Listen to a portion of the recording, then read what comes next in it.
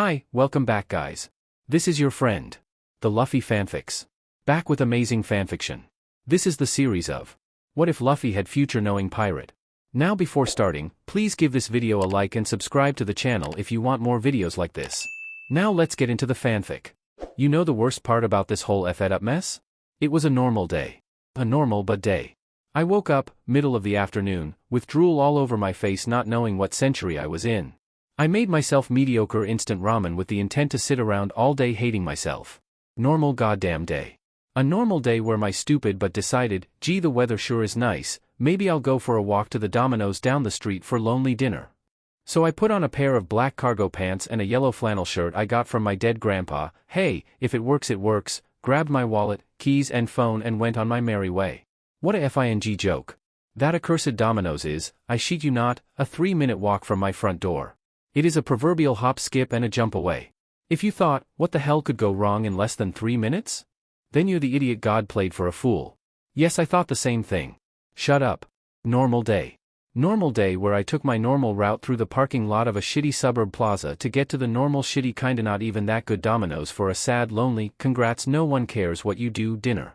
Normal day where some stupid motherfucker in a red Honda Civic whose insurance is about to go way through the roof goes speeding into a normal parking lot at decidedly not normal speeds to body slam normal me hard enough that I went fing flying. Normal me then smashed head first into the concrete and everything went black. Did I just die in a Domino's parking lot? Of all the ways to go? Really? I know I've never been super stoked about being alive and sure, I've crossed the road a couple times without checking for cars, and yes, I have been more than a little reckless with my mortality in the past few years but really? This SCKS. I had plans this week. I had a book I wanted to finish, a YouTube video I wanted to watch, a show I wanted to binge, 4 new songs queued up in my playlist and that's just it? And now I float towards the warm embrace of death. Fucking ball. Is this the part where I go to hell? Why does it feel cold? Better question, why does hell feel like drowning? I don't remember this part of Dante's Inferno. I actually don't remember any of Dante's Inferno so that's not surprising, but I honestly thought that going to hell would burn more? Beyond the sting of what feels like salt on my eyelids and in my nose it mostly just feels like swimming in the ocean. Wait, am I still supposed to hurt while I'm on my way to hell? Because I can feel a steady pressure building in my lungs and there's a dull ache in my everything. I tentatively open my eyes and boy immediately regret that slam those fuckers shut that's definitely salt water maybe this really is hell. Wait, salt water? I start thrashing violently, feeling my heavy limbs move sluggishly through the water I'm apparently submerged in. I'm trying desperately to kick to a surface that for all I know doesn't even exist, I grit my teeth and reopen my stinging eyes. Above me I can see faint light, a surface just beyond my reach. I swim up as fast as my heavy clothing and tired limbs will let me. Maybe I'm not actually dead and I just got slammed by that car hard enough that I fell into the pond? That's across a whole street? And definitely not this deep, who am I kidding? I have no idea what's going on. I'm paddling and paddling, my lungs feel close to bursting and the light is getting brighter and brighter. Aren't you supposed to go away from the light at the end of the tunnel? Whatever.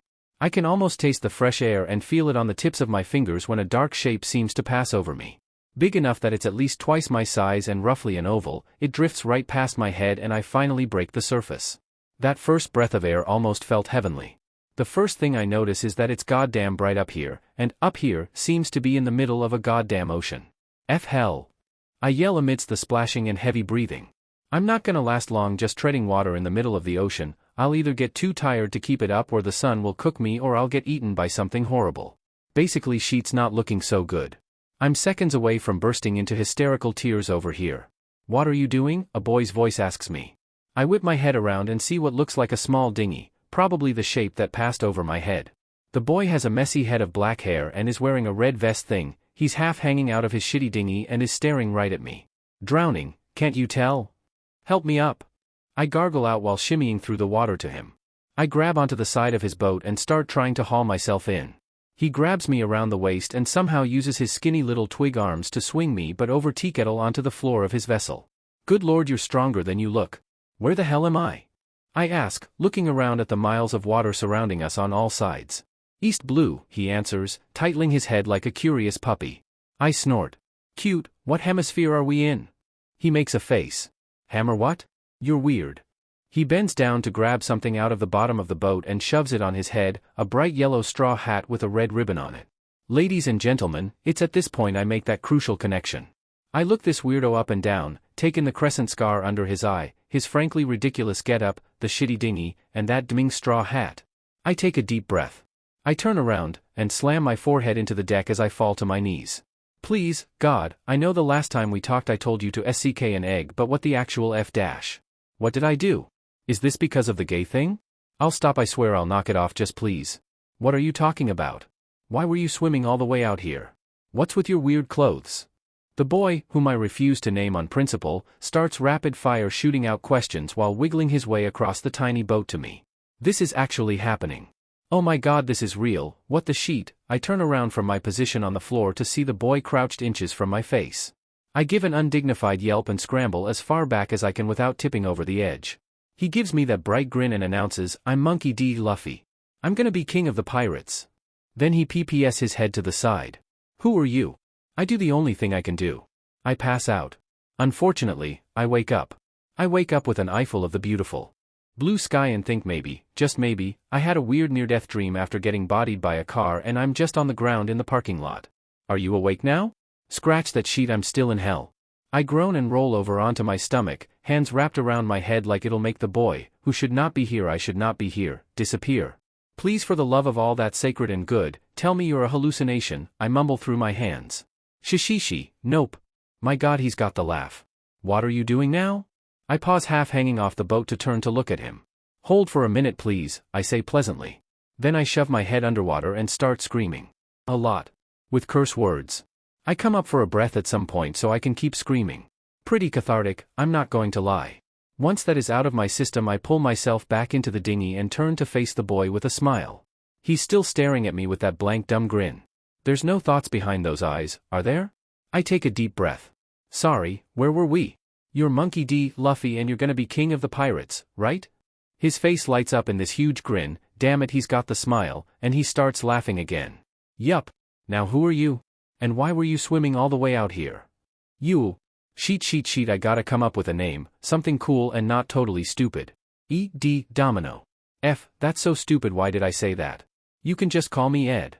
Did I just accidentally give myself the D initial? What is wrong with me? And Domino? Really? Cool. Why were you out here? F dash, why am I out here? Dude, I have no idea. He's not gonna buy that. Fair enough. He bought that. What is this guy? I take a quick look at the horizon. So, where exactly are we? In relation to nearby islands, I mean. Might as well commit to this sheet, the hell else am I gonna do? I've got enough basic knowledge of this world outside the plot that I should be able to avoid painful death or FING sheet up too bad, right? We're about a day away from Dawn Island Uu, that direction, he tells me with a smile, pointing in what I'm certain is just a random but direction. I slowly nod. Right. Cool. So, what's the future king of the pirates doing in a dinghy? Isn't that kinda below your station? He just gives me this scandalized look. I had to start with something. It's better than just a barrel. That I cannot argue with. Wait, doesn't Koby find him in a barrel? It's my dream. What's yours? F, I forgot everything in this crazy place runs on dreams like Peter Pan's fairy dust. Let's come back to that one. Okay. What do you do? He asks, bouncing on the spot. I scratch my jaw with a squint. In general or as a profession? He rolls his eyes like I've just said something dumb. I mean, what's your thing? What do you do that's cool? This motherfucker. I mean, I like to read. I know a shitload about all kinds of stuff in this world. I could tell you all about the Grand Line and the crap in it. His eyes light up like I just told him it was Christmas. Really? You know all about it just from reading? Technically true? Yup. That and good old-fashioned detective work, sousing stuff out from rumors and such. He starts waving his hands around. Wah. So you're a detective? Meh, if it ain't broke don't fix it. Time to commit hard. I puff out my chest and point at myself with my thumb. DMN right I am. I'm a first-class detective. As for my dream, it's to solve the greatest mystery of this world. I'm gonna find out what the One Piece is. Is that aiming high enough? He likes wild dreamers, right? Somehow his eyes start sparking even more. Yeah, I think I've won him over enough to hitch a ride to some random island and spend the rest of my days avoiding this sheet in bliss. Join my crew. F, aboard. I don't know about that one, Chief, I say, sounding much calmer than I am. He gets this sad kicked puppy pout on his face. But why not? I'm gonna be king of the pirates, so I'm gonna find the One Piece. That means we're going to the same place. God damn it, this kid is charming. What nutjob rolled him a 20 in charisma, huh? Not FING fair. I gather my strength and the strength of my ancestors to turn this sweet sweet boy down when he turns the puppy dog eyes up to the max and DMNS me to hell with a please. God damn it. God damn it, god damn it, god damn it. Okay. I'm going to die an excruciating death. And I am going to suffer massive amounts of pain. Because of this boy's stupid FING puppy dog eyes. But he flashes me a huge gummy smile and I feel something in me melt. Yeah. Okay, sure. Maybe everything will just work out? Maybe his main character plot armor will rub off on me enough that I'll actually survive to see the One Piece. Then he launches himself at me and sends both of us tumbling into the water in a tangle of limbs and indignant squawking. God damn it. It takes every ounce of strength in my body and panicked recollections of my lifeguard friends' half-butted lessons in how not to drown with people, but I manage to pull myself and the rubber boy wonder back into the dinghy. He throws his head back and laughs, wet hair plastered to his face. Wow. I really thought I was gonna die that time. I whip my head around to hiss at him like a wet angry cat. It was your fault, idiot. He just giggles in response. Little sheet. I pull off my worn and creased-to-high-heel combat boots and dump the excess water out of them over the side of the boat, all while maintaining eye contact with the entirely unapologetic boy. Do you have any kind of plan at all? I ask him, knowing DMN well he doesn't. Not at all, he says with an unworried grin. I hate being right. The sun is getting low in the horizon, to the point where the distant ocean is turning a vibrant orange. The water really does stretch out as far as the eye can see. I guess they never mention how desolate sailing can be. Why's your face doing that? I'm jolted back to the present by Luffy snapping his fingers in my ear. Doing what? I ask. He makes a face, this. It was getting all scrunchy like you were thinking too hard. Observant fucker? Don't worry about it, Captain. The title seems to distract him from my temporary melancholy. Man, it's just hitting me. I died. Probably. There's not really a way for me to check per se. But I'm pretty sure that last crunch I heard was my skull, and I'd rather not get shoved back into my body to check.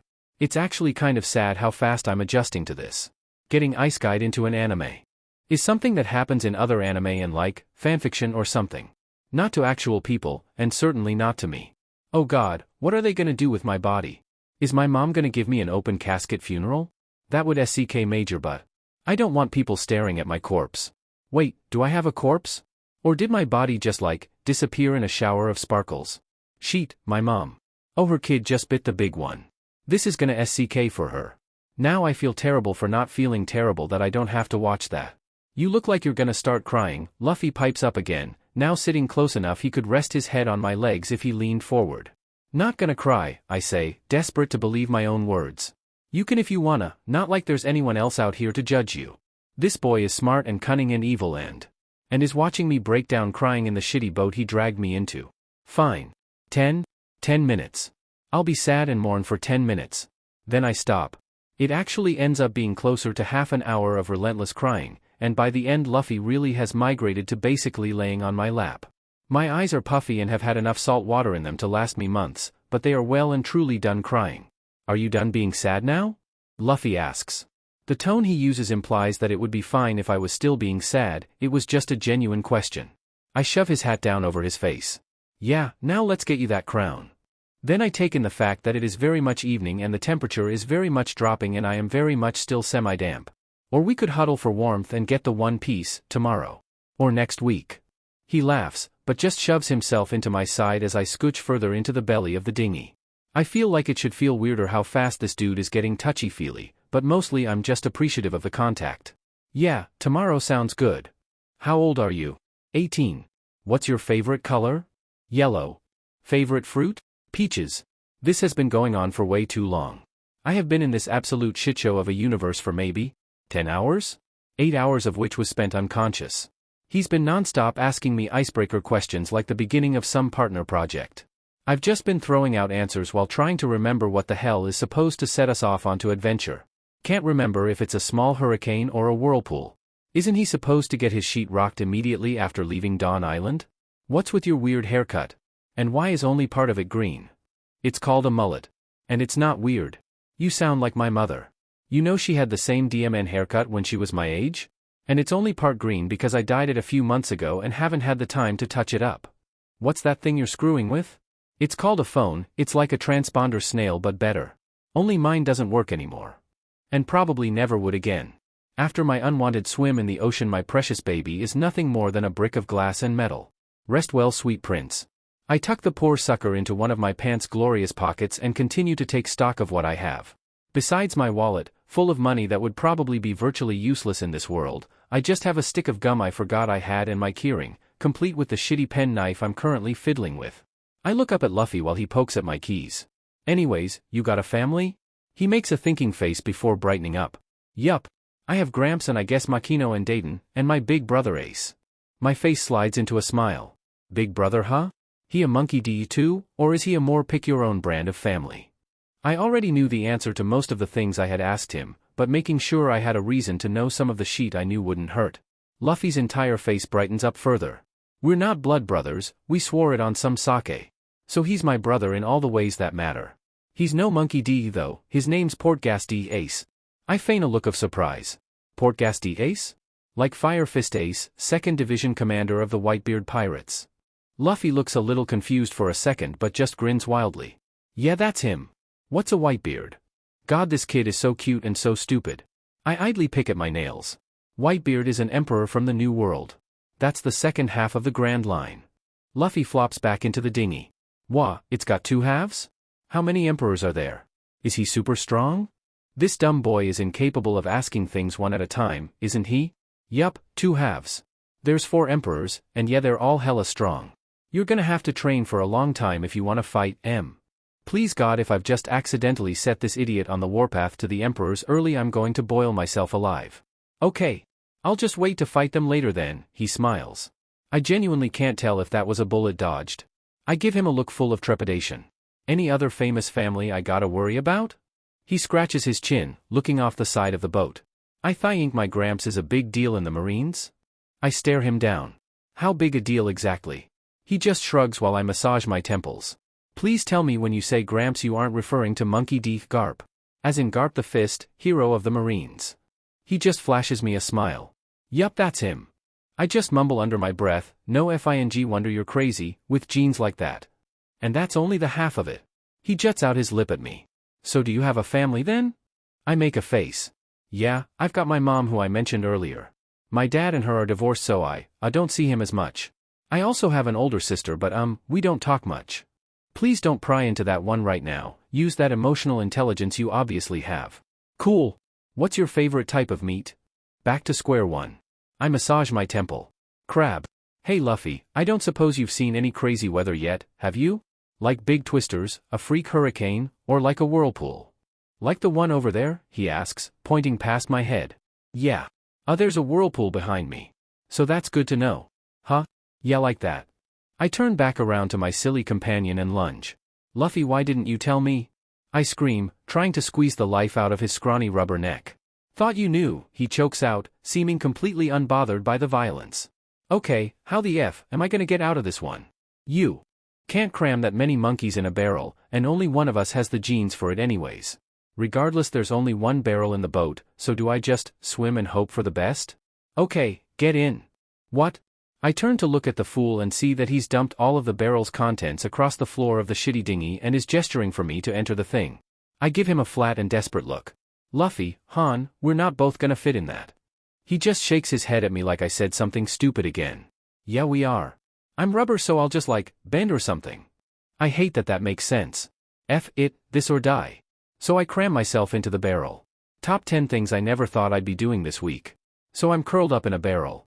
I will be the first to admit that I am a lanky motherfucker that's mostly legs, so this isn't exactly what I'd call comfortable. And I'm not even claustrophobic. I like tight spaces. Luffy doesn't seem to give a single shit about any of that though. He shoves himself into the barrel right along with me, slamming down the lid behind him. Heedless of the elbows and knees shoved into my gut and armpit, I try to catch Luffy's eye in the darkness of our shared space. Hey Luffy? He makes a questioning noise. If we're stuck in here for a long time, please don't eat my corpse. I think you can get salmonella from eating raw meat, and I don't want to be your first foray into cannibalism. His dumb laugh sounds like a gun discharging in the tiny space. You're so dumb. I'm not gonna eat you, stupid. As your captain, I promise. Yeah, of course, the captain of the barrel we're stuck in. How could I forget? I respond drily. You forgot? Did you swallow too much water when you were drowning or something? Luffy. Yeah? Shut up. but then the rocking starts. And by rocking I mean the violent thrashing that sends our tiny vessel spinning through what I can only assume is the epicenter of the goddamn whirlpool we are stuck in. I'd like to say I took it like a champ, maybe laughed in the face of the danger before us. I'd be lying. There was a fair bit of screaming coming from that tiny barrel, and none of it came from the future king of the pirates. I couldn't tell you how long it took for the freak weather to stop. I also couldn't tell you how long we drifted around in that stupid goddamn barrel. Mostly on the grounds that I was A, incredibly nauseous, and B, basically blind with nothing to ground me but Luffy's dumb rubber arms and legs wrapped around my torso. I can tell you I finally noticed when we were no longer rolling around in the waves when Luffy suddenly, without warning, flung the top off our ship, yelling about food or naps or something. I lunge immediately out of the barrel, taking in gulps of fresh air. Freedom! I holler into the ceiling. I spend a good solid minute reacquainting myself with the concept of light. After that I take in the scene around me, mostly the pink-haired boy staring at Luffy with something akin to horror or awe, maybe a healthy mix of both. Good lord, how long were we in there? Too long. I'm hungry. Then some random assholes start yelling at us and Luffy starts yelling back. There's brief fighting but I don't even bother listening. I just keep my eyes on Koby as he starts freaking out. Then Luffy's crazy but grabs me by the back of my shirt and starts tumbling through the halls of the ship, with Koby chasing after us. Where the hell are we going? I mutter, trying to get my feet under me and failing. Food! Luffy responds with a grin. He, using what I can only assume is his food-only GPS, guides us to a tiny storeroom where he immediately starts pigging out. How the F, did you actually? Never mind. I quickly snatch up an apple or two before he can demolish them all. Koby is still panicking up by the door. Sorry, it was Luffy? And I didn't catch your friend's name. E.D. Domino. Just call me Ed, I say through mouthfuls of apple. Why the hell was I sticking with this dumbass name, you may ask? Simple. I'm quite stupid and I like to stick to my guns. Luffy laughs, trying to fit as much fruit in his mouth at once as he can. Yeah. I'm the captain and this is my first mate. Hold the fucking phone. What? I whip my head around to stare at Luffy, who seems completely oblivious to the insane sheet that just came out of his mouth. What? He asks around a mouthful of apple.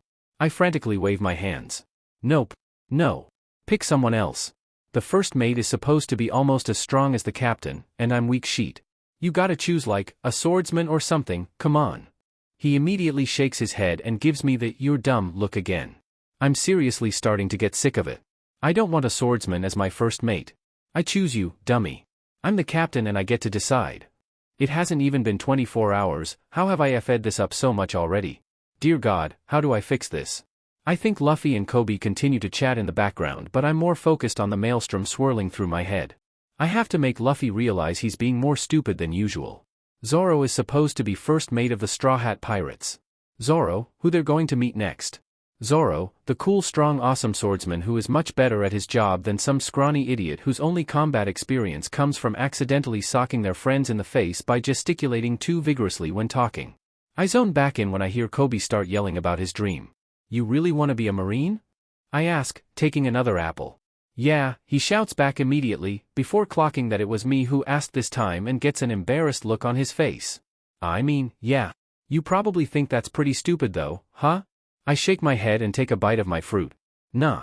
It's not stupid. But it will be hard to be the kind of Marine you're talking about. It's a system that is, at its core, corrupt and rotten. But if you think you can do it, fucking go for it. Koby's face makes a fun transition through white to green to red before he seems to settle in a determined expression. I'll be a great Marine. I'll help people and take down bad guys. One day I'll even capture Alvida. Then the DMN wall collapses. I'm probably gonna have to get good at pulling off dramatic entrances like this, huh? What was that, you brat? You'll capture me, a gravelly voice calls. Good lord, that woman is? Oh, there's no nice way of putting this. Rotund. She looks over Luffy and I and muses, guess you're not the pirate hunter Zoro, then. Koby. Who is the most beautiful woman on the seas? Talk about a confidence problem, needing little weirdos like Koby to give her self-worth. Who's the fat lady? Luffy blurts. I forgot he has no tact. As Alvida starts losing her sheet, Luffy grabs onto both me and Koby and vaults the three of us out of the hole in the cabin onto the deck. I'm getting surprisingly used to being hauled around like a suitcase. It's actually kinda fun. Luffy starts beating the actual sheet out of the pirates on deck while me and Koby just kinda cower off to the side. People are going flying and a stray sword almost impales me and Pinkie Pie's malformed offspring. Watch where you're throwing those things. I yell, immediately shrinking back under the pirate's intense stares. Isn't Nami supposed to be on this ship somewhere, stealing something? Honestly, it's one thing to read or watch Luffy's bats hit powers when it's fiction. But watching this boy bend and stretch in unnatural ways is pretty disconcerting. What are you? I hear Koby mumble beside me. I'm a rubber man. Luffy hollers, cracking his fist into some poor schmuck who got just a little too close. A devil fruit then?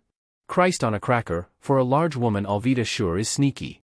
With a pair of pathetic squeaks me and Koby both scramble across the deck to hide behind Luffy. Hey, he's my captain. I'm allowed to do this sheet. He straightens up in front of us and puts his hands on his hips. Yup. She narrows her eyes.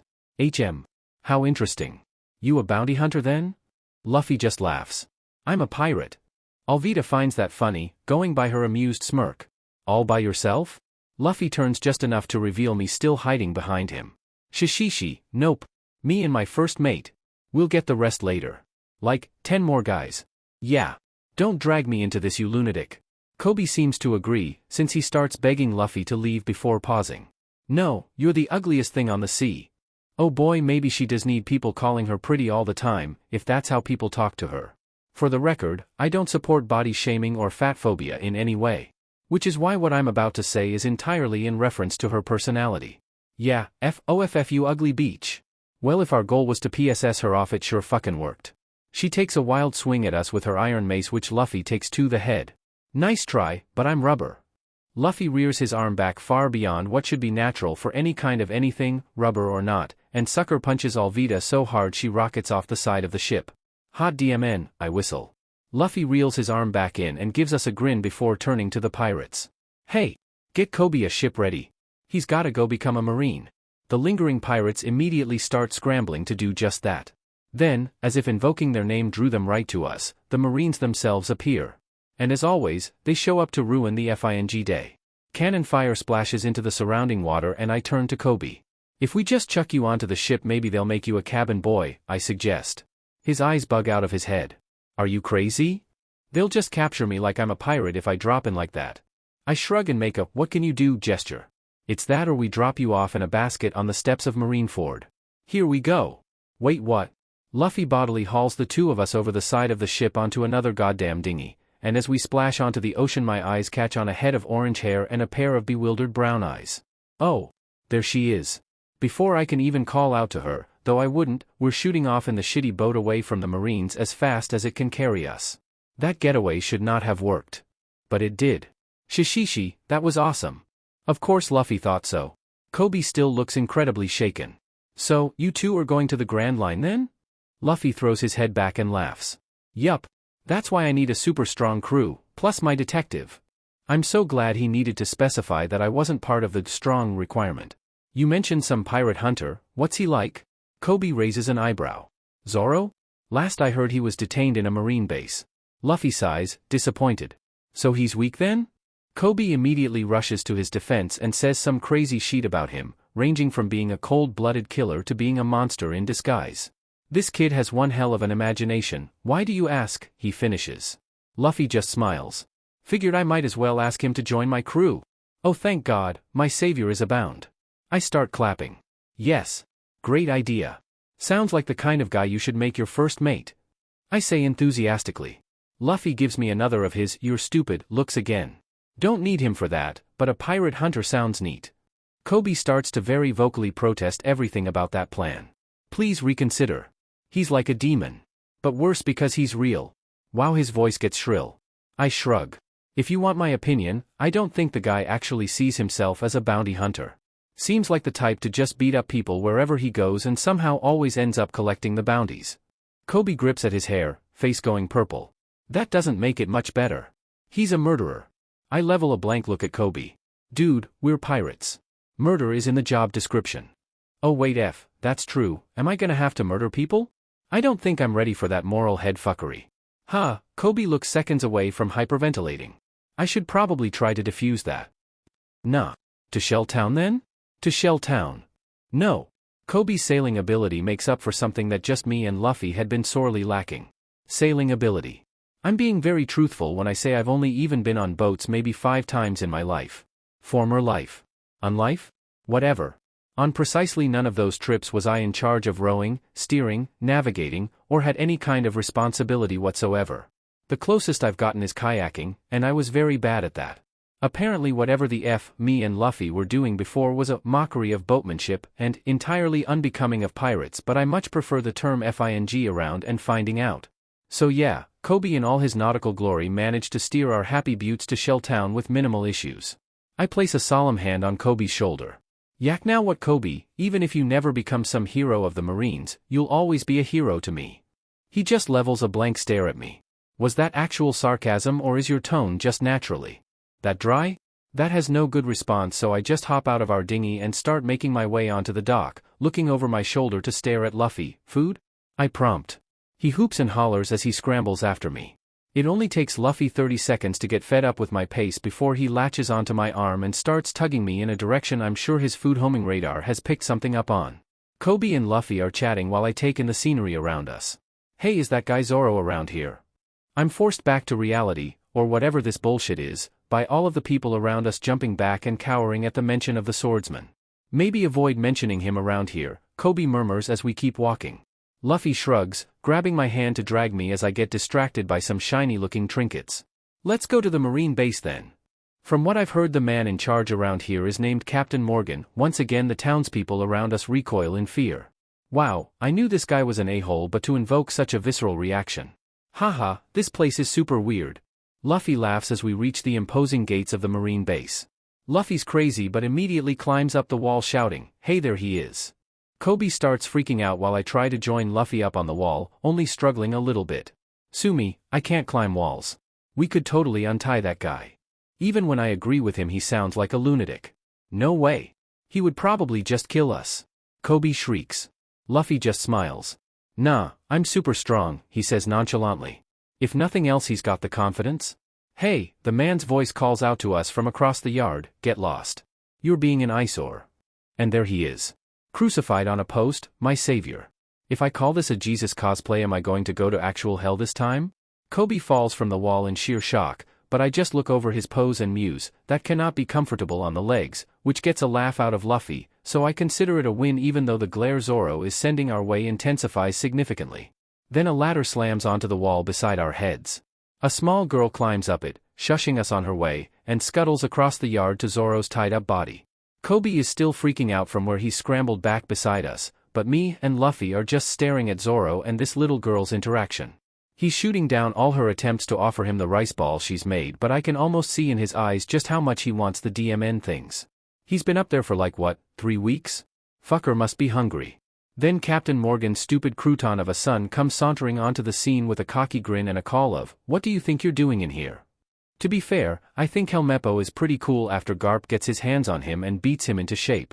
But right now, good God, do I want to sock him in the face. He's mean but rolls up and snatches a rice ball out of the little girl's hand with a, "Don't mind if I do." Honestly, watching his face screw up as he realizes they were made with sugar instead of salt is almost worth listening to his posturing. He starts screaming and stomping the rice ball into the ground. Guess you didn't see the notice. Anyone caught helping a criminal will be executed, signed Marine Captain Morgan. Seems even little girls fear my dad, he says snootily after he finishes hacking. He's Captain Morgan's son? Koby mumbles from beside me. What a d-dash, I grunt. Helmeppo then proves my point by ordering his man to toss the little girl over the wall, which he reluctantly does. As her body goes flying past us, Luffy jumps up and snatches her out of the air, safely delivering her to the ground. While Koby's fussing over her, Luffy starts making his way over the wall with me on his heels. The Marines and Helmeppo have vacated by the time we amble across the yard. I hear you're a bad guy. Roronoa Zoro, still crucified on a post, looks up at Monkey D. Luffy. You're still here, he huffs. They exchange a few words, but I'm just looking the man up and down. He probably won't keep his word, you know. His sharp eyes dart over to me and I can't help the involuntary shiver that runs down my spine. Good lord, this guy is intense. You're still here, 'cause you're a man of honor. He isn't. Zoro scoffs but doesn't say anything in response. I scrunch my nose. Okay, if that's how you're gonna be.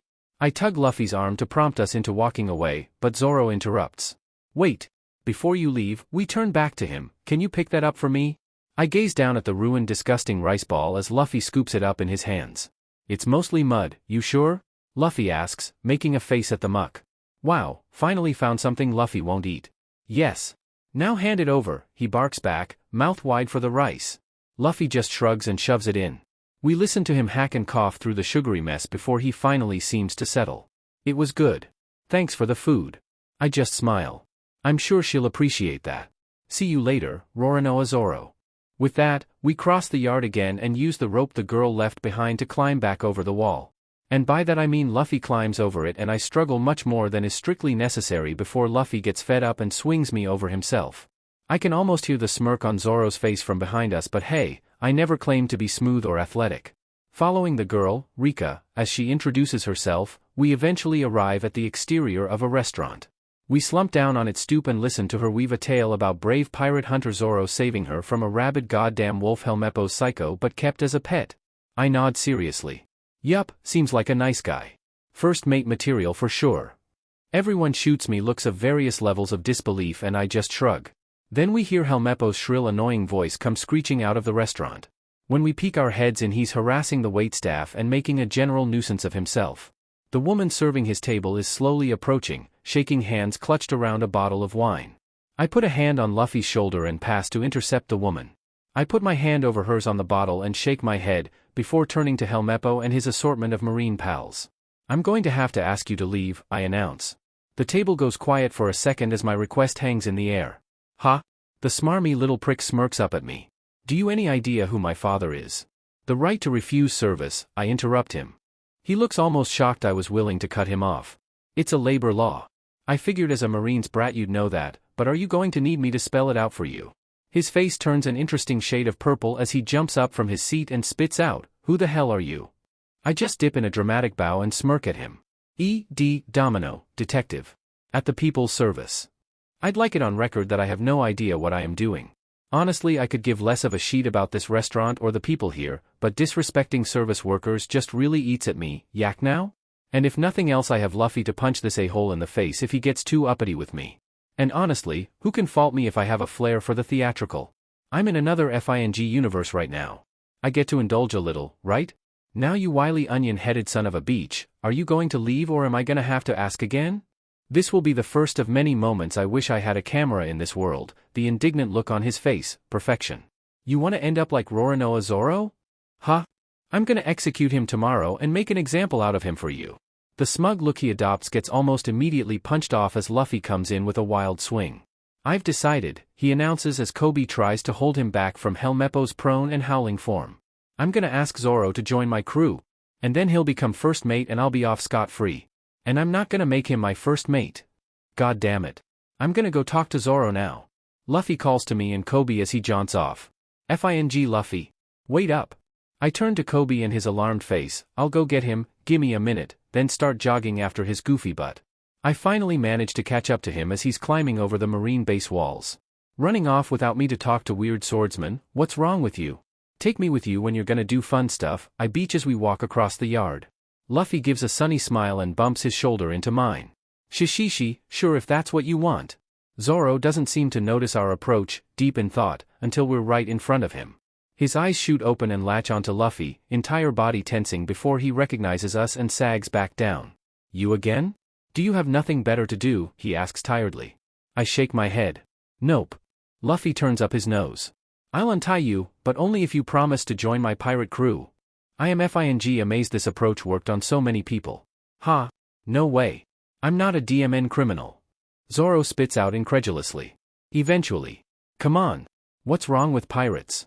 You're already known as a vicious bounty hunter, Luffy whines. Zoro glowers at us. People can say whatever they want. I've never done anything I regret. I'll make it through this challenge, then accomplish what I want. Luffy hums. I don't care. I've already decided you're gonna join me.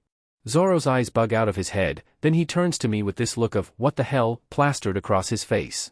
I give him a commiserating smile. Yeah, he's always like this. Luffy just gives a proud smile and nods his head. I heard you're pretty good with swords, is that true? He asks. Zoro glances between us. Yeah, but that son of a beach took my stuff?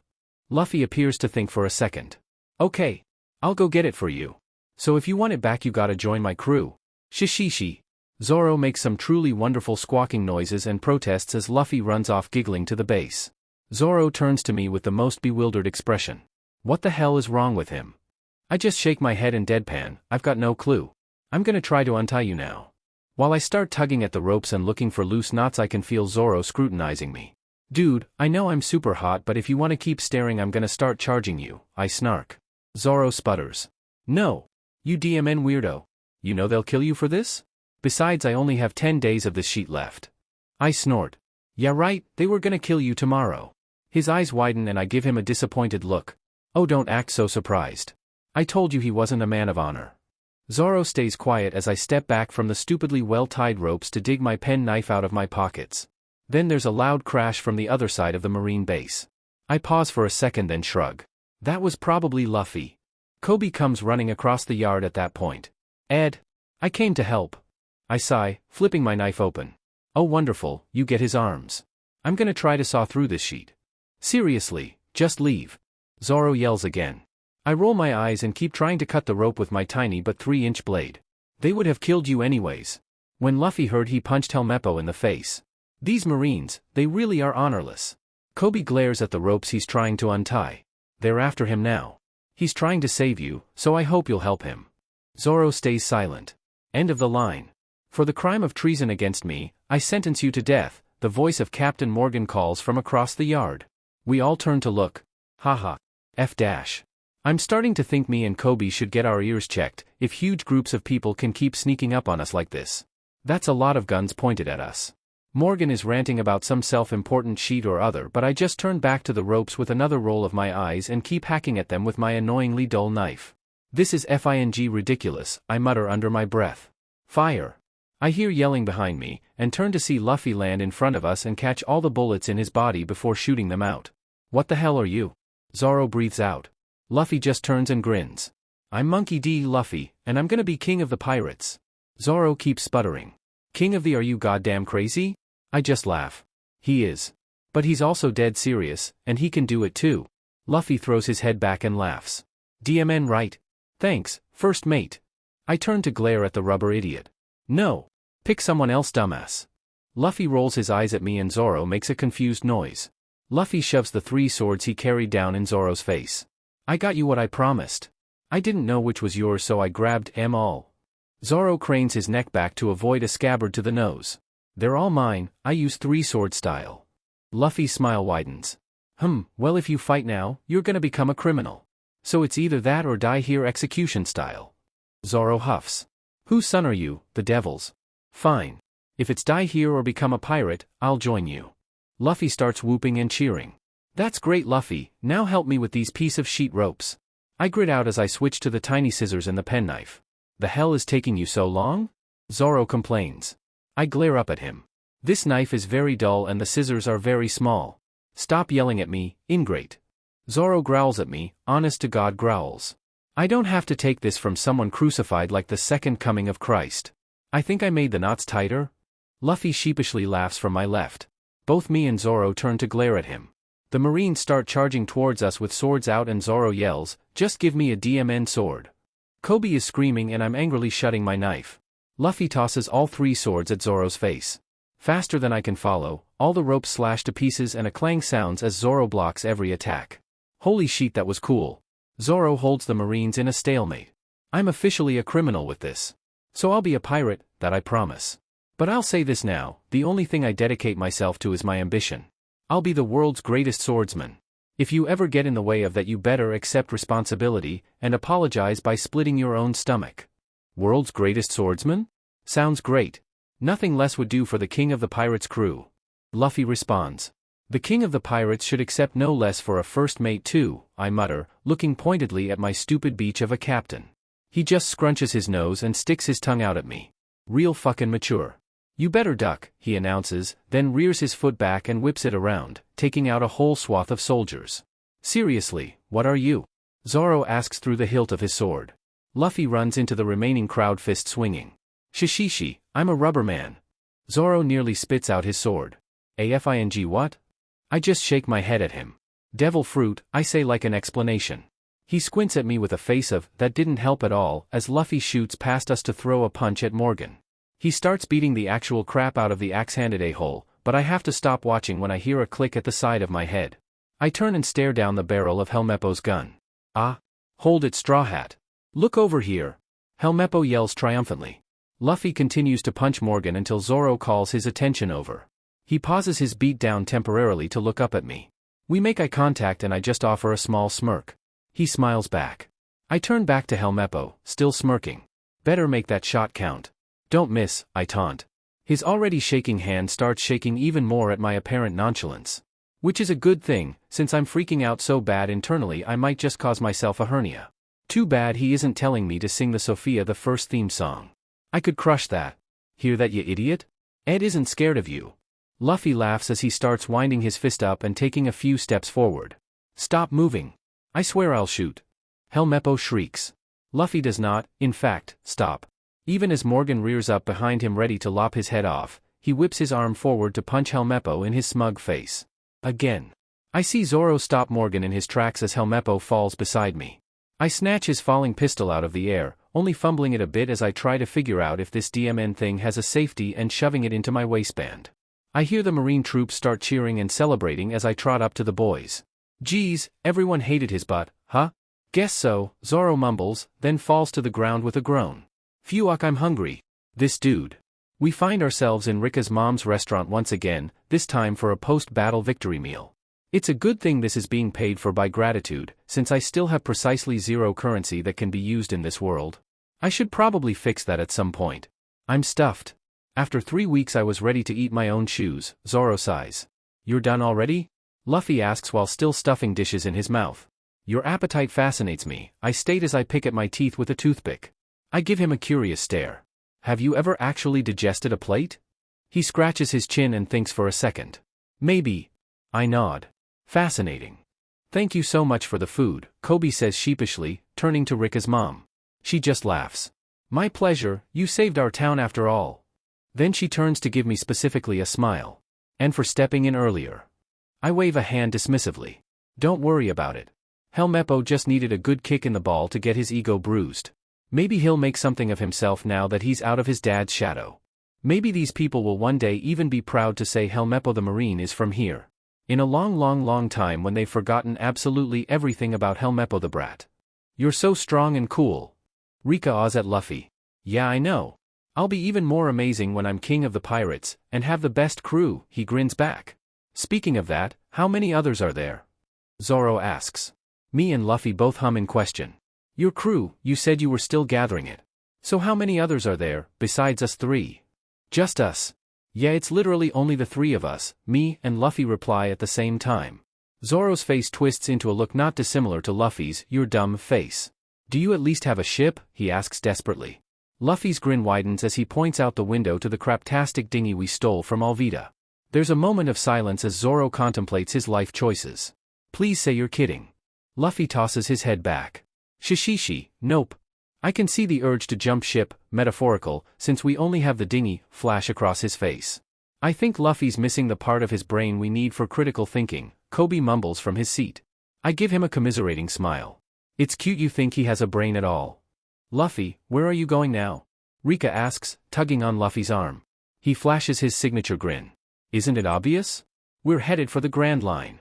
Juice sprays from Koby's nose as he starts hacking and coughing. Are you crazy? He wheezes out. There's only 3 of you. I raise a hand. 2.5 at best. I'm like, barely a whole crew member. Luffy makes a displeased noise and Zoro just raises an eyebrow. I simply shrug in response. Koby continues losing his sheet. You're not equipped for the Grand Line. There's a reason they call it the Pirate's Graveyard. Luffy just laughs and shakes his head. That's what Ed's for. My super smart first mate detective knows all about the Grand Line, so we'll be just fine.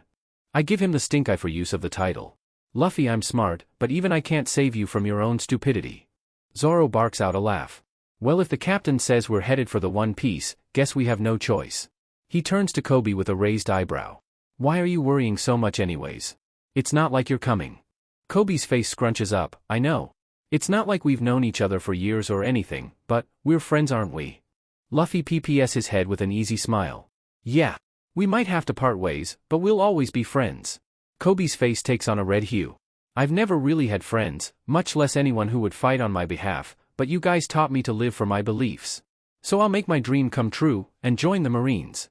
Shouldn't you be a little more worried about yourself then? Zoro pipes up. You did spend 2 years on Alvida's ship, even if it was just as a cabin boy. Never underestimate the Marines' information-gathering skills. Koby's face falls. A little inspiration couldn't hurt. I turn to Koby. Hey, I call. He makes a questioning noise. Become an admiral or some shit. And be a decent one. I poke him on the forehead, where one day he'll sport a cross-shaped scar. Serve your own justice, not whatever trash they're selling it as these days. You stay dedicated and nothing'll stop you from joining and becoming a top-class Marine. His expression is a cross between confused and determined. What? Koby's response is cut off by the door swinging open and a Marine officer striding in. Pardon me, he stops in front of our table. I have to ask, are you really pirates? That was faster than I thought. Yup. We're up to 3 members, so the whole thing is official. Luffy proclaims. First order of business after this should be beating some lying skills into this rubber weirdo. Seeing as you saved this town, we are very grateful for what you've done. But as Marines we cannot allow pirates to stick around here any longer. He SCKS in a breath, I'm going to have to ask you to leave this town. But out of respect we won't be reporting this to headquarters. There's noises of shock and protest outside from the crowd, but Luffy just hops up from his chair. Time to go then, thank you for the food. Me and Zoro fall in line behind him as we start to walk out. Aren't you part of their crew? I hear behind me. Hey, is he with you or what? Luffy turns and smiles. What I can tell you is what he's been doing up till now. Oh brother, I don't want to watch this. I grab onto Luffy by the scruff of his neck. We don't really know the shrimp, we kidnapped him and forced him to take us here. You can have him, I say, almost bored.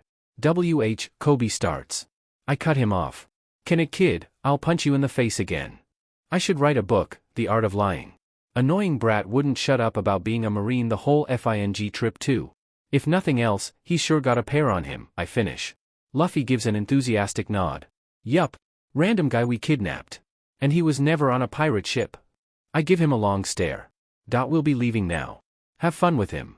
The Marine guy knew Luffy was lying even when he beat the shit out of Koby, just general lying should have the same effect, right? Plus saves Koby a beat down. I turn to give Koby a wink, then we make our way out of the restaurant toward our ship. I wouldn't be surprised if they saw right through your act, Zoro says. I shrug. Even so, I think it'll all work out. It'll be fine. Koby can handle himself. Luffy starts unmooring our boat while I hop inside. It's a fitting way to leave, though. Not being able to come back, 'cause everyone hates us. Very pirate-like, Zoro muses. Hee, exactly. Luffy laughs back. I roll my eyes with a smile. I'm not gonna argue. It's actually a little refreshing, not having to be perfectly polite to everyone I meet because I'll probably never see them again. I am going to be such a D-dash. Luffy, Ed. Koby's voice calls from where he runs up behind us with Rika and her mother. Thank you. I'll never forget everything you've done for me. He snaps into a salute while the 3 of us smile. Never seen a Marine thanking a pirate, Zoro chuckles while he climbs onto the tiny boat. Kick butt while we're apart. I order. Let's meet again sometime, Koby. Luffy cheers while we start to pull out of the harbor. The rest of the Marines file in behind Koby and salute as well. See ya. Luffy calls. Men. Seeing as our current salute is in violation of Marine law, we will all go without food for 3 days, the Marine officer yells. That's stupid. Just run laps or something. I yell back. The officer looks bewildered then yells back, then we will run laps instead. Our pirate adventure is finally starting. Luffy proclaims, looking out across the water. I get the feeling some crazy shit is waiting for us, Zoro muses. You have no FING idea, I mumble. He just smirks at me. Luffy plants a foot on the front of the ship. I'm gonna be king of the pirates. Zoro reclines into the weathered wood. You seem pretty set on this king business. You got a special reason? Nope. No reason. It's just, Luffy trails off, staring out across the water. Just, Zoro prompts. Promised someone, a while back. I swore I'd gather a crew, find the world's greatest treasure, and become king of the pirates. He turns back to smile at us. And this straw hat knows the whole story. The both of us smile right back at him. I see, Zoro murmurs. I'm sure that's not the only one it knows either, I muse, draping my arms across the side of our boat. Luffy laughs. Alright, now let's go. Set sail for the Grand Line. Here we fucking go. There we did not fucking go. I'm already starting to miss Koby's sea competency. Between the 3 of us we almost make up one full sailor, but not a single person on this med vessel could navigate their way out of a wet paper bag. In fact, I'm not sure we could navigate out of a parking lot. But that's beside the point. We're basically just drifting around waiting to find an island or something interesting. I specifically am waiting for a gigantic bird to snatch my captain away and set us in the direction of Orangetown. Right now I'm looking over the gun I snatched from Helmeppo. My understanding of guns is perfunctory at best. As far as I can tell, it's some kind of flintlock pistol, which fits with the pirate era aesthetic. But beyond that, I'm pretty sure most flintlocks during that time PRD were single shot. And this thing has enough for a half-empty round in it, and I didn't steal any more bullets. So conserving ammo is something I'll have to commit to, and keeping track of how many shots I have left will be paramount. With 4 bullets left in this thing, I DMN well better make M count. Hey Zoro, I start, tucking my pistol away and turning to the dozing swordsman. He cracks an eye open and hums to let me know here's listening. Is your teeth enamel like, okay? What? He deadpants, sitting up with both eyes open now. Like because of how you hold your sword. Your jaw strength has to be goddamn crazy, but are your teeth still, teeth? He honestly looks seconds away from lunging across this boat to slap me. Maybe I should stop. Why not? Like, do you have a built-in groove in your teeth from constantly holding sheet in there? I continue. His snapping looks like it's edging closer with every word. Real talk, can I take a peek inside your mouth, just for a second? Zoro cuts me off. If you don't shut the F up right now, I am going to toss you overboard. The look of dead seriousness is enough to make me back off. But the burning desire for knowledge still remains. The boat returns to silence, save for the tune Luffy is humming at the front of the tiny ship. I'm just resting on my crossed arms taking in the view. I had never spent a lot of time near the ocean growing up, but I can definitely see why people retire to Florida now. Nay Ed, are you a girl or a boy? My relaxed posture immediately stiffens up before I forcefully untense the muscles. I turn to my captain, who is simply staring at me with that wide-eyed curiosity he seems to view the whole world through. I can see Zoro peek his eyes back open out of the corner of mine. After a moment of silence I reply, neither. Didn't like being a girl, didn't want to be a boy. So I'm like the mystery third option. Or something. I'm trying to not let my nerves show, but goddamn it, if I lose my ticket to the end of the Grand Line over my screwy gender expression, I'll eat my foot. You use they them, then? Zoro questions from his corner. I just nod in return. It's a little surprising that Zoro of all people knows about pronouns, but I'm not going to complain. I guess he clocks my confusion because he grimaces and elaborates. I had a friend when I was younger, had some issues with her gender. Learned a lot of shit once I set out to sea. I blink. Oh. Then I grimace. Your friend, is she? He nods. Died when we were younger. Stupidly. Strongest person I knew. He snaps his fingers, gone like that. I give him a sympathetic look. You meet a lot of queer people on the seas? I wonder if that stereotype about gay people not being able to drive applies to boats. He shrugs a single shoulder. A few, you. How do I answer that without giving away that I've only existed here for like, a few days? I knew a lot where I was from, but that's because gay people attract each other like magnets. Haven't met a whole lot on the open seas yet. Then I clock onto Luffy's silence and thinking face. If it helps, Luffy, you can just think of me like a swarm of bees or something. To help you get the pronouns right. Honestly, I think I'll settle for him just not kicking me over the side of the boat. He appears to come to a conclusion and flashes me his signature grin. That's fine, I'll just remember. You're kinda like a snail. They don't have genders sometimes. Ooh, or a worm. My mouth drops into an O before breaking into a soft smile. A snail, huh? If it works, it works. Thank you, Captain. He just laughs. Why were you saying thanks? You're my first mate, it'd be stupid to get it wrong. That went amazing. Christ, that tops how this went with my dad by about a mile. Guess it was kinda stupid to think the poster child for freedom would get pissy about me breaking gender norms, but irrational fear's gonna be irrational. Hey wait. I clock onto his words. I told you, I can't be first mate. Make Zoro do it. Zoro just crosses his arm and shakes his head. Hell no. I don't need that kinda responsibility. Then he glares at me, and you shouldn't run from it. Your job. You do it. This beach. And you gotta balance out my stupidity. Zoro is too stupid for that. Luffy grins. Zoro nods his head in agreement before snapping his head back to our idiot captain with a, hey. I grimace. It takes more than smart to be first mate. You know I can't fight, like at all, right? The best I've got is this gun I stole from Helmeppo. I don't even know how to shoot. I wave said gun around to emphasize my point. If you don't know how it works, don't FING swing it like that. Zoro shouts, hitting the deck to avoid a rogue swing from smacking him in the head. From the ground Zoro scrunches his face at me. Besides, it also takes more than strong to be first mate too. Strength in place of leadership is doomed to fall apart. That was, surprisingly insightful. And I don't want to have any hand in steering this shitshow. There it is. I violently shake my head. You're assuming I've got leadership skills. I hate to break it to you, buddy, but I'm not exactly the first person people think of when they want someone in charge. The blank stare gets blanker. You don't have to be giving orders to have authority. Leadership is whatever you decide it's gonna look like. You just need to make people respect you. I reflect his blank face back at him. Aha. And that's gonna work so great with people who only respect strength. My weak but couldn't even get my cat to respect me. That trademark Zoro confusion returns. I open my mouth to continue. Luffy interrupts me. But you're gonna get stronger, right? I stop to turn to my captain. You're not gonna be weak forever. And until then you can just detective stuff instead. DMN, his big sunny smile is hard to argue with. Detective isn't a verb, I trail off. I feel like I'm stealing something. Like I've just killed a part of Zoro he doesn't even know he was supposed to have. How the F do I measure up to the guy who would take on all of his captain's pain like on Thriller Bark, who would do anything he asked at the drop of a hat with zero questions asked, who could organize a batship crew like the Straw Hats almost effortlessly?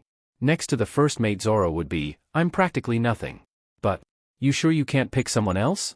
I ask one last time, an edge of desperation creeping into my voice. Luffy's smile widens impossibly further. Nope. No one but you will do. I sigh and slump down into the boat. But Luffy's made up his mind.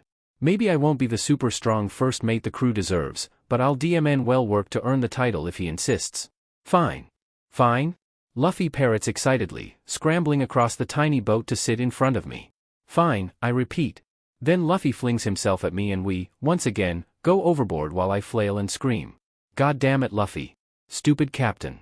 It took another 3 hours of aimless drifting and stupid questions, including but not limited to, do you poop, and, have you ever fought a bear, but I now understand why everyone on the goddamn crew is always hitting Luffy. He just makes it so easy. Anyways, the three of us are just sitting in our dumb little boat, existing.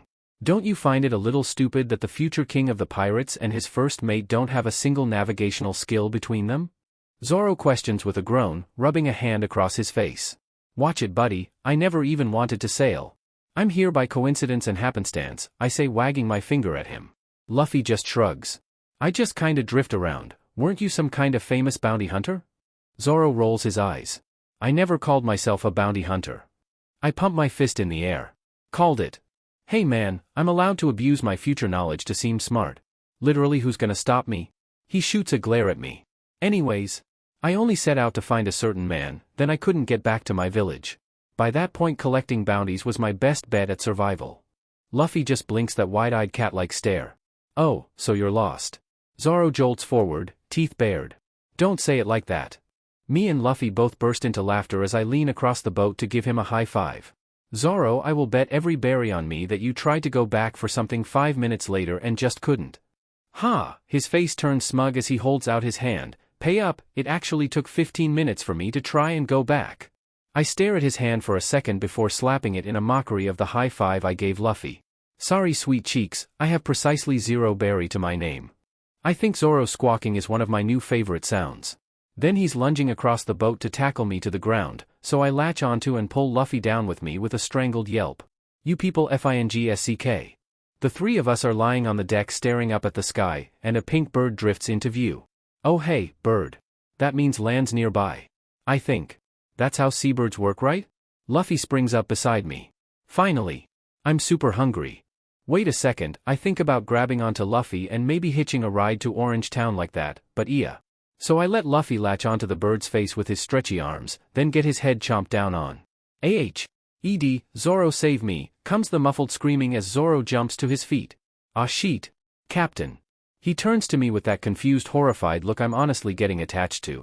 Why'd you let him do that? I just shrug. Fools gonna be fools?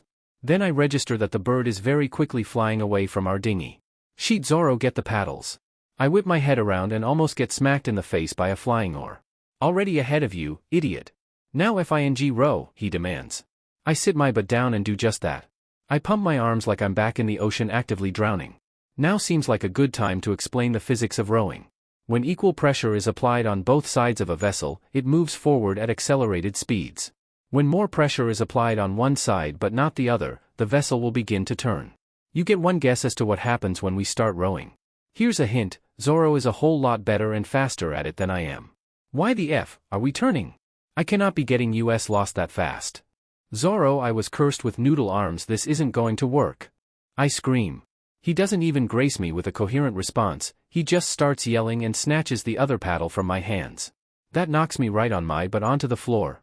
With only Zoro propelling us, we start flying through the water after the stupid pink bird and our stupid rubber captain, stretched limbs still flapping in the wind and screaming getting fainter. We very quickly come up on 3 weirdos flailing in the water calling, "Hey, you there. Help us. Man overboard." Zoro just shouts back, "I'm not stopping. If you want on, do it yourself." I'm still just sat in the bottom of the boat where I fell off the bench. They do, jumpin' that is. In a frankly impressive show of acrobatics and upper body strength, with finesse that implies this definitely has happened before, they clamber onto our now very cramped dinghy. "Thank you," one huffs, before he whips a knife out of FING nowhere and points it directly at my face, "but in the name of Buggy the Clown we're taking over this boat now." I just slump down further into the boat as Zoro's face hardens into a glare. 3 swift knocks to the skull later, we have 3 idiots rowing us after our captain. There is so little room in the dinghy now that I'm basically sprawled between Zoro's legs where he's sat at the back. "I'm sorry, we had no idea you were the famous pirate hunter Zoro. Please forgive us," the guy with the knife simpers. Zoro just glowers at him. "Thanks to you 3 idiots we lost sight of our captain. So, just keep paddling." The weirdos have a quiet conversation amongst themselves that Zoro interrupts to ask, "So who's this Buggy guy?" They all adopt this scandalized expression and shout, "You've never heard of Buggy the Clown?" It's almost scary how they can speak in unison like that. Zoro gives an uncaring shrug. "Nope." The guy on the left clenches his fist dramatically. "Our captain's ruthless. He's eaten a devil fruit, so he's truly unique." "Aha. Cute, now keep rowing." I glare at the 3 stooges. One of them cries out, "Do you just not care?" I roll my eyes. No beach.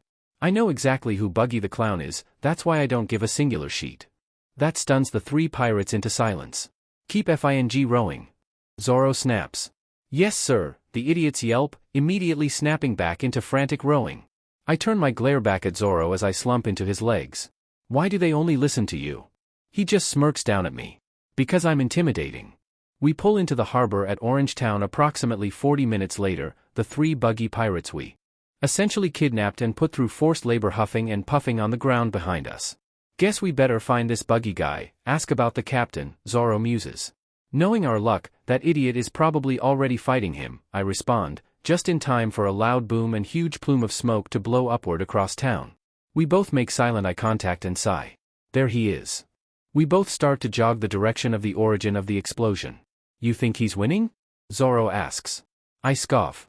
"Bet you he's stuck in a cage right now, or something equally stupid." Zoro shoots me an incredulous look. "A cage? No way. I'll take that bet, since you have no money I'll start you a tab." That smug look on his face? I'm going to crush it. This seems like a totally responsible way to use my otherworldly knowledge. Scamming Zoro seems like the only appropriate way to jumpstart my funds. How's 1,000 berry sound? If I'm going by real-world standards, berry and yen seem to have the same value. So by that logic 1,000 berry would roughly equate to 10 Canadian dollars. Probably. Zoro scoffs. "Sounds great, as soon as you come into some money you'll be spending it on drinks for me." I just stick out my tongue, smirk and pick up my pace. Eventually the circus tent and pirate gathering comes into view, which we only see from the rooftop of a building Zoro somehow managed to lead us to. "Seems the party got started without us," Zoro huffs, charging ahead of me and leaping across other roofs. "How the F did we even get up here?" I can see the concrete cage Luffy is trapped in, as well as Nami hunched over the cannon's fuse. "Behind you!" Luffy yells, right in time for Zoro to jump in between the pirates and Nami and stop their blows with 2 of his swords. He smirks at them, eyes hooded by his bandana. "How many of you have to attack one girl at the same time?" "Zoro!" Luffy cheers while I finally make it over to the roof, saddling right up to the cage. Zoro looks over the scene incredulously. "The hell you doing, Captain? First a bird and now cannons." I cough from beside Luffy, who immediately cheers, "Ed." Then I knock on the top of Luffy's cage. "Would you look at that? Our captain, in a cage. Sure hope you've got that 1,000 berry, I'd hate to start you a tab." Zoro just gives an irritated huff.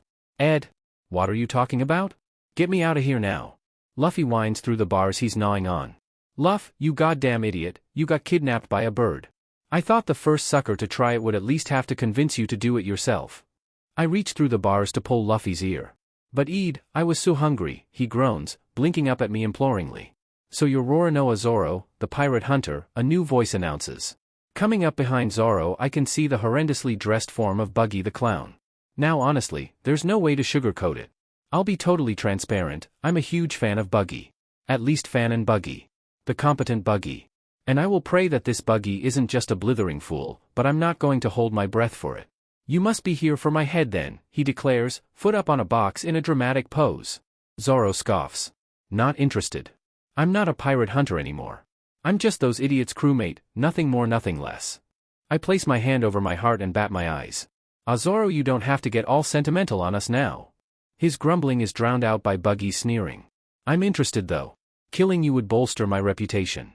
Zoro just rolls his shoulders and shrugs. Your funeral. It barely takes a second for Zoro to lunge at Buggy and chop him into pieces. DMN, that was easy, he almost sounds disappointed. The gasps of the Buggy pirates are quick to turn into snickers as Luffy asks again to be let out of the cage. That didn't actually kill him, I announce, much to the shock of the pirates surrounding us. His devil fruit doesn't let him get cut. Then I pull out my pistol and attempt, and I do mean attempt because I miss wildly, to shoot the hand Buggy has poised to stab Zoro. 3 bullets left. So much for conserving them. Though the bullet misses by a fing mile, it still shocks the clown enough that he drops the knife. His body springs up from the floor, completely unharmed, face white and screaming. How the hell did you know that? My best response is to blow him a dramatic kiss and say, didn't you know Buggy darling, you're famous. Which I follow by whispering to Nami and Luffy, famously bad at being a small-time pirate. They both start giggling. Buggy shows his prowess as a performer with his quick recovery, barely missing a beat before he puffs out his chest and surreptitiously wipes the sweat from his brow with a cocky grin. That's right. The chop chop fruit, that's the name of the devil fruit I ate. Now I'm a chop chop man who can't be cut. Nami's nose scrunches up in distaste beside me. His body detached itself? I thought devil fruits were a myth. Chop chop man? You mean he's a monster? Luffy gasps. I kick his cage in response. Pot calling the kettle black. Well, if swords aren't gonna work, I'm fresh out of ideas, Zoro sighs. Guess you really are a one-trick pony, I mumble. I wanna fight the big nose guy. Luffy yells. The ensuing silence is very loud. Nami groans quietly. Who's got a big nose? Buggy screams, whipping around to throw a knife directly at Luffy through the bars. Nami and Zoro both gasp and I JRK back from the cage. Buggy! Luffy yells through the knife he somehow caught in his teeth, I'm gonna kick your butt. Buggy just starts hysterically laughing. You? Kick my butt? How about I just kill the 4 of you right here? We're F-ed, Nami mutters while looking around anxiously at the chuckling Buggy pirates. Luffy's obnoxious laugh cuts right through it. I refuse to die. Zoro, Ed, run. What? They came to save you. What are you going to do? Nami yells back at him. What? Zoro asks incredulously. Luffy just keeps smiling. Zoro stares for a second before smirking. Understood. Impudent fools. As if I'd let you escape. Buggy shrieks as he attacks Zoro in a flurry of blades. Zoro bisects him and we make eye contact between the billows of his cape. Zoro dives right between his separated halves and makes a dash for the cannon the same time I do. Fool! Your 3-sword style has hey listen when I'm talking to you. Buggy turns around just in time for a view of me and Zoro flipping the cannon. Lift with your legs, I mumble under my breath. Zoro just shoots me. An amused look. Sheet! The cannon is pointed at us. Buggy screeches. Light the DMN thing. Zoro grits out. Nami rushes to do just that. Wait. The ensuing explosion is large and exceedingly satisfying. Between me and Zoro, hauling Luffy around in a big concrete cage is not exactly what I would call pleasant, but it is manageable. Who the hell are these people? I hear Nami mumble to herself. Luffy, who's this girl? Zoro asks, completely unwinded despite the sweat breaking out on my everything. Little sheet. Oh. She's our new navigator, he cheers, seemingly enjoying his elevated carrier cage ride. Seriously, who are you guys? Nami asks again. Can you move? You're in the way, Zoro says instead. I just shrug helplessly at her as we keep moving with our packaged captain. We leave Nami behind and get a solid few blocks away before I stop, letting my half of the cage slam into the ground. Luffy yelps as he smacks into the bars. Okay, I'm not athletic enough to keep this sheet up. You act like you've never had to run for your life with cargo before, Zoro observes. I shoot him an unimpressed look from where I'm hunched over the cage. No sheet, not all of us make stupid decisions to get into those situations. I cough a little and Luffy peeks up at me through the bars. Do you need water, Ed? Zoro. Go get us water, he demands. Zoro just blinks. They can get it themselves. But your legs are longer, come on Zoro, I saved your life earlier. I whine back, laying down on top of the cage and kicking my feet. 4FS fine. He then goes stalking off down the street. Then I realize that we just sent off Zoro without a guide. Won't be seeing him for a few hours, if ever again. That's probably going to bite us in the butt, I mentioned to Luffy, who just hums. Hey, a dog, he announces, pointing through the bars at the FING dog right beside us I failed to notice. I blink. Oh, a dog. It's not moving, is it dead? Luffy, like every 5-year-old ever, immediately tries to poke the dog. And gets his face attacked for his stupidity. He starts screaming and trying to retreat further into the cage. Don't FING provoke the dog. I yell at him, doing absolutely nothing to help because he deserves this one. I leave you guys alone for a few minutes and this is what you get up to? I hear Nami's voice question behind us. One being lazy, one missing, and one being beat up by a dog? Hey, our navigator. Luffy cheers, seemingly forgetting the dog still chewing on his arm. Says who? She yells back, looking like she wants to join the dog in his attack. What's its name again? Shushu or something? I just came to repay my debt to you, for saving me back there. She tosses us the key, which I guess she stole at some point. You got the key, we exclaim at the same time. She scoffs. Yeah, it was kinda stupid. Because of it it couldn't steal any treasure. I offer her a small smile. Thanks, Nami. I reach for the key, but the dog apparently has some ninja background skills I didn't know about, because he chomps down on it seconds before I can grab it. He just gulps the fucker down. There's a moment of silence as I debate the moral ramifications of trying to cut a dog open with my penknife, but Luffy saves me the trouble by reaching through the bars to choke the dog out. That's not food, you dumb dog, spit it out. While he's getting violent, do they have a PETA in this world I should call? That poor rat beaches stomach. Hey! Leave Chowchu alone, someone comes screaming down the road. A man I assume is the mayor, suited up in armor and looking ready to evaporate Luffy cage and all, storms up to us. Ah, that's what its name was. Who are you? Nami asks. The man scoffs, I'm the mayor of this town. Who are you? Then he seems to pause for a second, taking in the cage and my winded form. He heaves a heavy sigh. You must have met Buggy then. Yup, he SCKS. Yeah, what AD dash? Me and Luffy answer simultaneously. He just nods empathically. So this dog's name is Chowchu? Nami asks, patting said dog's head. Why's he just sitting here? Luffy asks, arms tucked in and giving Chowchu a wary stare. I climb back onto the cage and fold my legs up to sit crisscross applesauce, heedless of Luffy's quiet complaint of, I'm not a chair. He's guarding this pet store, the mayor answers, pulling out a pipe and lighting it. He then begins to weave a sad tale of a dog, his master, and undying loyalty. By the end of the mayor's tale Nami is on the verge of tears, Luffy is actually quiet for once, and I'm stuck thinking about another dog entirely. But if Chowchu knows his master is dead, why is he still here? Nami asks, looking honest to God heartbroken. He obviously thinks of this store like his treasure, the last thing his master left for him, the mayor answers. I smear my hands down my face mumbling, what in the hachiko? Luffy tries to look up at me through the bars. What's a Hatchimal? I'm starting to think he doesn't even try with words he doesn't know. Hachiko. It's a story where I'm from. This dog waited at a train station for 7 years for his owner to return. The owner was dead, and the dog probably knew that, but he still stayed and waited, I answer. The movie based on that dog made me FING ball the first time I watched it. Nami somehow gets even closer to tears, bottom lip jutting out in an effort to keep them in. She opens her mouth, probably to make another commiserating comment, when an ear-splitting roar sounds down the street. The mayor immediately loses his sheet, yelling, it's Beast Tamer Moji. We gotta run. Then he and Nami book away from us as fast as they can. Luffy just turns back to Chowchu. Come on, something's come up. I need the key now. The heavy fall of paws behind us has my neck hair raising and me fighting every instinct to flatten myself on top of the cage like a pancake. It seems all your friends have abandoned you, and just after you escaped. I can't even make myself turn around, but I see Luffy stick his nose out of the cage and ask, who are you? I'm Beast Tamer Moji, a member of the Buggy Pirates. His answer prompts me to turn, and when I do I fail to hold in my snort. Good lord, the character design in this show never fails to be FING ridiculous. It's a man wearing a fuzzy crop top with the most ridiculous hairstyle I've seen yet. You look super stupid, Luffy says, like an idiot. But I have to agree.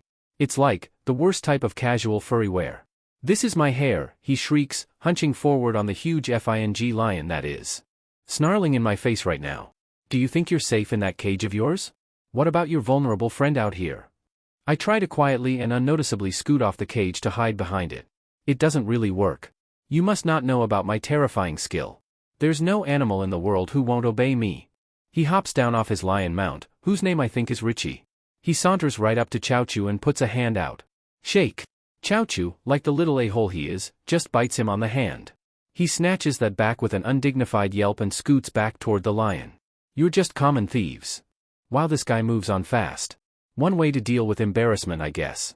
Tell me where Roronoa Zoro is and I'll have no reason to kill you. No. Luffy stubbornly yells. Moji's face turns furious and he screams, kill them Richie. The big cat wastes no time in pouncing on the cage. The cage I'm currently sitting on. 5 things happen in rapid succession. Luffy screams, "Ed move." I attempt to fall off the back of the cage. I get smacked by Richie so hard it feels like getting hit by a Honda Civic. Again. The cage is destroyed and Luffy is freed. I go flying. I soar through the street, only coming to an abrupt stop as I slam into a building. After flying through an entire FING alleyway. I don't know if that was lucky as hell or done specifically to hurt me. Ed. I hear Luffy cry out, then a loud slam as I assume Richie pounds him into a building as well. My entire world is technicolor from the pain. My bones are FING vibrating, my entire right side is lit up from the pain of skidding, and there's a hot pain in my stomach. Why the F do anime characters always seem fine after getting slammed through buildings? This FING hurts. I can hear more talking and crashing from the direction I flew from, but it's secondary to the big ouch my entire universe has shrunk down to. I finally manage to crane my neck and get a look at whatever the hell is so wrong with my stomach. Oh. The gaping bloody gash might do it. I guess one of Richie's claws caught me on my way out. Good FING got out. I hiss out a sharp breath as I try to maneuver into a better position. It's taking every ounce of concentration to stop myself from screaming bloody murder. I should put pressure on the wound, that's what you're supposed to do, right? My every cell lights up red. The signals my body is sending my brain feel like they're written in archaic Latin. Dude, are stomach wounds supposed to hurt this FING bad? Good FING God, that was a bad idea. I definitely might have let out a small scream with that brilliant move. The slippery slide of blood on my hands is making me a little nauseous. F. What kinda idiot gets cut open by a stupid FING lion? The thing was huge. Why the F didn't I move? God almighty, today has FING SCKED. Ed, can you hear me? I vaguely hear through the static in my ears. Is that Luffy? A red and yellow blob enters my blurry peripheral vision, before my captain's worried face takes up my entire view. Are you okay? Are you bleeding? You went flying, he starts rambling. I reach up a hand and smear it across his face, a streak of red follows it. I'm fine, I slur out. It's not that bad. Being dramatic. Because honestly it isn't even that deep. I think. It's kinda hard to think through the pain, but that's probably just because I'm not used to getting F'd up yet. As a pirate, shit like this is bound to happen all the time. That's not reassuring at all. Luffy grabs onto my hand heedless of the blood coating it. Ed, you don't sound fine. What do I do? He actually sounds concerned? It doesn't suit him. I can make out orange and brown blobs running up near us. Nami's voice filters through the miasma. Holy shit. Really, I'm fine, I mumble out again. The mayor pulls Luffy's face back a bit so he can get a look. That actually doesn't seem too bad. Orange one, help me get her to my house. Not a girl, Luffy corrects, scooching back to let Nami closer while not letting go of my hand.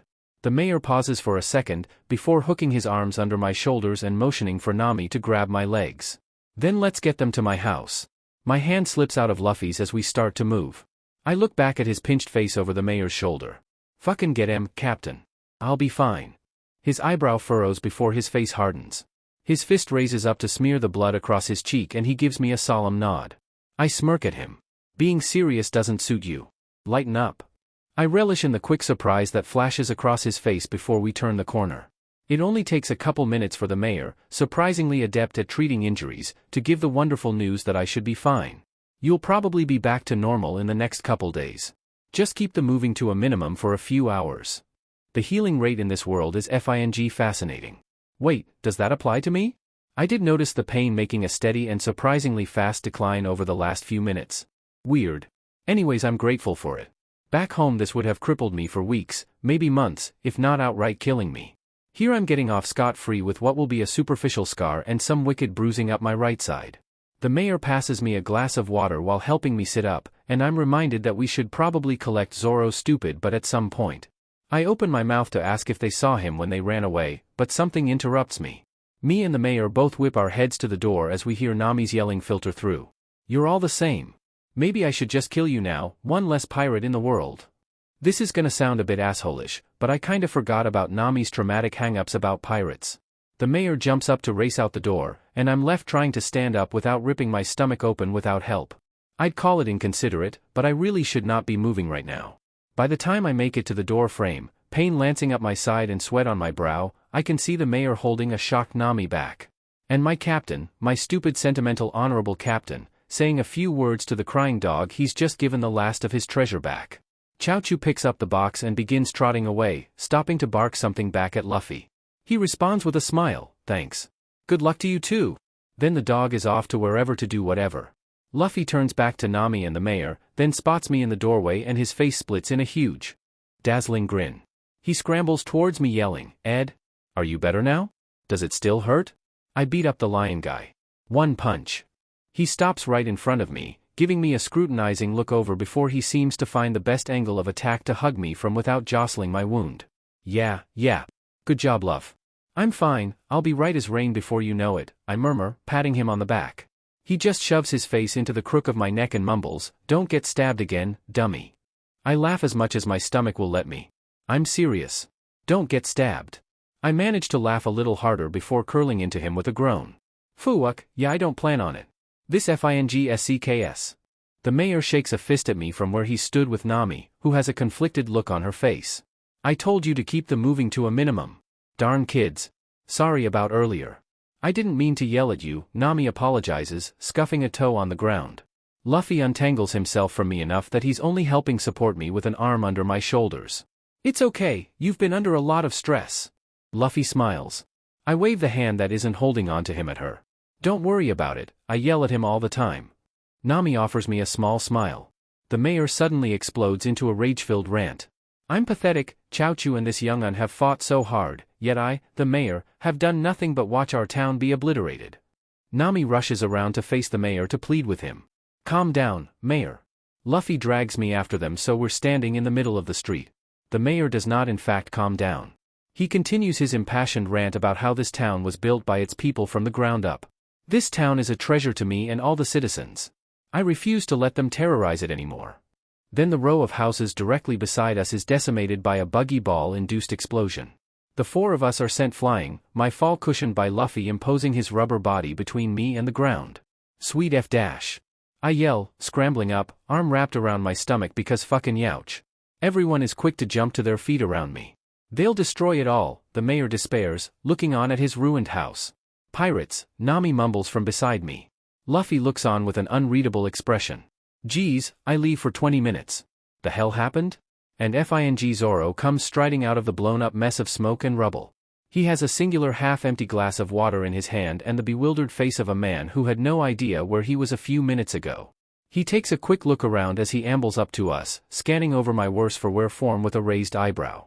I shake my head in disbelief. Did you actually come back to the right place with water? I ask, genuinely amazed he managed it. Oh. Yeah, this is for you. He moves the cup in my direction. Who the hell did he steal this glass from? I down the water in one shot. Ed got stabbed by a lion. Luffy announces. I turn to shoot an incredulous glare at him. What did you tell him that for? Zoro's brow furrows. Did the lion have a knife? The glare turns to him. No, you idiot. He used his DMN claws. His brow furrows further. Like, attached to him? A real lion? Not a guy in a lion costume with knives. I stare at him, incredulous. Why is this so hard for you to grasp? It might have been a guy in a very good costume, Luffy mumbles, scratching his forehead. I smack him upside the head. No, it wasn't. Trust me, I have NTMT proof. Nami mumbles behind us, what the hell is wrong with these guys? The mayor, complexly ignoring our idiocy, hunches in on himself and scrapes a hand against his armor. I refuse to let them get away with this. I won't stand for it. I can't let this scum destroy everything my townspeople worked for these past 40 years. He snaps up ramrod straight and pounds a fist into his chest. I am the mayor of this town. I will protect it and its inhabitants. I swear. He immediately tries to rush off to fight Buggy, but Nami latches onto him yelling, "Stop. It's reckless." He just keeps fighting to run. There are some fights a man can't run from. He turns to face us. Right? Luffy just smiles his bright grin. That's right. Nami glares at us. Don't encourage him. It's dangerous. The mayor rips out of Nami's hold with tears in his eyes. I know it's dangerous. He goes running down the street screaming, "I'm coming for you, Buggy the Clown." The mayor was crying, Nami mumbles. He was? I didn't see anything, Luffy replies with a cheeky grin. Looks like the party is getting more exciting, Zoro adds. Luffy just laughs. How can you still laugh? Nami demands. Luffy keeps his big smile in place as he states, "Don't worry, I like that old man. I'm not gonna let him die." Me and Zoro shake our heads with indulgent smiles. Zoro starts walking, mumbling, "In that case." I tie my flannel around my waist and shrug. If that's how it is. You too? What about your wound? Nami squawks at me. I just smirk over at her. I'm not gonna fistfight the clown. Just fire some stray shots into the crowd. She somehow looks even more flabbergasted. Zoro ties up his bandana. Who knew it just took someone spilling your guts for you to use, M? I send him a playful glare. Can it, Listerine? The hell is Listerine? Our destination is the Grand Line. We better go steal that chart back. Luffy declares, cracking his knuckles. Nami just watches the captain in shock. He turns to her with his bright smile. Join our crew, Nami. Her shock dissipates into a frown. I'll never be a pirate. She smirks and smacks her palm to Luffy's outstretched hand. But I suppose we can team up, to achieve our common goal. I lean over to Zoro to whisper, she has no idea the hole she just dug herself. He nods sagely back. Not a clue. When we arrive at the scene of the fight, the mayor is being choked out by Buggy's floating hand. Luffy runs forward to rip it off him. I'm here to kick your butt, just like I promised to Buggy. Buggy struggles to retrieve his hand, Luffy huffs a laugh and lets it go. Straw Hat, Buggy grits out. The other three of us file in behind Luffy and the mayor, who's hacking on the ground. How dare you? You can't just waltz up to me like this. I'm Captain Buggy, he screeches from the roof. I swear when he stomps his foot in emphasis there's a comical squeak. Listen. I'm only here for the chart and the treasure, then I'm out of here. Nami points at us with a glare. Me and Zoro exchange amused glances. Yup. Got it. Get out of here, why did you follow me? You're outsiders, leave this to me, the mayor rasps out, hunched over himself on the ground. This is my fight. I will protect my town. I can see Luffy gearing up for a punch, and I'm not about to have this entire town on our butts when this is over while I'm sporting a stab wound. So I launch myself at my mayor praying it won't reopen my gash. I tackle the man to the ground screaming, I got him. Beat up the clown. Nami and Zoro make shocked noises behind me, but my eyes are locked on Luffy as he lowers his fist. Okay. You got it, he says with a wide smile. What do you think you're doing? The mayor yells under me, squirming and trying to escape. Fucking stay still. I will knock you out if I have to, but then I'll have to explain this sheet to your people and that'll only end with us getting chased out of this beach. Let my DMN captain take care of it. He tries to twist his head back to glare at me. No. Like I said, this is my fight. Let me up. I just put more of my body weight on him. You. I'm cut off by Luffy screaming, big nuss, at the top of his lungs. More strangled screaming comes from Buggy before he garbles out, flashily fire the Buggy ball. Ah shit. Better hope Luffy can stop that thing, cause I'm not moving anywhere soon. You gotta let me up now. He's gonna shoot us, the mayor wails, still struggling. I smack my forehead into the back of his head. Quit it. From my grounded angle I can see the cannon go off, and the Buggy ball bearing towards us at breakneck speeds. Then Luffy imposes himself between it and us with a laugh. That won't work. My entire view is taken up by Luffy blowing up to the size of a shed and flinging the cannonball back at the screaming Buggy pirates. What the F dash, Zoro deadpants. What the F dash? Nami whimpers. What the F, the mayor wheezes. Fucking okay, I sigh. Woohoo! I got some of them. Luffy cheers. What the hell is wrong with you? Nami screeches from where she fell to her knees. You really know how to freak people out, Zoro mutters. I go back to ignoring that mess by flopping further onto the mayor with a murmur of, yak now, for someone who deals quite poorly with high-stress situations, I sure picked a stupid career path. The mayor smushes his face into the street with a wheeze. I hate to agree. I don't pay a whole lot of attention to the fight as it's going on around me, but I do but in to yell, "That guy fights dirty," for the record, when Koby moves to take on Zoro. He just throws me a thumbs up over his shoulder. The mayor takes my temporary distraction as an excuse to attempt escape with renewed vigor. "Hey, you wanna jostle the injured person? You keep tossing and you'll undo all your hard work." The mayor just makes wordless grumbling in response. The whole experience is not unlike the time I tried to ride a mechanical bull, but much less fun since I have a hole in my side and I'm sitting on top of an old man, and I'm not getting $20 for doing it this time. It doesn't take long for Zoro to suddenly plop down next to me with a sigh. "You done with the unicycle guy already?" I prompt. Zoro sets his swords to the side. "Yeah, the captain can handle the clown." I nod. Cool. You wanna sit on this guy for me? I'm not actually very heavy." Said guy makes a very frustrated noise into the ground. I pat his head in sympathy, but that just seems to rile him up more. "Yeah sure, scooch down." Zoro parks his butt right on the mayor's back while I shuffle to sit on the pavement. I gingerly stretch my side with a groan, for an old-timer he sure is wily. "I am right here," he grouses. "You know Shanks," comes Luffy's yell from where he's fighting Buggy. I turn to Zoro with a lazy grin. "What do you want to bet he's talking about red-haired Shanks, the Emperor?" Zoro scoffs. No shot he knows someone so famous. The captain is good, but he's not that good. My smile slides into a smirk. "You'd think, huh? So we on? Say, 1,500 berry." He just reaches out a hand with a pitying shake of his head. "Poor sucker." Luffy goes crashing through a building. "Poor sucker," Zoro muses. I turn back to him with an offended look. "So when he goes crashing through a whole FING house he gets up fine, but when I smack into one it debilitates me." Zoro just shrugs. "I don't think you should use Luffy as any kind of example, he's FING ridiculous even by my standards." I roll my eyes at him. "If you had been the one stabbed you would have taken a 30-minute power nap and gotten up fine." He shrugs one shoulder and scratches at his neck. "Maybe. I'm also a little bit ridiculous, by normal people's standards." "No sheet," I murmur. We look out upon the fight impassively. "Yak now," I start conversationally. "I really wanted to join a circus when I was younger, but I'm starting to think it's not all it's cracked up to be."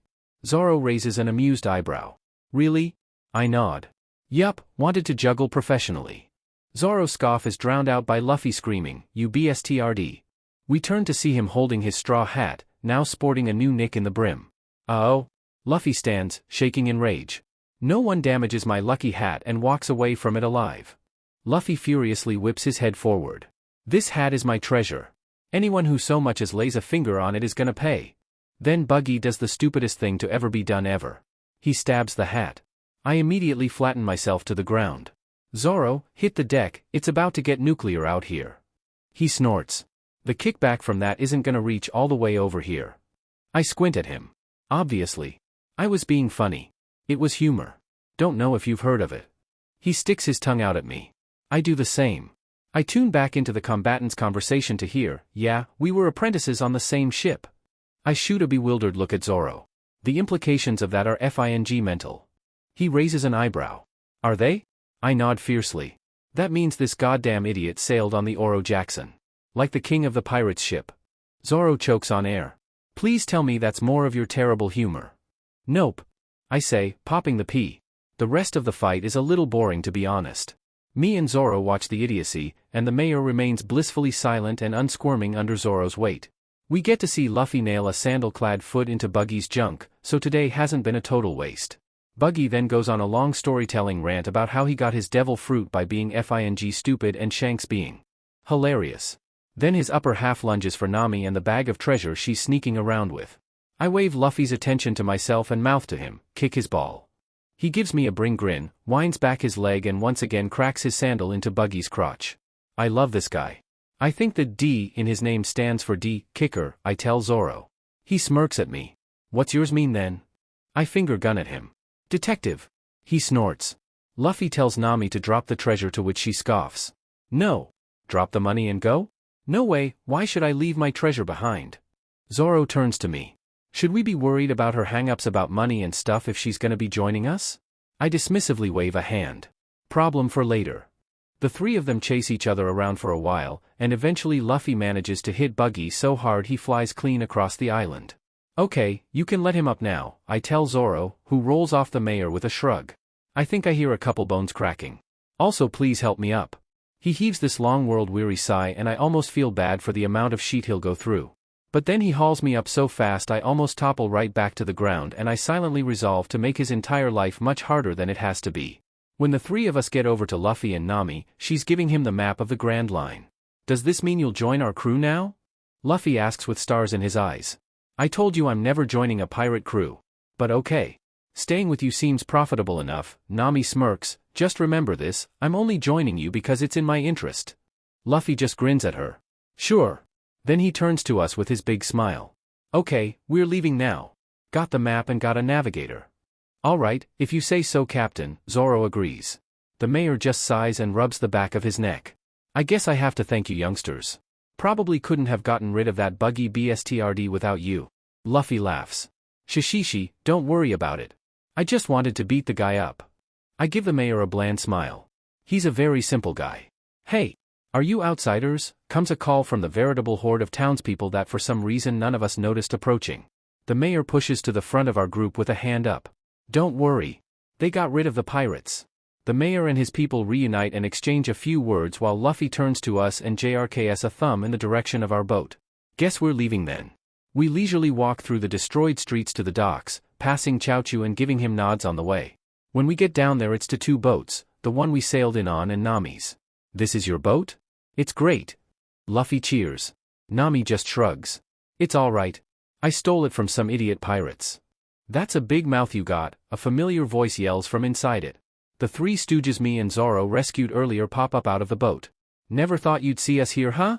Nami makes some nervous giggles and Luffy curiously tilts his head. You know these guys? I butt in at this point. She's not the only one. The three weirdos finally seem to take notice of Zoro and me. Knife Guy lets out a high-pitched shriek, grabs his buddies, and immediately books it into the town. Huh? Maybe I'm intimidating too? I mutter, turning around to see the last vestiges of a harsh glare on Zoro's face. My expression falls flat. Never mind. Nami hops on her boat and we plop back in our own, then we push out of port. Hey, is that Buggy's mark on your sail? Zoro asks. Well, this is his boat. I'll get rid of it sometime, Nami shrugs. Hey wait. Youngsters, the mayor's yell sounds from shore. Thanks. We're in your debt. We all exchange smiles while Luffy laughs and yells back, don't worry about it. Take it easy. Thanks for patching me up. I holler. The mayor laughs and gives me a thumbs up. Then Nami seems to notice the distinct lack of a treasure bag in our boat. Did you leave the treasure back there? Luffy smiles wide. Yeah. Nami's entire face twitches. That was worth around 5 million berries, you idiot. Luffy's face scrunches up. But they need the money to fix the town, right? That was my treasure. Do you know how hard I worked to steal it? Nami tries to shove Luffy's head underwater. Me and Zoro burst into laughter while they continue yelling at each other. She's perfect, I smirk at Zoro. He huffs out a laugh, then hands me a wad of paper. I look at him curiously then back at the stack. Oh, sheet. Dude, my voice cracks. He raises an eyebrow. 2,500 berry, as promised. You won our bet so it's yours. My eyes widen and I hug the cash to my chest. He furrows his brow at me. Why do you look so surprised? Did you not think I was gonna hold up my end of the bargain? I let out a breathless chuckle and shake my head. No, not that. It's just, this is the first berry I've ever made, if you can believe it. His face says he either doesn't believe that at all or is flabbergasted as to why it'd be true. In the grand scheme of things it's a paltry sum. It's chump change. Could buy me a meal, round of drinks, and not much more. But something about actually having the currency of this world feels good. Are you gonna cry over winning a bet? No. Shut up. There's no way we'll make it to the Grand Line like this, Nami announces. I have to agree. Koby was right, even with a navigator now we're still severely understaffed. Yeah, and we need more meat. Luffy nods empathically. And booze, Zoro adds. Shut up. Not what I meant. Nami yells, upper body lunging across our two boats. The Grand Line is crawling with pirates in search of the One Piece, and they all have ships that are way better than this. And we don't have a whole crew. Luffy scratches his head, rocking back and forth on the bow of our dinghy. Nami starts counting off her fingers, no crew, no equipment, and barely a ship. There's no way we'd survive. Yeah, we need a cook. And a musician. Luffy proclaims. A musician? Zoro laughs. I wag a finger in his face. Hey man, don't diss music. It's super important on a pirate journey. He just rolls his eyes. Nami heaves a sigh. A little to the south of here is a populated island. We might be able to get some supplies and a real ship there. Luffy throws his hands in the air enthusiastically. Fresh meat at last. Don't forget the booze. Zoro adds. Nami's eyes bug out. Is that all you think about? I just shake my head and mumble. You'd barely be able to legally drink where I'm from. Zoro gives me a curious look. And where are you from exactly? My heart clenches and I avert my gaze. That's a little complicated. This seems to intrigue Nami, who leans across the ships, arms folded. I meet her gaze head on. It's not anywhere you'll find on a map, and probably not anywhere I can ever return to. Her eyes widen and I hear Zoro make an upset noise beside me. There's silence across the two boats as that sinks in. Is that why you were crying when we first met? Luffy asks from the bow, not turning his view from the ocean. Yeah, I murmur, slumping down into the dinghy. Is it just really hard to find? Nami questions, curiosity and a little bit of desperation in her tone. Or was it destroyed? Like a buster call. Nami, Luffy interrupts, an edge in his voice I am entirely unaccustomed to. Nami jumps a bit and Zoro tenses up beside me. Sorry, she mutters. I force my face into an easy smile. Nah, I'm sorry. Didn't mean to bring the mood down. Where are we headed again? Gecko Islands? The look Nami gives me says she knows DMN well what I'm doing. Yeah. That should be the closest.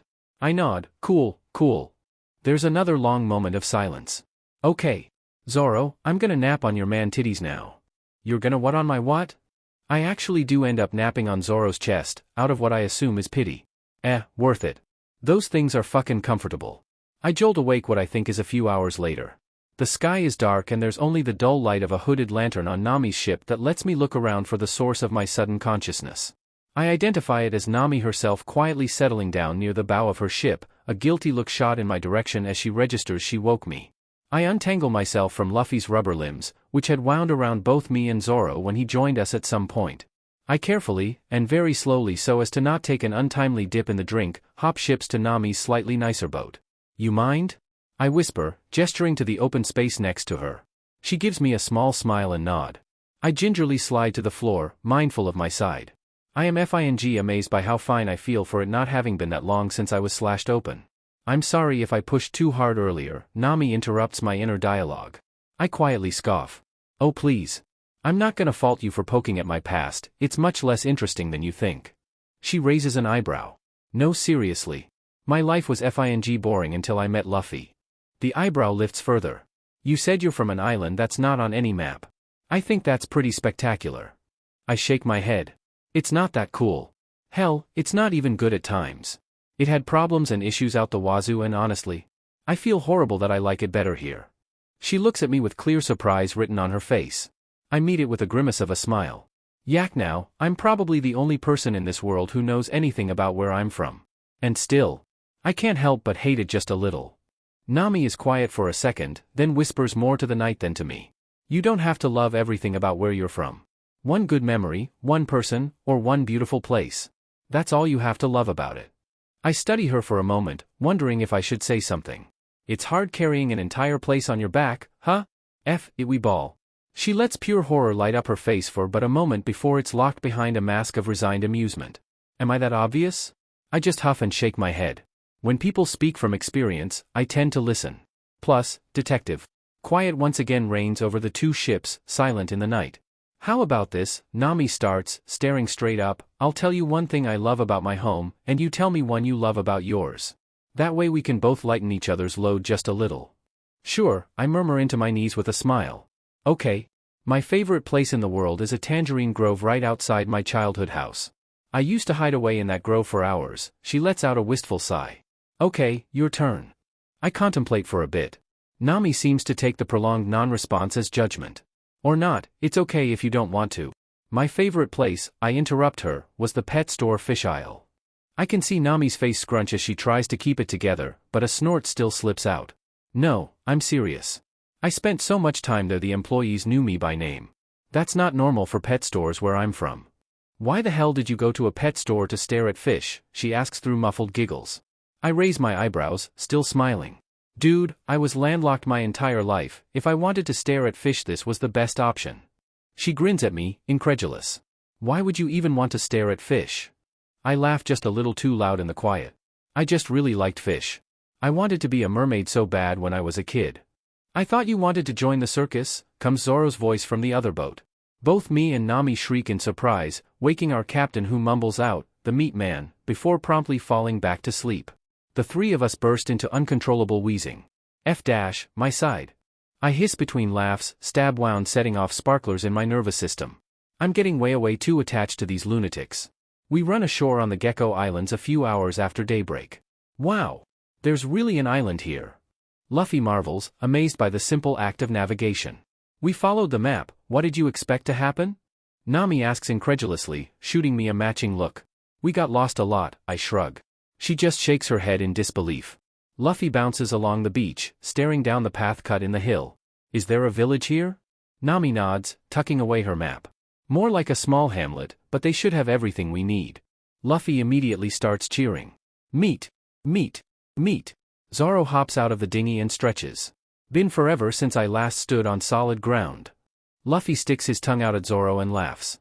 It's 'cause you're always sleeping. I shake my head. It's been less than 48 hours. It's at this point I lock onto the shapes of 3 small kids and 1 scrawny teen crouched in the bushes. Wow, they are bad at that. Is that Usopp's nose peeking through the bush? By the way, I just happened to notice, what the hell are those guys doing? Zoro asks conversationally, popping a katana out of its sheath by an inch. I roll my eyes. I'm 90% sure those are kids, calm your pillowy chest. Zoro lets go of his sword to lunge at me, attempting to rock my sheet. I, like the mature person I am, hide behind Nami. Say that again, you little sheet. Don't run away, comes the screaming voice of Usopp. I can just make out the heads of the 3 kids that follow him around running away at top speed, screaming all the while. This is the part where I try to banish all thoughts of May's hues and the voice they share. Usopp stares at us like a deer in headlights for a minute before snapping into a shaking action pose and pointing at us dramatically. I am the great pirate Captain Usopp, who's in charge of the security in this village. It's best if you don't try to attack, or my 80,000 men are not going to forgive you. We all pause for a moment. You're lying, aren't you? Nami deadpants. Usopp's eyes bug out. How did you know? Nami shoots me a sly grin. You just admitted it yourself. Sheet. Usopp screams into his hands. He was lying? Luffy's jaw drops. Usopp visibly scrambles before adopting this twitching false smug thing. I may have exaggerated the number, but I do have a great many men at my command. You mean those 3 kids who ran away screaming? I ask, leaning against Nami with a catty grin.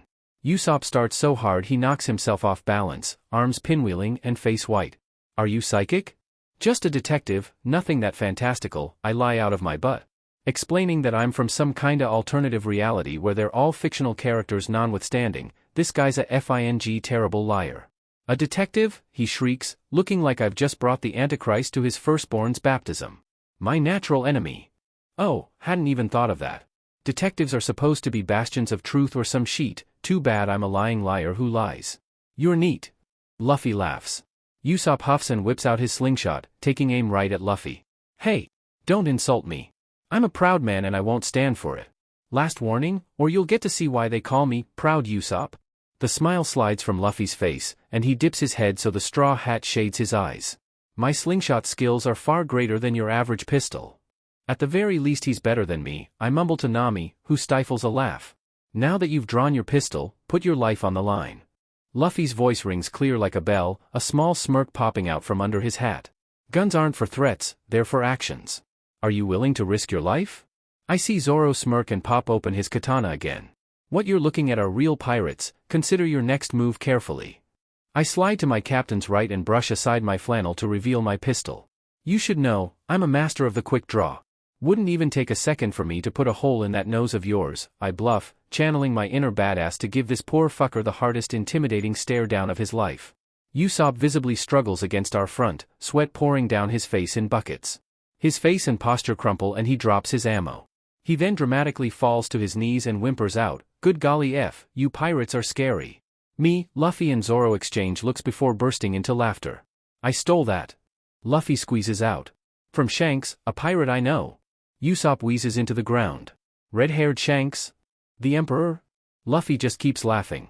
Yeah. Your dad's Yasopp, right? Usopp jolts forward with a huge smile, which then sends him skidding down the outcropping he's perched on and sprawling into the sand. He bangs his head no less than 2 times and I silently remind myself to check his butt for a concussion later. He looks up dazed and blinks stupidly at Luffy. Yeah, Usopp is my dad, how do you know that? Luffy and I exchange looks, I click my teeth a couple times and his eyes light up. I'll tell you all about it, but first. Meat. Fresh meat.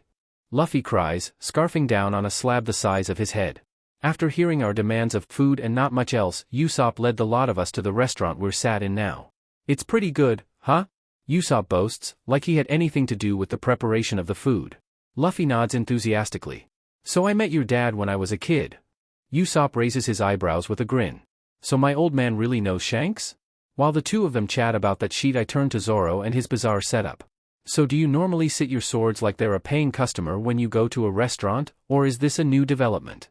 He gives me an amused smirk through a mouthful of rice. What, you want their seat? I smirk back, leaning on folded hands. Maybe I do. Nami glances back and forth between us like she's looking at a particularly ugly abstract painting. What the hell is with you two? I swivel all of my attention to her, batting my eyelashes. I'm sorry, Nami darling. I don't mean to deprive you of my attention. She scoffs, but I see the smile she hides behind her hand. Anyways, maybe you can help us, Usopp. She turns to him, dazzling smile turned up to 1,000 watts. He seems complexity oblivious to the attempt at charm, so she rolls her eyes and continues. Do you know someone who can set us up with a decent ship, or anyone who can sail? Usopp's face pinches in thought. It's a pretty small village. Sorry, but I don't think we'll be able to help you. His face melts into this, smug nervous sleazy thing. What about that place on the hill? Zoro asks. Usopp goes stock still, eye twitching. The mansion, he clarifies. Nami claps her hands excitedly. Do you know them? With all that money surely they could help. You stay away from there. Usopp suddenly snaps. We all pause to stare at him, even Luffy stops chewing for a second to look. Then his brain catches up to his mouth and his face goes pale. Haha. Just remembered something I had to do, gotta go by.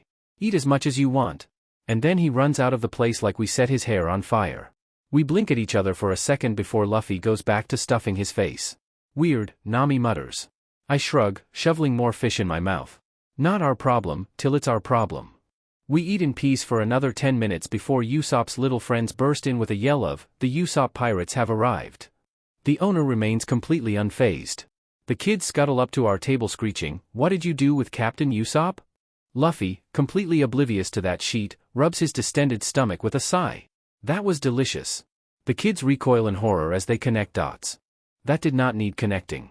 Me, Nami and Zoro all exchange looks, evil smiles creeping up our faces. A little stringy for my taste, but what can you do? I sigh dramatically. Zoro leans forward, leering. If you're looking for your captain? We ate him. Cannibals, they scream, promptly falling to the ground as we burst into laughter. Sorry, I'm sorry. I just missed FING with kids, I say between chuckles. Little a-hole, Nami grumbles at me. Anyways, your captain flipped his lid after we brought up the mansion then left. My guess, he's tight with whoever lives there and doesn't want random weirdos he's just met screwing with them. The look of shock on the kids' faces is making me want to press the envelope further.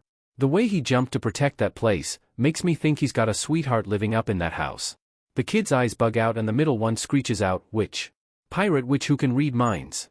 Not a witch, just a detective, I roll my eyes. Same thing with you, Zoro mutters. Anywho, could you take us to the mansion maybe? The kids exchange looks before the one in the middle nods. Okay, sure. When we get outside of the mansion gates Luffy is marveling at the size of it. What's he come here for? He comes to lie, one of the kids tells us cheerfully. That horrible. Nami cries. He's not a bad guy. He's awesome, they quickly reassure us. How is a liar awesome? Zoro asks with a scoff. For some reason that felt targeted?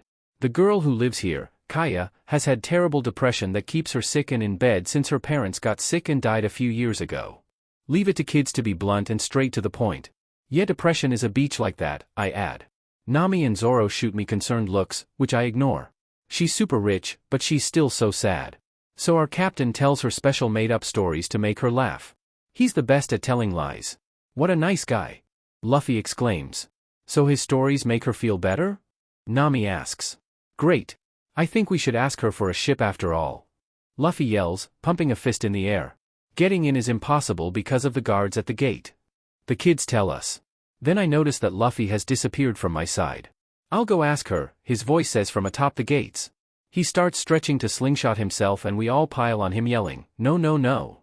We go soaring through the sky and crash into the ground screaming right outside Kaya's window. "Fucking Christ, Luffy, a warning next time." I grouse, rubbing my side. My side, which I realize with a start barely hurts at all anymore. I file that away to analyze later. "Sorry, Ed," he laughs, scrambling to his feet to help me up. "Hey, are you alright?" a girl's voice calls from above us. Kaya is hanging out her window and staring at us in clear concern, while Usopp up in his tree flounders around. "It's okay. Don't mind them, it happens all the time. They're new recruits trying to join the Usopp pirates." Luffy dusts off his hat and shakes his head. "Nah, I'm here to ask a favor." Kaya blinks in surprise. "A favor from me?" "Yeah. I was wondering if there was any way you could help us get a boat." "You, there." Luffy is cut off. Rounding the corner with a glare is the a-hole of the hour, the BSTRD butler, the caustic catman, "That's all I got." "What are you doing here?" he questions, striding up to us. "Klahadore," Kaya mutters. "Get out.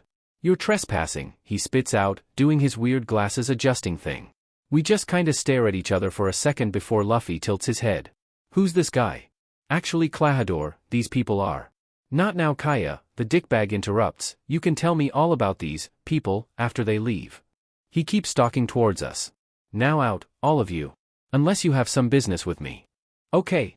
Can you help us get a ship?" Luffy asks optimistically. Klahadore sticks his nose up. "Certainly not." He deflates and Zoro pats his back. Klahadore's eyes lock onto where Usopp is attempting to hide.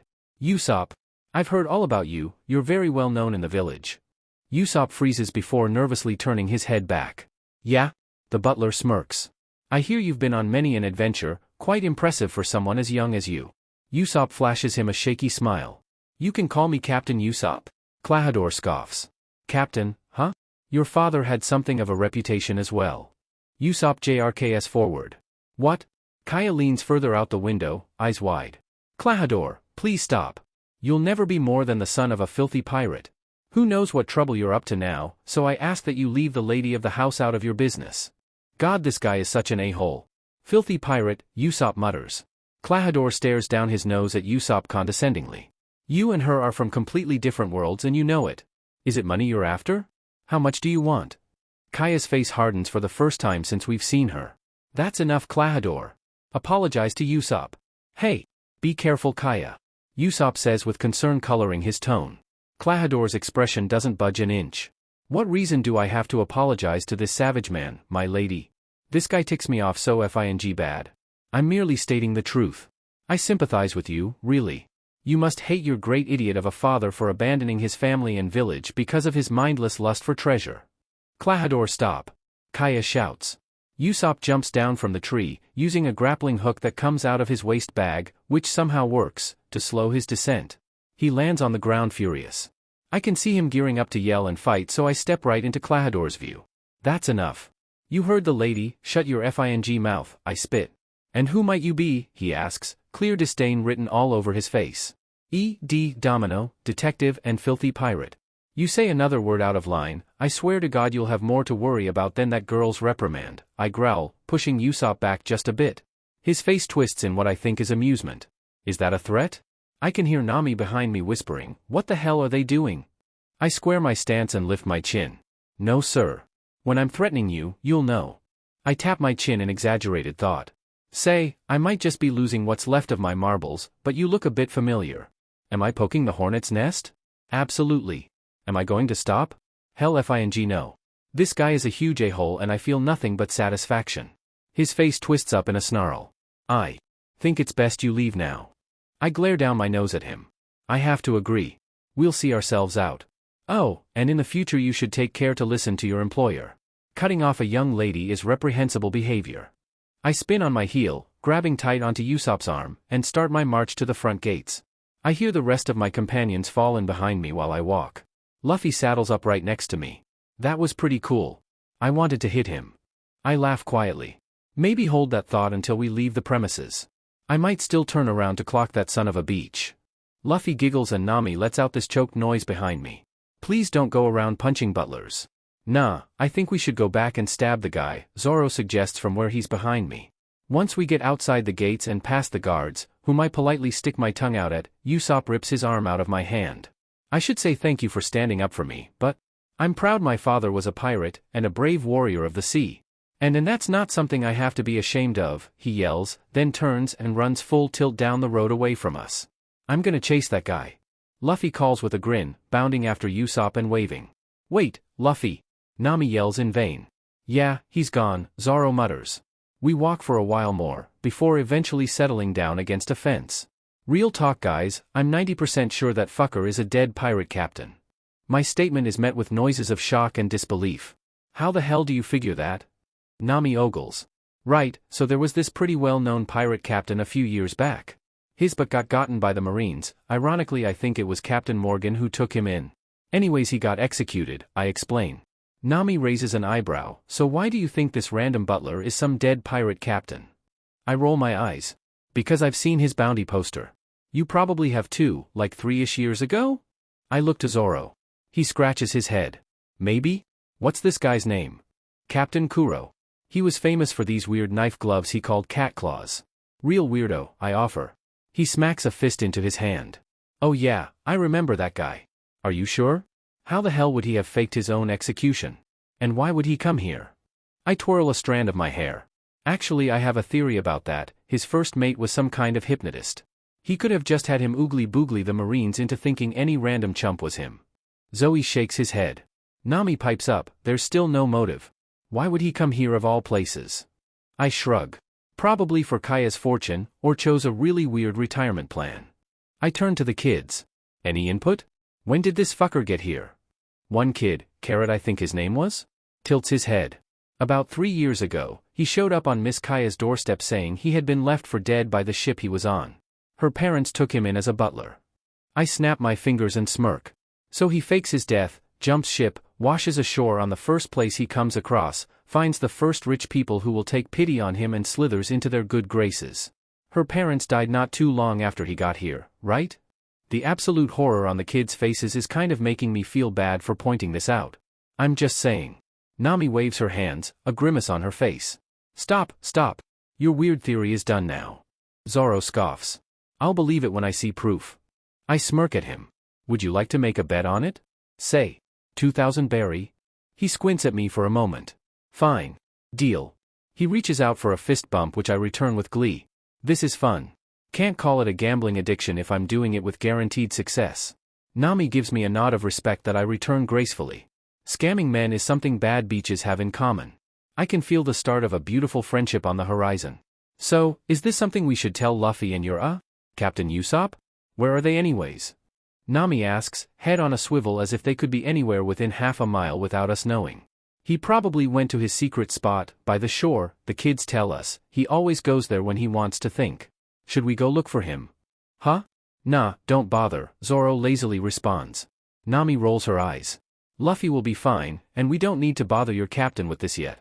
But where's your other friend? Oh, Onion? He just up and disappears all the time, then shows up all freaked out. It's on that cue that the third kid comes screaming and crying up the road. Wait, no, that's just sweat. A lot of it. He skids to a stop in front of us, huffing and puffing. Some nut job is coming here and he only walks backwards. The kids glare at him and in unison shout, liar. He shakes his head. No, really. Look. We all look down the road where an ominous figure approaches. And by that I mean a guy in a fedora, heart sunglasses, false beard, and leg warmers comes moonwalking right for us. What kind of drags was Oda on when making this monstrosity up? Fucking weirdo, both me and Zoro mutter at the same time. Which one of you called me weird? I'm just a normal guy, the weirdo announces, coming to a jazzy stop in front of us. What LSD-fueled PTSD fit did this fucker walk out of? Nami cringes back from him. You look insane.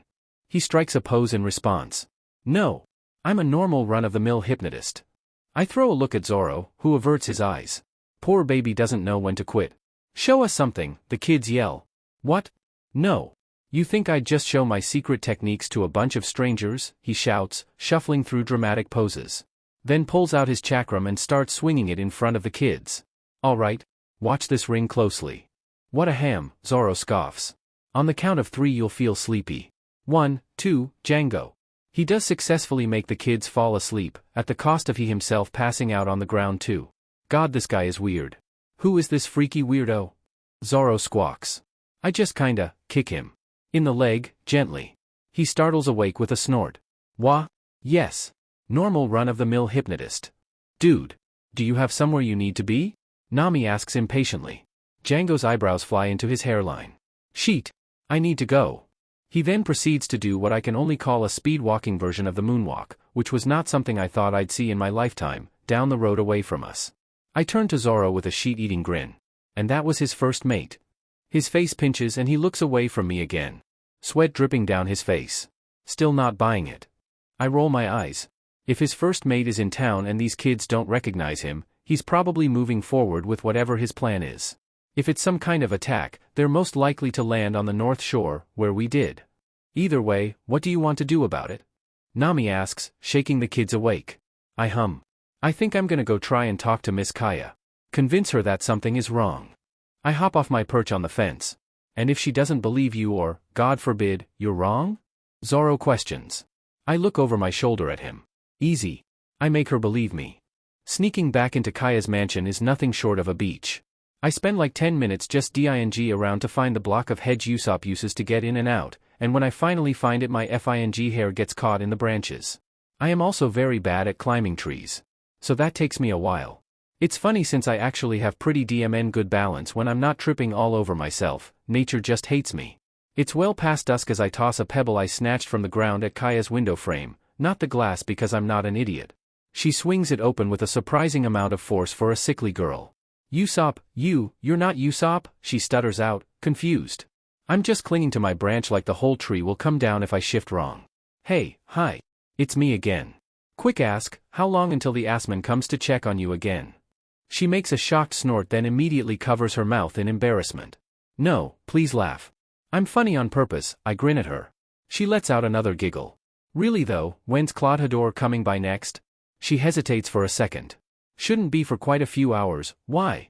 I immediately scramble across the branch with all the grace of a newborn fawn, only almost falling out of the tree as I tumble into Kaya's room. I forgot how bad I was at that.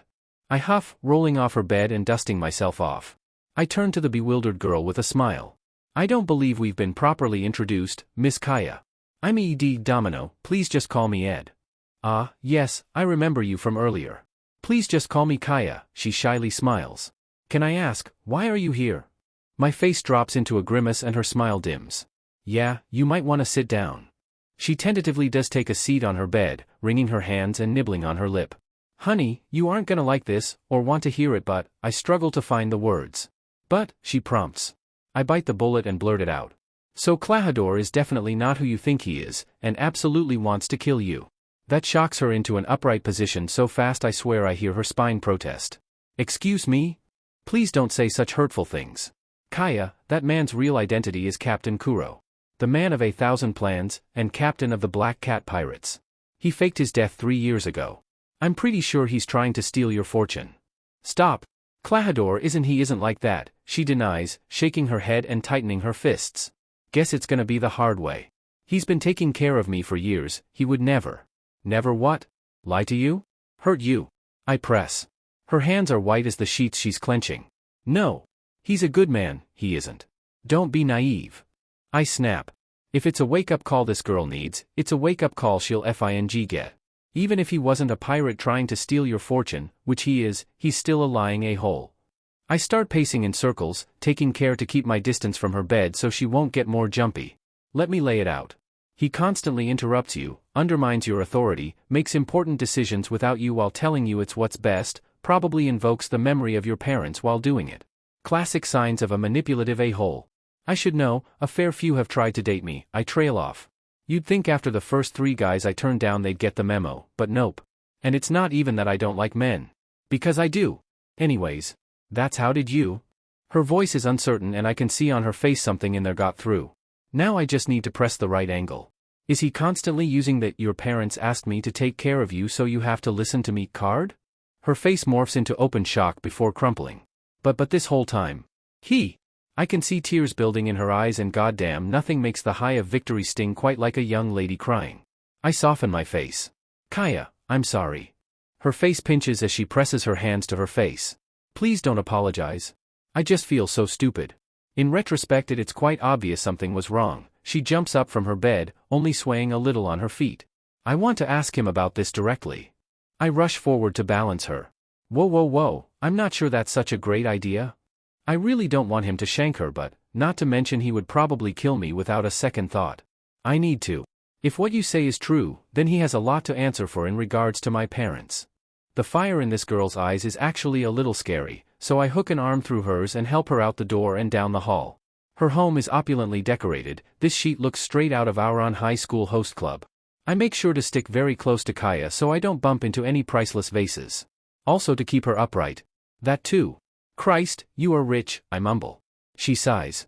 I've never really cared about the money, even with everything I own and could pay for. I couldn't save my parents. Sheet, I forgot she was like super depressed. Sometimes there's just nothing you can do to help. Especially when it comes to parents. I try not to let bitterness infect my tone, but by the look on Kaya's face, I fail. She hesitates for a second. Are they? I shake my head.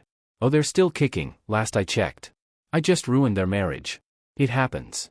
Her eyes widen and the hand she's clutching onto my arm tightens. I'm sure that isn't.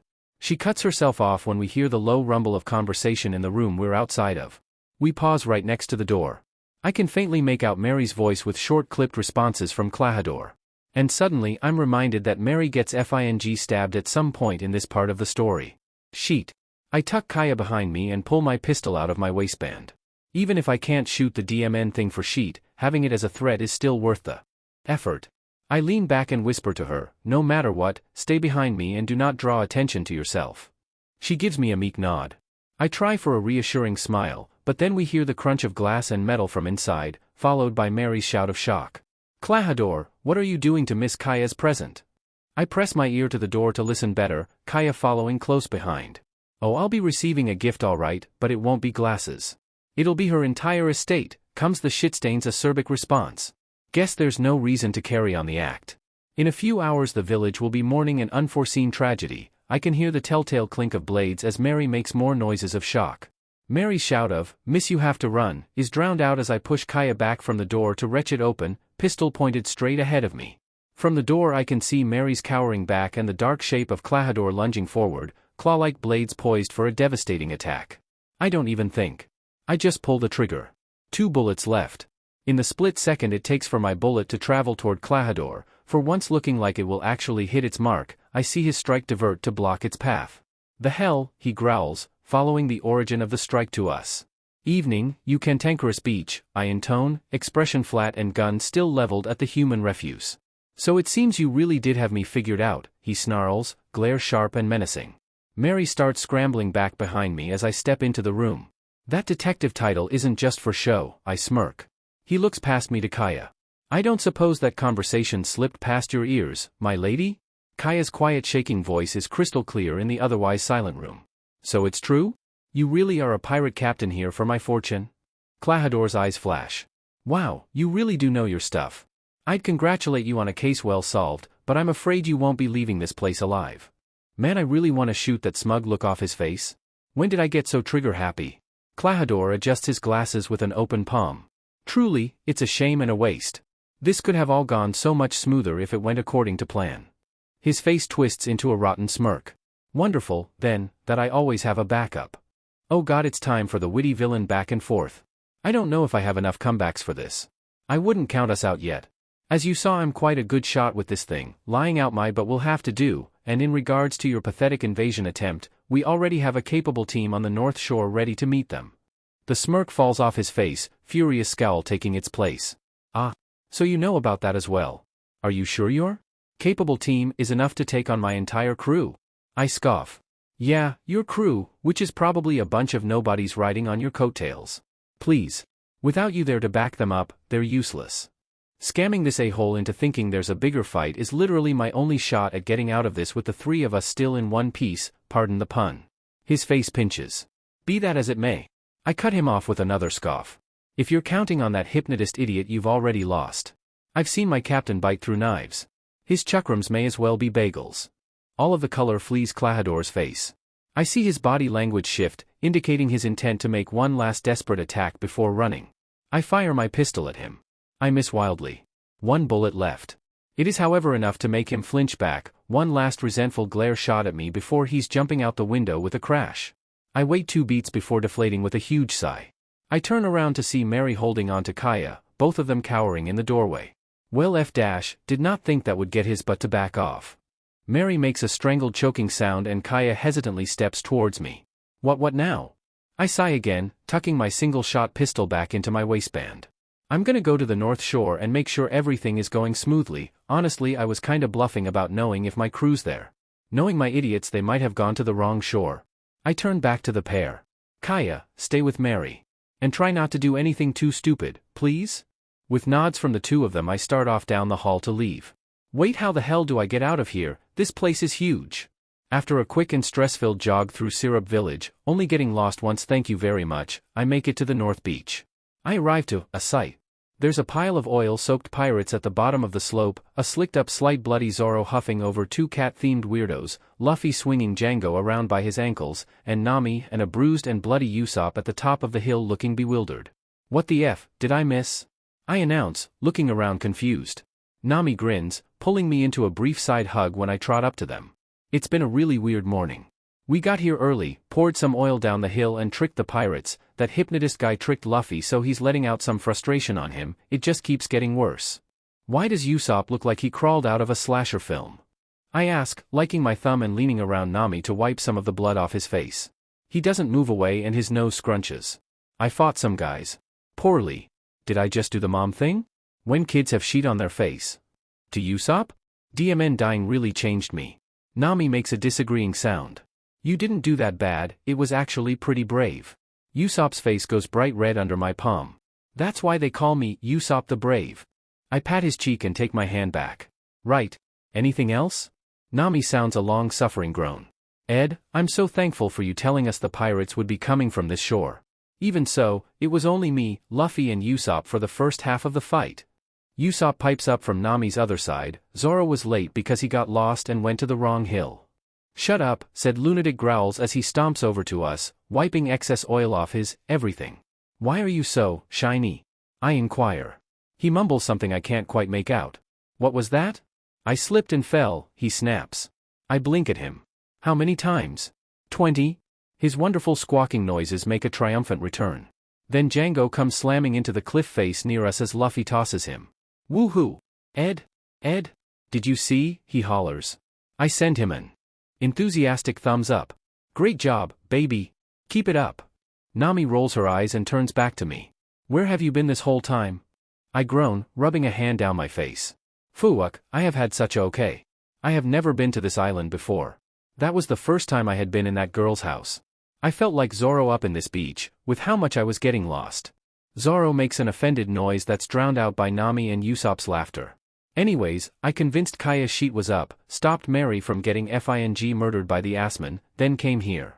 Murdered? Assman? Speaking of the Assman, where the hell is he? He ran off before I left, so how did I get here first? I ask, looking around for the fucker. Simple. I was in no rush, the fucker in question's voice replies from behind me. I squeak and scramble away from that before turning around. Klahadore is stood tall, one clawed hand poised and pushing up his glasses. However, it has been quite a while since dawn. He glares down at his subordinates, so I have to ask. What the hell happened? And now he's screaming. Wonderful. It's way too DMN early for his sheet. But sir, you said letting the kid go wouldn't cause any problems. Django stutters out from where he's half embedded in the wall, legs twitching. Klahadore scoffs. Yes, I did say that. What's your point? He's an idiot who I knew no one would believe. He shifts his glare to me. The real problem was this one. Somehow, after only being on the island for less than 24 hours and meeting the both of us once, they figured the whole thing out.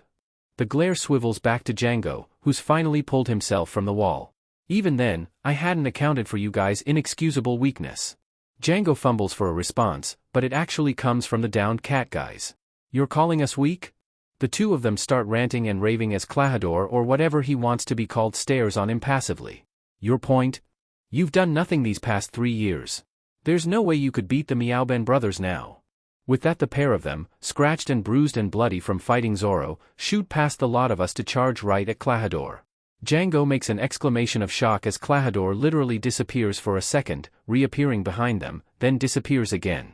Pussyfoot maneuver. Django cries in terror. I can't hold in my snort. Django whips his head around to me, eyebrows flying high over his cracked sunglasses. You dare make fun of our captain's terrifying technique? I raise a disbelieving eyebrow. I do when it sounds that stupid.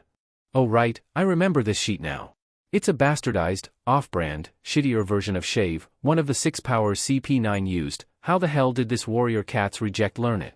After 3 years it seems I've become quite generous, he announces, appearing between the cat guys, a blade at each of their throats. I give you 5 minutes.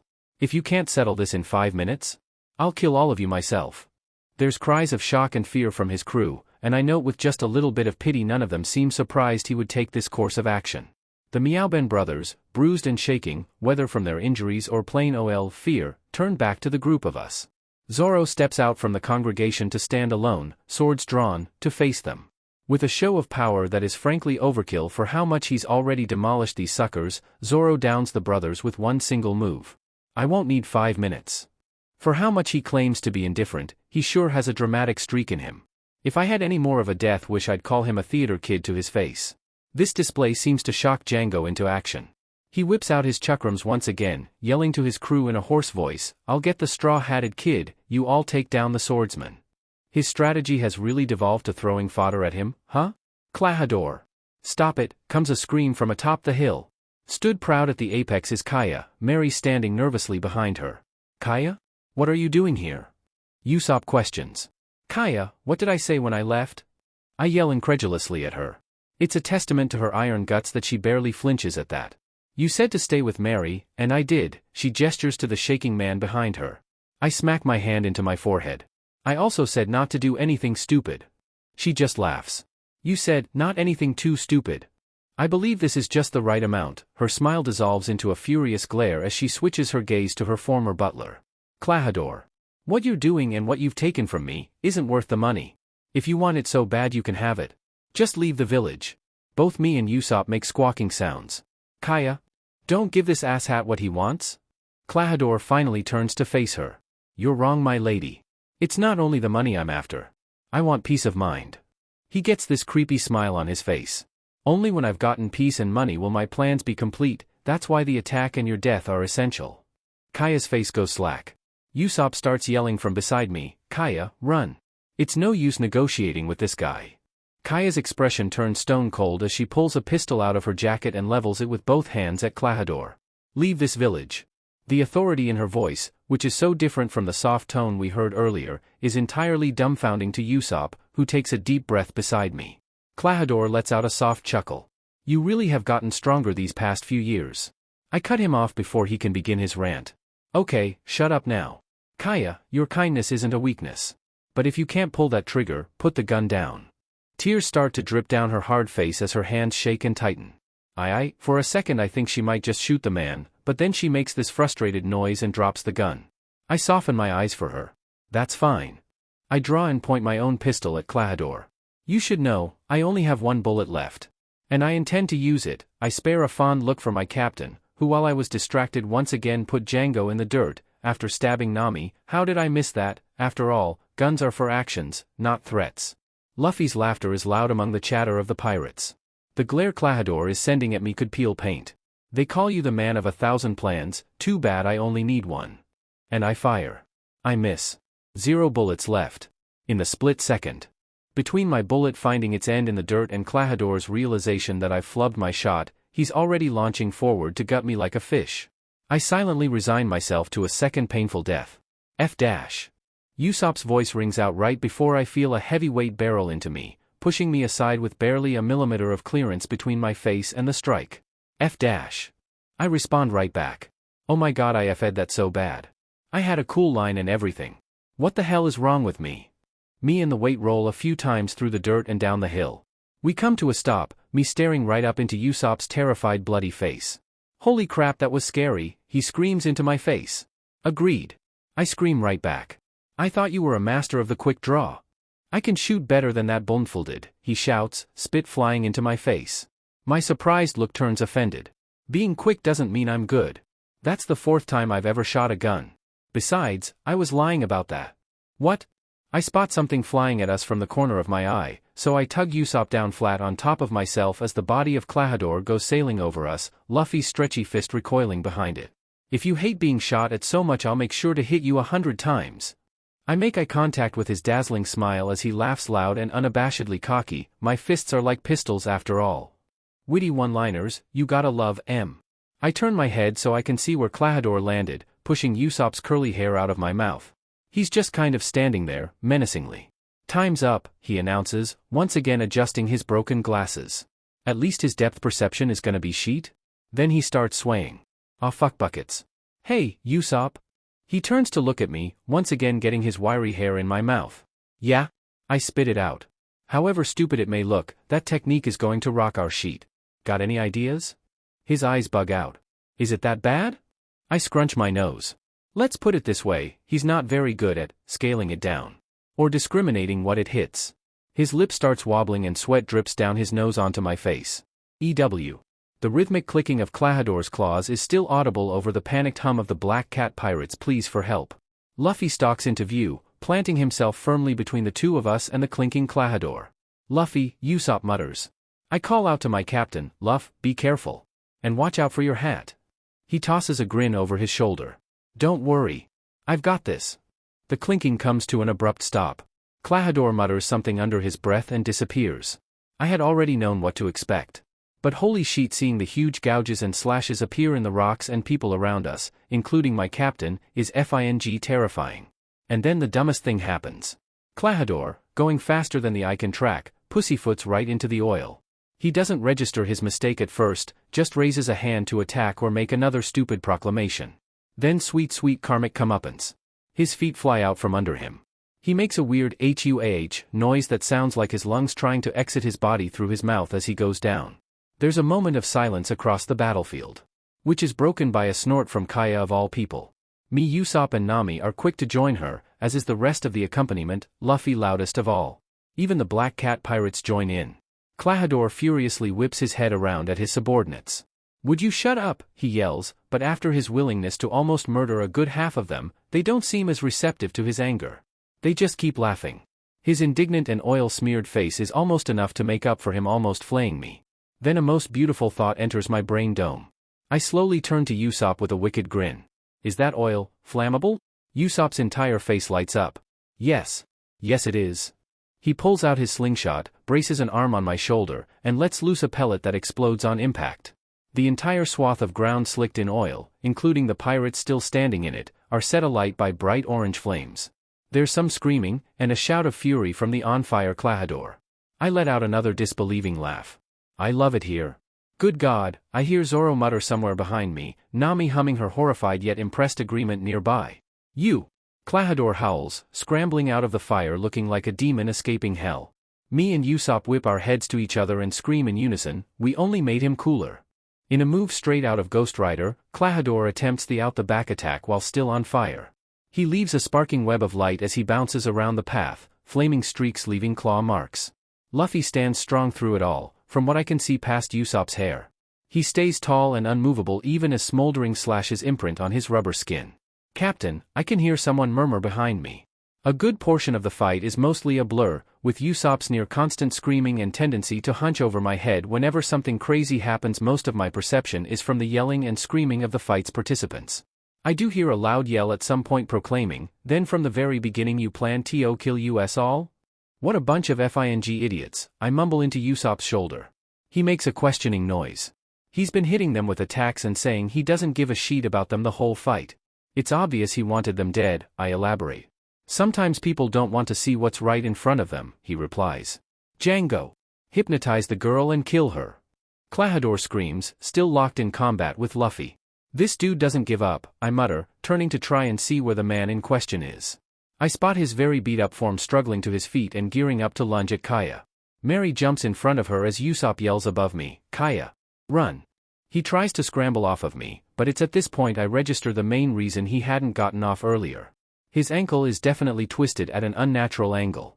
Kaya gives the two of us a solemn nod, then grabs Mary's hand and takes off into the woods as fast as she can. Sheet. Django wheezes out, hobbling after her with significantly less pizzazz than usual. F-. I hiss out, jumping up myself and pulling Usopp with me. I crouch down. Okay beach, get on. Usopp makes some indignant noises, but climbs on anyway. We've got Kaya. For the love of God, someone put that cat bstrd down. Listen. I am no runner, I am no track star. Especially with a lanky teenager on my back. We're, and by we I mean me, running through the woods, following Django's hollers and the path of destruction he cuts. We follow the downed trees for a solid 10 minutes, the shouts slowly petering out during that time. We reach a section of trees completely decimated from about 3 feet up. With no other trail to follow, I turn my head back to look at Usopp. Any bright ideas, brave warrior of the sea? He makes some frustrated noises on my back, I don't know. He's cut off by Mary's voice yelling out, "I won't let you touch Miss Kaya." I start booking it in that direction. I've got no free hands or bullets, so I'm basically your mobile turret right now. You've got to shoot this fucker as soon as you see him, I instruct Usopp. He makes affirming sounds in response. When we come up on the scene, it's to Django preparing to hurl a chakram at a solitary Mary, no Kaya in sight.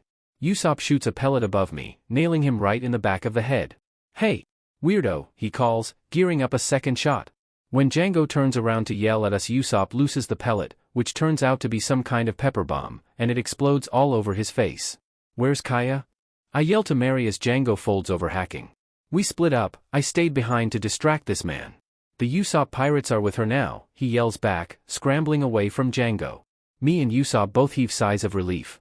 "Great, then we just have to take down this chump." Who are you Seawee's calling a chump?" Django grits out, eyes red and streaming. "Put a sock in it, MJ reject." I retort, letting Usopp slide down my back. Django does not put a sock in it. Who do you think you hack are? I roll my eyes and don't even bother replying. Usopp nails him in the nose with another pellet as I lean around him to call out to Mary, "Which way did they go?" He points to his left, so I take off cheering, "You got this," over my shoulder. I barely make it 200 feet before a screaming weight drops on me from on high while hollering, "Take this creepy weirdo." I scream and fall on my butt. I get smacked in the back by what I'm fairly certain is a frying pan and silently swear vengeance. "Wait! Stop, it's Ed!" Kaya's relieved voice rings out. "Kaya?" I groan, shoving the weight off myself. The weight turns out to be Carrot, who scrambles back to join the other 2 kids. The 3 of them start babbling apologies. I wave them off. "Don't worry about it, you did a good job." They beam with pride. I turn to Kaya. "Usopp is dealing with Django, let's go back to where they are." She nods, stepping toward me but fumbling. I jump forward to catch her. "I'm sorry, I'm feeling a little faint," she murmurs into my arm. I reach up a hand to feel her forehead. Kaya, you're burning up. We gotta get you to a doctor ASAP." She shakes her head. "No, please take me to Mary and Usopp." I hesitate, but sling her arm over my shoulder and start in the direction I came from. "Let me know if you don't feel up to walking." She flashes me a grateful smile. "Thank you, but I'm fine." When we get back to the scene, Django is on the ground and Usopp is helping Mary up. His face lights up when he sees Kaya. "God, this boy is whipped." "Usopp!" Kaya cries, running out of my arms toward him. And so is she. It's at that point that Django springs up from his prone position, a chakram poised to slice Kaya's throat clean open. I make a choked sound and lunge forward to grab her, but she's already past my reach. Then there's a loud bang and Django crumples to the ground in a flash of light.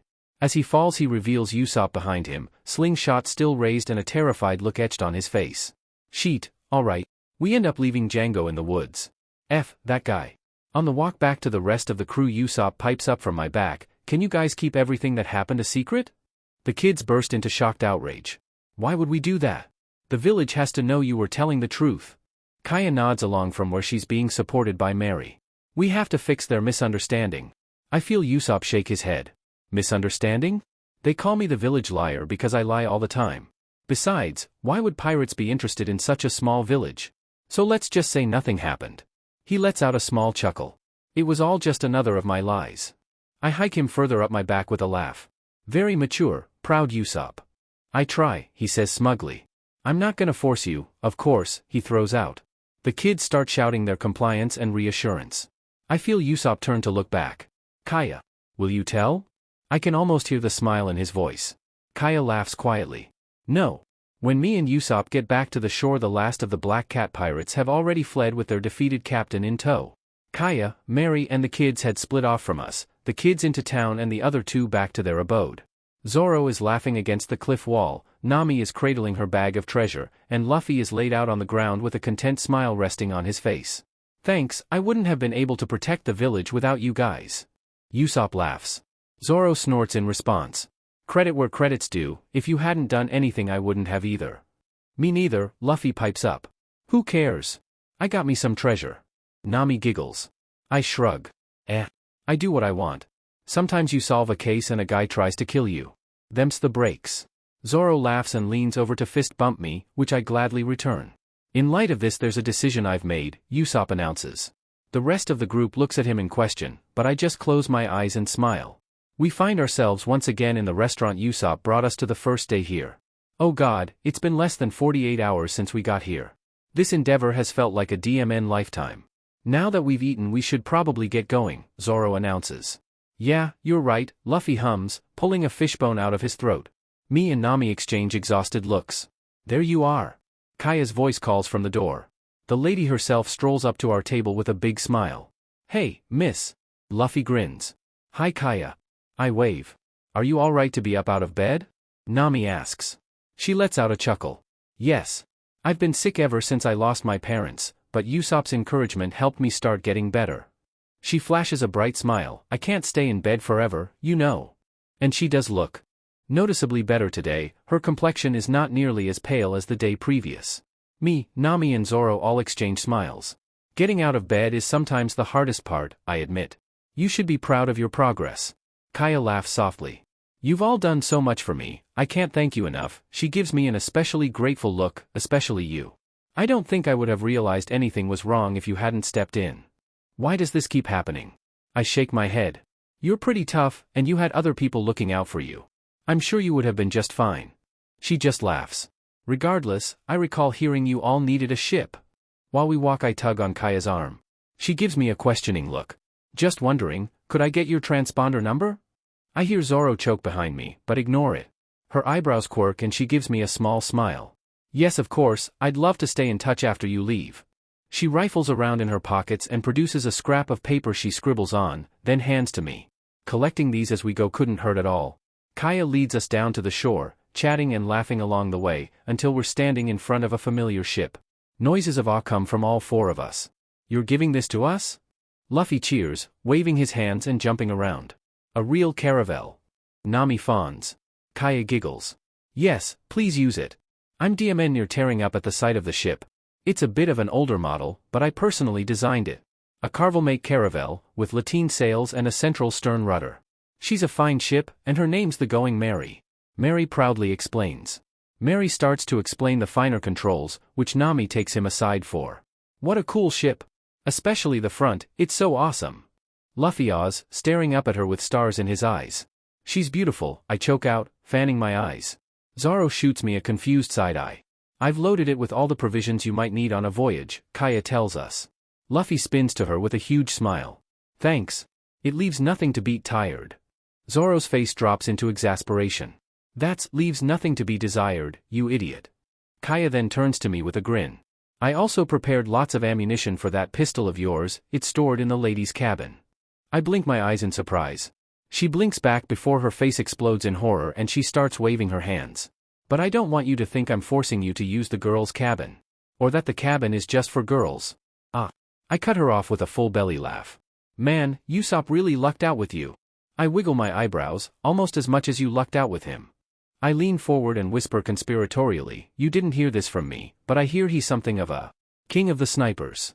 The man in question arrives rolling down the path screaming, attached to his absurdly large backpack. Someone stop this thing, he screeches. Usopp? Kaya cries out. What's he doing? Luffy questions, looking far too eager to try it out himself. Whatever he's doing, we better stop him. He's on a collision course with the ship, Zoro intones. The two of them line up, and as Usopp comes rolling into them they slam their feet and stop him dead in his tracks. Thank you, he whimpers, muffled behind the shoes in his face. No problem, is Luffy's nonchalant response. So you're really going to see, Usopp? Kaya asks, smile still in place but just a hint of sadness peeking through. Usopp stands firm. Yeah. I have to go before I change my mind. Please don't stop me. She shakes her head, resigned. I won't. I turn away from their interaction, climbing up onto the Merry after Luffy and Zoro, Nami right behind me. I lean over to murmur to Zoro, do you think he knows yet? He makes a questioning hum. That he's coming with us, I elaborate. Zoro only rolls his eyes. Well, take care you guys. I hope we meet again someday. Usopp calls up to us, unknowingly answering my question. Why? Luffy calls back. Usopp's expression turns offended. Huh, why? You antisocial or something? We're both gonna be pirates, we might meet again on the high seas. What are you talking about? Get on already, Zoro huffs, jerking a thumb to the deck. We're friends, right? So get on, Luffy states. Get in, loser, we're going pirating, I add with an eyebrow wiggle. Usopp just kinda stares at us for a minute, silent. I'm the captain, right? He yells, pumping his fists and running for the rope ladder. Don't be stupid, Usopp, I'm the captain. Luffy hollers, upper body lunging over the railing. We all burst out laughing. One more East Blue pirate to go. The first night aboard the Mary is nice. Nami cooks us up dinner, although she makes us pay for it, at the cost of Luffy's money, since I didn't have enough to pay for my own and I didn't want to spend what little I have, and we all retire with little fuss. I settle down into a hammock in the ladies' cabin, Nami tucked into one right beside me. One good thing about saving a rich girl's life, I finally have something I can wear to sleep aside from my day clothes. The last of the shouting from the boys' cabin had died out a while ago, so it's silent save for the creaking of the ship. I've never had the best time falling asleep in new environments, and sleeping in a hammock for maybe the first time is not helping. What are you thinking about? Nami's voice interrupts from beside me. I glance over to see her eyes shining in the dark, directed at me. I chuckle quietly. This is gonna sound so stupid, but honestly I'm a little scared of the dark. I can barely make out her expression, but she seems surprised. Really? Why? I shrug, though I doubt she can see that either. I don't like not being able to see if something is coming for me. There's some shuffling as I assume Nami twists in her hammock. Was it very dangerous, the place you're from? I snort. It could be, but for the most part it was very safe. I'm just paranoid. There's a short bout of silence as Nami seems to process this. You could hold my hand, if you want. My face morphs with surprise. Maybe Nami has better night vision than me, because she immediately starts stuttering. Or not, sorry, that sounded super stupid. It's just when I was a kid and I got scared I used to hold my sister's hand, sorry, she finishes lamely. I don't bother replying, I just stretch my hand over to her. I end up missing and smacking her in the face, but her hand eventually finds mine. We go back to a comfortable silence. It lasts for a few minutes before I break it by murmuring, I think this'll be my home. Nami's thumb brushes over my knuckles. The ship? I laugh quietly. Yeah. The Mary, for as long as she'll carry us. But more than that, this crew. I want this train wreck of a crew to be my home, my family. I try to look at her through the darkness, I hope it can be for you too. Her hand tightens in mine, and I fear for a second that I've pushed her too far again. That would be nice, her response is almost inaudible, even in the night's quiet. I tighten my grip on her hand in return. All right, our pirate flag is done. Luffy announces the next day, holding up the most horrifying excuse for art I have ever seen. The other four of us stand in front of it with various looks of disdain. Calling him artistically challenged would be an understatement. Usopp gapes. Maybe it's abstract. Nami bargains. A pirate's flag should be a symbol of death, but I guess it's terrifying in a sense? Zoro says, bewildered. At the very least it'll scare off all the seagulls, I hedge. Nami stifles a snort. You're beyond terrible. Leave all the drawing to me, Usopp proclaims. We spend the next 10 minutes hunched, peeking over Usopp's shoulder as he paints out a new symbol. I smack him on the head when I see the direction he starts going. Hey, he complains. I shake my fist at him. Stay true to the source material, don't just design your own DMN Jolly Roger. He grumbles but starts over, this time sticking much closer to the original flag's spirit. Ta-da, he proclaims a few minutes later. This flag is a familiar one, something as truly iconic as the straw hat it features. I slap Usopp on the back. Nice work. His chest puffs up in pride as the others join in on the praise. Usopp, draw it on the sail too, Luffy requests. While they do that, Zoro pads up beside me and reluctantly hands over 2,000 berry. You win again, you little sheet. I smirk up at him. Honestly, Zoro, it's hurtful how long you doubted me. He snorts. Oh please, it was a total shot in the dark when you first came up with the theory. The fact you were right was just a coincidence.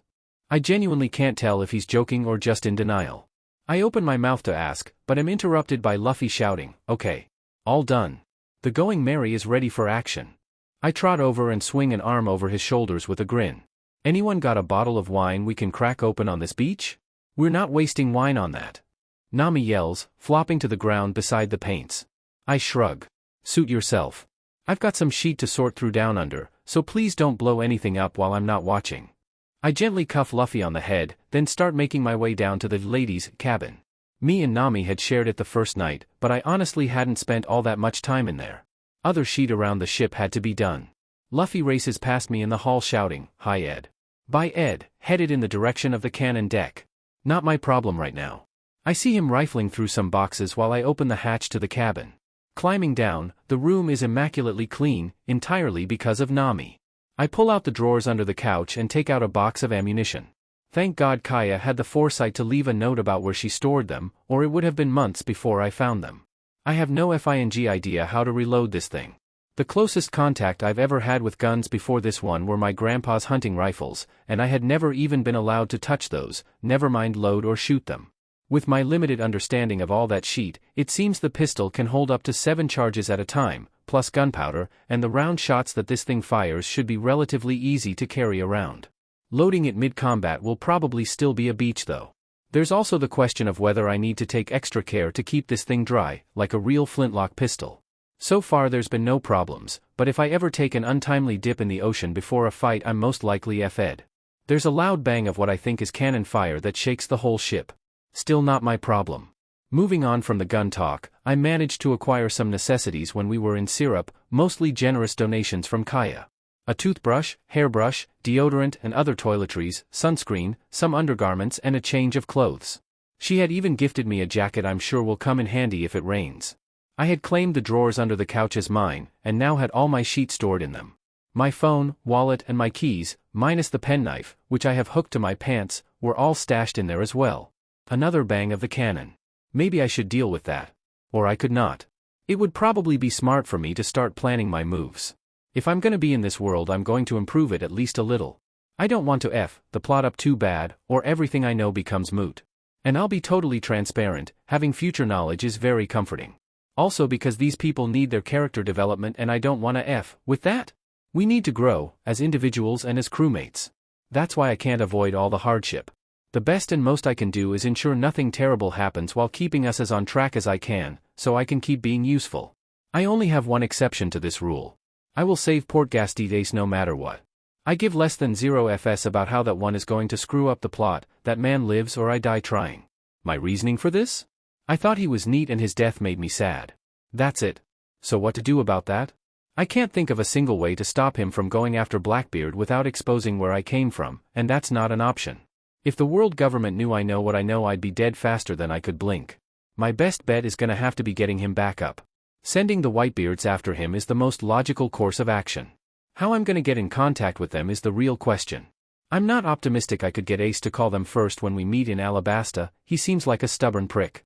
I have to figure something out though, I'm not gonna let Luffy lose his brother. Wait. His brother. That's it. I can sick Sabo on him, that's like a whole flock of birds with one stone. Getting Sabo his memories back would give him sufficient reason to keep Ace alive, and he would have the mobility and resources to contact the Whitebeards, not to mention the value of having an in with the Revolutionary Army. How the hell do I get in contact with him though?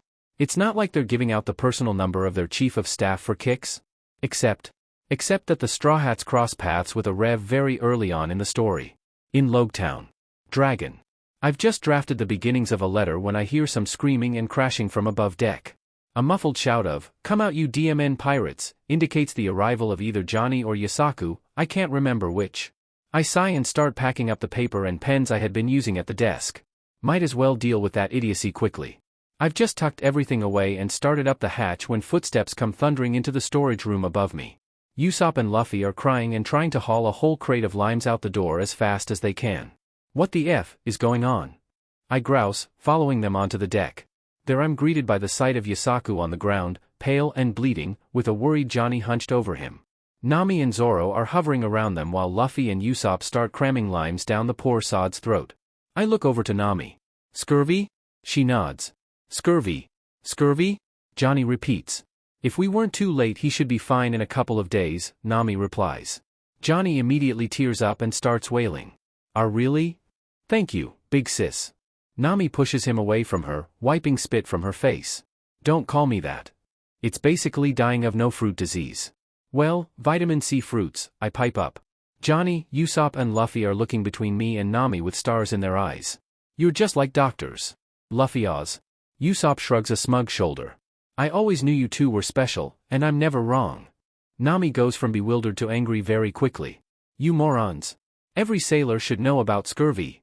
Then Yusaku starts spewing out limes and jumps up, immediately grabbing Johnny as they start cheering and dancing around. The nutrients cured me. My partner is fine now. You can't recover that quickly. Nami screams. They both stop and strike matching poses. Sorry for the late introductions. The name's Johnny. And I'm Yusaku. Zoro used to bounty hunt with us, nice to meet you. Are you like, business partners or romantic partners? I ask. They both stare at me for a second in silence. Partners, they answer in unison. Fucking okay. Guess that answers that perfectly. Zoro steps forward with a smile. Small world, never thought I'd see you guys here. Johnny laughs. If you think you're surprised, we never imagined the pirate hunter Zoro would become a pirate himself. Zoro goes in for a handshake, but Yusaku picks that as the perfect moment for his illness to catch up to him, as he falls over with blood spewing from his face. Partner. Johnny screeches. Get some rest. Zoro snaps. We get Yusaku set up in the storage room, then relocate to the galley. Let this be a lesson to you, Nami lectures. Zoro nods along. These are the kinds of pitfalls you encounter in a life at sea. Which means when we're at sea it's very important to think about how we can get the right amount of nutrients with limited food, Usopp adds. Nami nods. It's imperative that at least someone on the ship knows how to do that. ISCK on my teeth. Yeah. Don't know if y'all noticed but I'm an awful cook. Zoro levels a flat stare at me from the floor. You burned toast this morning. We know. Then he scrunches his nose. Actually, I can still smell it too. I stick out my tongue at him. Luffy finishes chewing on some bread. Right. I've decided, we need a sea cook. There's nods from everyone. That way, we'll even be able to eat good food at sea. Usopp cheers. What's the difference between a sea cook and a regular cook? I mutter. If you're looking for a cook, I know just the place. Still, getting one of them to join you is a whole other matter, Johnny pipes up. Luffy claps and grins. Okay. Where? Ah man, here we go. Johnny grins. You should be able to reach it from here in 2 to 3 days. But it's close to the Grand Line, so you gotta be careful. He tosses a pointed look at Zoro on the floor. There are even some rumors about that hawk-eyed man you've been looking for. Sweat starts pouring down Zoro's face as he smirks. Ah, right. Dracula Mihawk. Should I be worried about him? If it's alright with you, I'll lead the way. Johnny announces. Our destination is the sea restaurant, Baratie. Hey Usopp, you good with a pair of scissors? The man in question turns to me with a raised eyebrow. I have my head poked through the emergency exit connecting the 2 cabins, and Usopp is sitting on the floor surrounded by random shit he had in his huge backpack. In what context? He asks. I snort. Like, have you ever cut hair? You seem like you have the fine motor skills for it. His chest puffs up as he rolls around to face me, big smug grin on his face. Oh yes. Why back in my day I ran the most successful salon in the East Blue. Okay, enough. I cut him off with a laugh. I just want to know if you could help me touch up my sides. He raises an eyebrow, reaching into a pouch on his bag. I turn my head and part my hair to show off the shaved sides. My hair is thick as hell, so it's easier to manage when the sheet around my ears is cropped short. So what's the verdict, hair doctor? Can you operate? He laughs and holds up the pair of scissors he pulled from his bag. The hair doctor will do the best he can. I scramble through the passage and plop down in front of him. Make me beautiful. I demand. We flash matching feral grins and he gets to work. Also, can you teach me how to reload a gun please? Oh my god, you're hopeless. We reach the Baratie a few days later. Luffy, upon first seeing the floating restaurant, starts cheering and jumping. It's a big fish. Me, Nami and Usopp all stare up at the thing in awe. How cool. Our marveling is interrupted by the blare of a horn. To our starboard a marine vessel appears from seemingly nowhere. Oh right, that full-body guy. The FING Marines? Nami hisses. Usopp nervously looks around. They're not gonna fire on us, right? I pat him on the shoulder. They probably will. We're gonna end up paying some damages, I can feel it. He shoots me a look. Don't jinx it. I've never seen that pirate flag before, comes an arrogant voice from the other deck. The smarmy pink-haired sheet disturber strolls up to the rail and gives the Mary an uninterested once-over. I'm Lieutenant Iron Fist Full Body. Who's your captain? Name. Yourself, he demands. I pinch Usopp before he can say something stupid. He looks back at me with a false innocent smile. I just give him the stink eye. Our captain trots forward. I'm Luffy. We just made our pirate flag the day before yesterday, he proclaims. Full Body huffs. Oh, you're just. He finally takes notice of Yasaku and Johnny cowering behind the storage room door. I recognize you too, you're small-time bounty hunters. So you've finally been caught by pirates, huh? The pair of them jump out, sputtering in indignation. Johnny throws a sheaf of bounty posters across the deck shouting, "You think small-time bounty hunters would go after these guys?" But Full Body has already walked off arm in arm with his pretty lady friend. I notice out of the corner of my Nami freeze, before bending down to pick up one of the posters. Oh sheet, I forgot Arlong's was in there. I hastily drop down and start collecting the other posters, then pluck his out of her hand and shuffle it to the back. "Hey," she starts, expression thunderous. I just flash her an oblivious smile. "Those boys really should know better than to toss trash around, especially on our ship," I say airily. Nami seems confused, and makes a move to take the poster back. She's interrupted by the bang of a cannon, and Luffy catching and accidentally launching it right into the Baratie. Me and Nami both make choked noises. "Ah f dash," I mutter. "Oh f dash." Nami whimpers. "Why do you jinx everything?" Usopp wails. I shove the stack of papers into Johnny's hands while Luffy picks himself up from the floor. I walk up to Luffy, who's staring at the smoking hole in the restaurant with despair. He turns to me with his big apologetic eyes. "I didn't mean to break the fish boat." I pat him on the shoulder. "I'm sure the ship is fine, but we're going to go apologize now so we don't get murdered by angry cooks." We barely manage to make it to the ship in our dinghy before a couple of furious chefs come rushing out to meet us. I put a hand up and dip into a short bow, pushing Luffy's head down to do the same. "I'm so sorry for the disruption. Me and my captain would like to formally apologize to the head chef and plead our case, if he would be amenable." The two seafarers seem taken aback by my professionalism, but recover quickly to usher us inside. We're brought into the room Luffy had hit, and are confronted by a man in an extremely tall chef's hat with two braided mustaches and a peg leg. This guy's design is amazing. Luffy immediately clocks onto his missing leg and falls to his knees wailing, "Your leg." I cuff him on the back of the head. "No, dumbass. That wasn't you." Zeph huffs from his seat. "The lady is right." I roll my eyes. I appreciate the sentiment, but I'm not a lady. Or a man. Don't worry about it. Luffy looks up at me through the brim of his hat. "Are you gonna have to correct people every time you meet them?" I shrug, then wiggle my eyebrows. "If I get a bounty it'll correct people for me." Luffy laughs. "Am I correct to assume it was you pirates that blew up my restaurant then?" Zeph interrupts. I turn to him and give another shallow bow. "Yes, sorry sir. Due to a misunderstanding with one Lieutenant Full Body outside, he deemed it appropriate to fire on us. My captain attempted to redirect the shot and it ended up in a less than advantageous position. So as captain and first mate, we've come to apologize." He raises an unimpressed eyebrow and I grimace. "I know how it sounds. You're welcome to investigate our cannons, you'll find that none of them have been fired in a number of days. And while I can't guarantee the lieutenant will testify, his crew certainly saw everything. I'm sure they'd love to tell you." He rolls his eyes heavenward. "Don't bother with all that, I'll believe your tale. That still leaves the matter of compensation and repairs however." Luffy looks up with a completely straight face. "I'm flat broke." Zeph turns to me with a flat look. I make a "me too" gesture. "Then you'll have to work it off. Unpaid odd jobs around the restaurant for a full year." Luffy's eyes bug out. "A full year?" I shake my head. "No can do.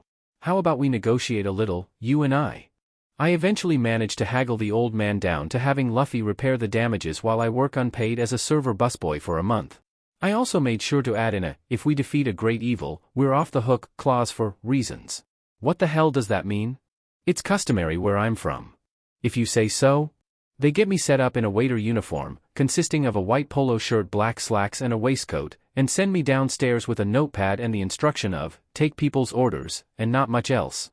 By the time I get down into the actual dining room Luffy probably has the entire hole repaired. That hope is immediately dashed as Luffy falls through the ceiling in front of me with a scream, Zeph following right after him.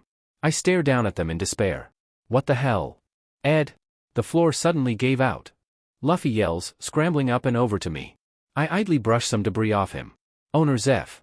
Can you please stop Sanji?" Come cries from some cooks I didn't notice earlier, the lot of them trying to restrain a familiar blonde boy in a suit. "Are you rampaging in my restaurant again, you little sheet?" They yell back and forth at each other for a while, eventually coming to blows. Zeph even nails Full Body in the face with his peg leg, yelling, "Get out of here, you cannon-firing idiot." I'm not even paying attention to it. There's only one thought in my head right now. Good God, that boy is pretty. The moment is interrupted by a Marine throwing open the front doors with a yell of, "Lieutenant." He's escaped. Luffy leans his head on mine and mumbles, "This restaurant is weird." I'm still not paying attention to all that bullshit. There is a very pretty man present and I am easily distracted. I do start paying attention again when the bang of a gun firing echoes from the door. The Marine who had barged in drops to the floor, bullet wound spewing blood as he falls. Oh my god, that guy's head exploded. I hiss to Luffy, who just nods. Yeah, gnarly. I turn to look him in the eyes. Did you just say gnarly? There's a loud crash as the chef whose name I think is Patty slams the Krieg pirate guy whose name I think is Jin through a table. I whistle. That must have hurt. That guy's pretty strong, Luffy muses. We just kinda watch Patty beat up and yell at a starving guy while people cheer.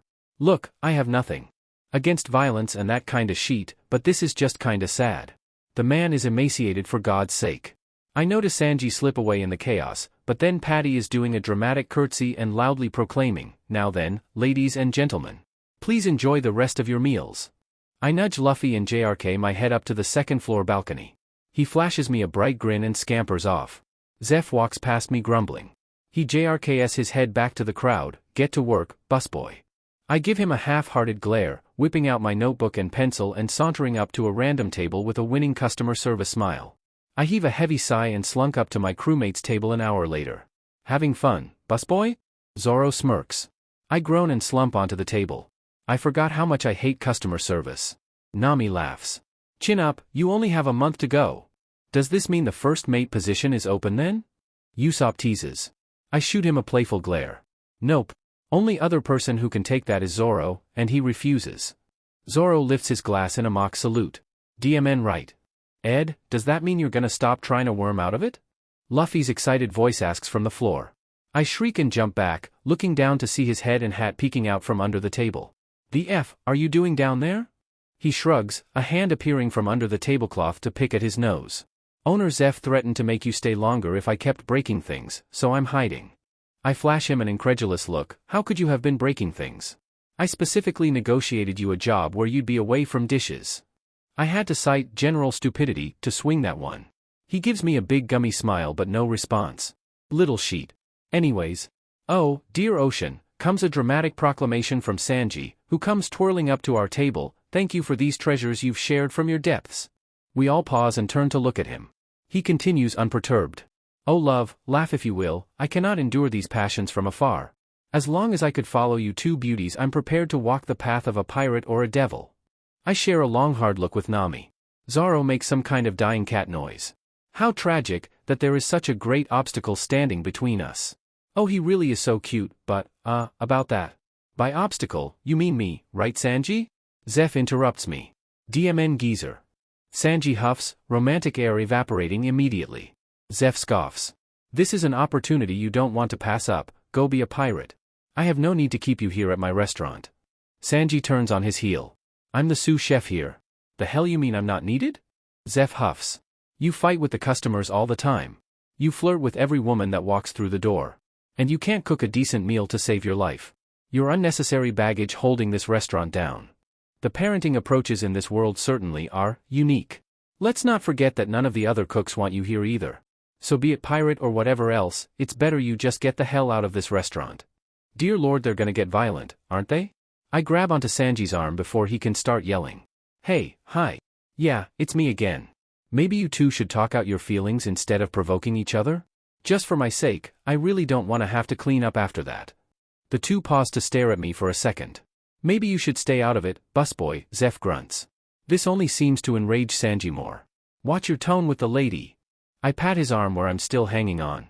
We'll deal with that subject later. I turn back to Zeph. I'm just saying, maybe there's better ways of getting Sanji to go than trying to irreparably damage your relationship to the point where he feels like he has to leave? I roll my eyes. I get that you two have one of those I'm a man and can't talk about my feelings complexes, but maybe put them on pause for a minute? Zeph grunts again, doesn't reply, gets up and walks away. Silence reigns in the dining room. I swing back around to my group, who are watching me with varying levels of interest and concern. Heh, sorry, I say sheepishly, letting go of Sanji's arm. He absent-mindedly shakes his head. Oh, no, it's fine. It's a testament to how much my interference shook him, that he doesn't immediately try to flirt with me. Hey, if nothing else, take solace in the fact your relationship with your father is still leagues above mine. I crack, pouring out some tea for the table. Well, at least his relationship with the one that matters. Yeesh, you're a chronic oversharer, aren't you? Zoro groans, smearing his palm down his face. This is what finally snaps Sanji into the conversation. He does this weird spin thing to land himself between me and Nami. Please forgive me, lovely ladies. Is there anything I could get for you? Anything at all? I fight back a wince, but apparently not well enough. Is something wrong, my dear? He asks worriedly. I grimace and pull out a chair. Okay, so here's the thing, I start, pushing Sanji into the chair and sitting on the table in front of him. I'm not really a lady. I'm non-binary. They them. And you can treat me however you DMN well please, I just ask that you not call me a lady or woman or things like that. He blinks slowly at me. So you're not a lady. Yup. But you're not a man either. MHM. And you're okay with however I treat you. Yoo-hoo. And for the record, I do like to be spoiled. But that's up to you. He nods, reaching up to fiddle with his tie with a furrowed brow. And let me tell you, that FING swirly eyebrow is a FING sight up close. I had no idea hair follicles could work like that. Alright. Okay. Then he stands up and turns around. I exchange worried confused looks with the rest of my crew. Sanji then spins back around with a flourish, brandishing 2 roses. One he hands to Nami with a wink and the second he tucks into the pocket of my vest. They really should have put a beauty such as you in a better outfit. I frown down at my uniform. I rather like it actually. He doesn't even blink. That must be why you look so wonderful in it. Your confidence, it really pulls the whole thing together. I laugh, patting the blonde on the cheek while I twist around him, planting him right in between Nami and I. Cute, now how about you bug a customer instead of me? I am working, you know. Nami sends me an alarmed look over Sanji's shoulder as she's hit with the full force of his gentlemanliness at once. I snicker and trot away to the next table. I finally get a chance to corner Zeph while bringing several tables' orders back to the kitchen. Excuse me, Mr. Chef Zeph, sir? He already looks like he's tired of me. Just Zeph is fine, busboy. I clap. Wonderful. Quick ask, can I get your transponder snail number? Tired, turns, bewildered, very quickly. The hell do you want with my snail number? I roll my eyes. We're leaving with Sanji one way or another, we'll Shanghai his but if we gotta. I just thought it'd be nice if he could still talk with his dad, and you with your son. He gives me a long hard look. I hold his stare. Alright busboy. You managed to keep your captain from breaking a single dish for a whole day and the number's yours. You drive a hard bargain? Deal. It can't be that hard to keep Luffy from breaking sheet, right? Who am I kidding? I'm gonna have to steal this motherfucker's number. The second day is less fun. I shoot awake in the night, fleeing the sound of crunching metal and screeching tires. Oh god okay. Sheet, alright. God. I've got trauma now, don't I? I roll ungracefully out of my hammock, tripping over unsteady feet and smacking my face into Nami in her hammock, sending it gently rocking. She makes a soft murmur but doesn't rouse. I stumble up through the dark ship, eventually breaching the deck. I hadn't caught a glimpse of the clock in my haze, but it's still dark and stars still litter the sky. I sit down smack dab in the middle of the deck, not trusting myself to get too close to the rails in my state. I just sit there, breath quick and hands shaking, staring at the wooden floor for God knows how long. I'm knocked from my reverie by somebody plunking down in front of me. I startle and snap up to see Luffy, wrapped in a blanket with an uncharacteristic frown marring his face. I open my mouth to try and say something but all that comes out is choked breath. Luffy just looks at me for a second before he reaches up to his prized straw hat and flips it from his head to mine. I freeze. I start weakly. He just shakes his head, free black hair flopping around his face.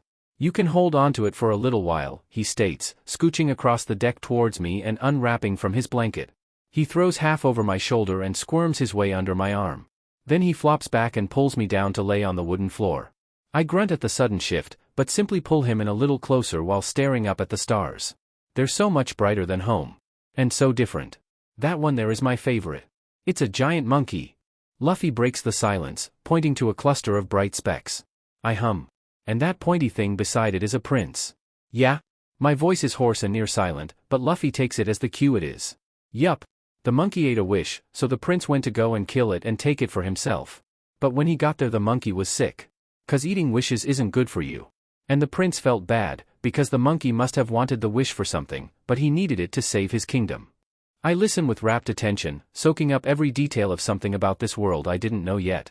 So the prince asked the monkey if he could share the wish, and the monkey said sure, but only if the prince granted him his wish when it was over. So they went back to the prince's kingdom and saved it from the bad guys, without having to use the wish because the monkey was so strong. And afterwards when the prince asked the monkey what his wish was, the monkey said he never wanted to be alone again. Luffy falls quiet for a second. Then? I prompt. Then the wish made them into stars, so they could stay together and be friends forever, he finishes with a small smile. I sigh, shuffling even closer to him. Being roughly the same height made it both easier and more difficult. My brother used to tell me that one. He was much better at it. I imagine the raw hurt tickling at the edges of his voice would go completely unnoticed by someone who wasn't squished so close to his neck. Luffy, why did you give me your hat? I ask, barely more than a breath. He pauses for a second. You lost your treasure, right? So it's okay if you hold on to mine for just a bit. I let out a shaky breath into the hollow of his throat. Silence reigns over the deck, the faint noises of lapping waves and the creak of wood the only sounds aside from our breathing. Do you know any more? I ask softly. I can feel his smile pressed into my cheek. Yeah. He tells me story after story of the bright white dots in the sky, until eventually I fall asleep to the sound of his voice and the rock of the ship. What the hell are you guys doing up here? I'm woken up by Nami's voice and the skis of gulls. I crack open my eyes to a dim yellow shade taking up my whole view. My hand comes up to rub them, but bumps into worn straw instead. Ah shit, we fell asleep on deck. If my butt is sunburnt I'll cry. Shoo. Ed's still sleeping. Luffy whines from somewhere smushed into my side. Not anymore, I mumble, flailing about and knocking into someone's leg before getting into an upright position. I tilt the hat up so I can take in my surroundings. Nami is towering over us, disappointed, and both Usopp and Zoro are snickering behind her. What time is it? I grouse, rubbing at my eyes. Breakfast. Owner Zeph said you've got an hour to eat before you're back on the clock, Nami sighs, jerking a thumb to the Baratie where I can faintly hear the sounds of hustle and bustle. I don't even bother changing. I just get up with a groan, stretching my uncomfortable back. Sleeping on the floor did me no favors. I turn to Luffy, who's also jumped up and is twisting himself like a fing owl. Horrifying creature. I press his straw hat back onto his head, then lift his face and give him a quick peck on the cheek. Alright, time for some 5-star continental breakfast, hoes. Zoro's indignant squawking makes a valiant return. Did they just call us hoes? We tumble into the restaurant, empty save for a couple cooks setting tables and organizing menus. Sanji notices us entering immediately, his entire face lighting up as he skips towards us. Ah, even in pajamas you're still radiant, he fawns. My butt is in plaid pants and a t-shirt. What is this guy seeing? My lovelies.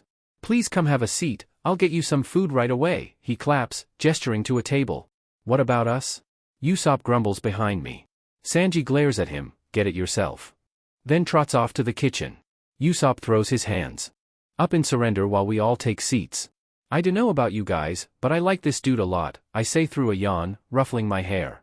Nami and Luffy both nod eagerly, but the other boys seem less than enthused. He's annoying. And weird, Zoro deadpants. And so are you, he'll fit right in. I reply with a sweet smile. Zoro flips me off. Then the man himself sweeps back into the dining room and to our table, plates of food balanced effortlessly on every inch of his arms. He starts spreading them around the table, taking extra care with me and Nami's dishes. I hope this is to your liking. He presses a kiss into Nami's hand then turns to me and kneels like he's about to propose. Sorry sweetheart, I'm not ready for marriage, I grin, shoveling breakfast into my mouth. He laughs and shakes his head, then pulls something out of his pocket and presents it to me. It's a name badge with they/them scrawled in Sanji's neat script. I look down at him in surprise. With this you won't have to correct people while you're working, he explains, a genuine smile lighting up his face. Mary Mother Jesus, he's adorable. I grab his hands in mine and look him dead in the eye with the most serious face I can muster. I would both kill and die for you without question.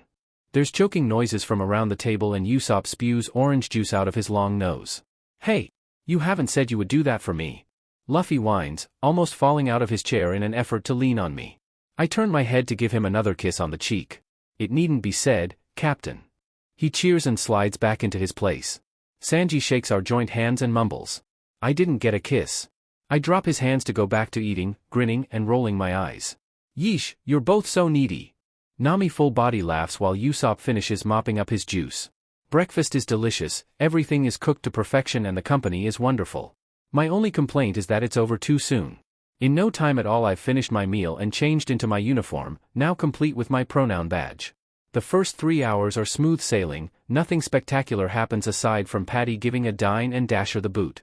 We've entered something of a slow hour, just a couple of solo diners and an elderly couple occupying seats.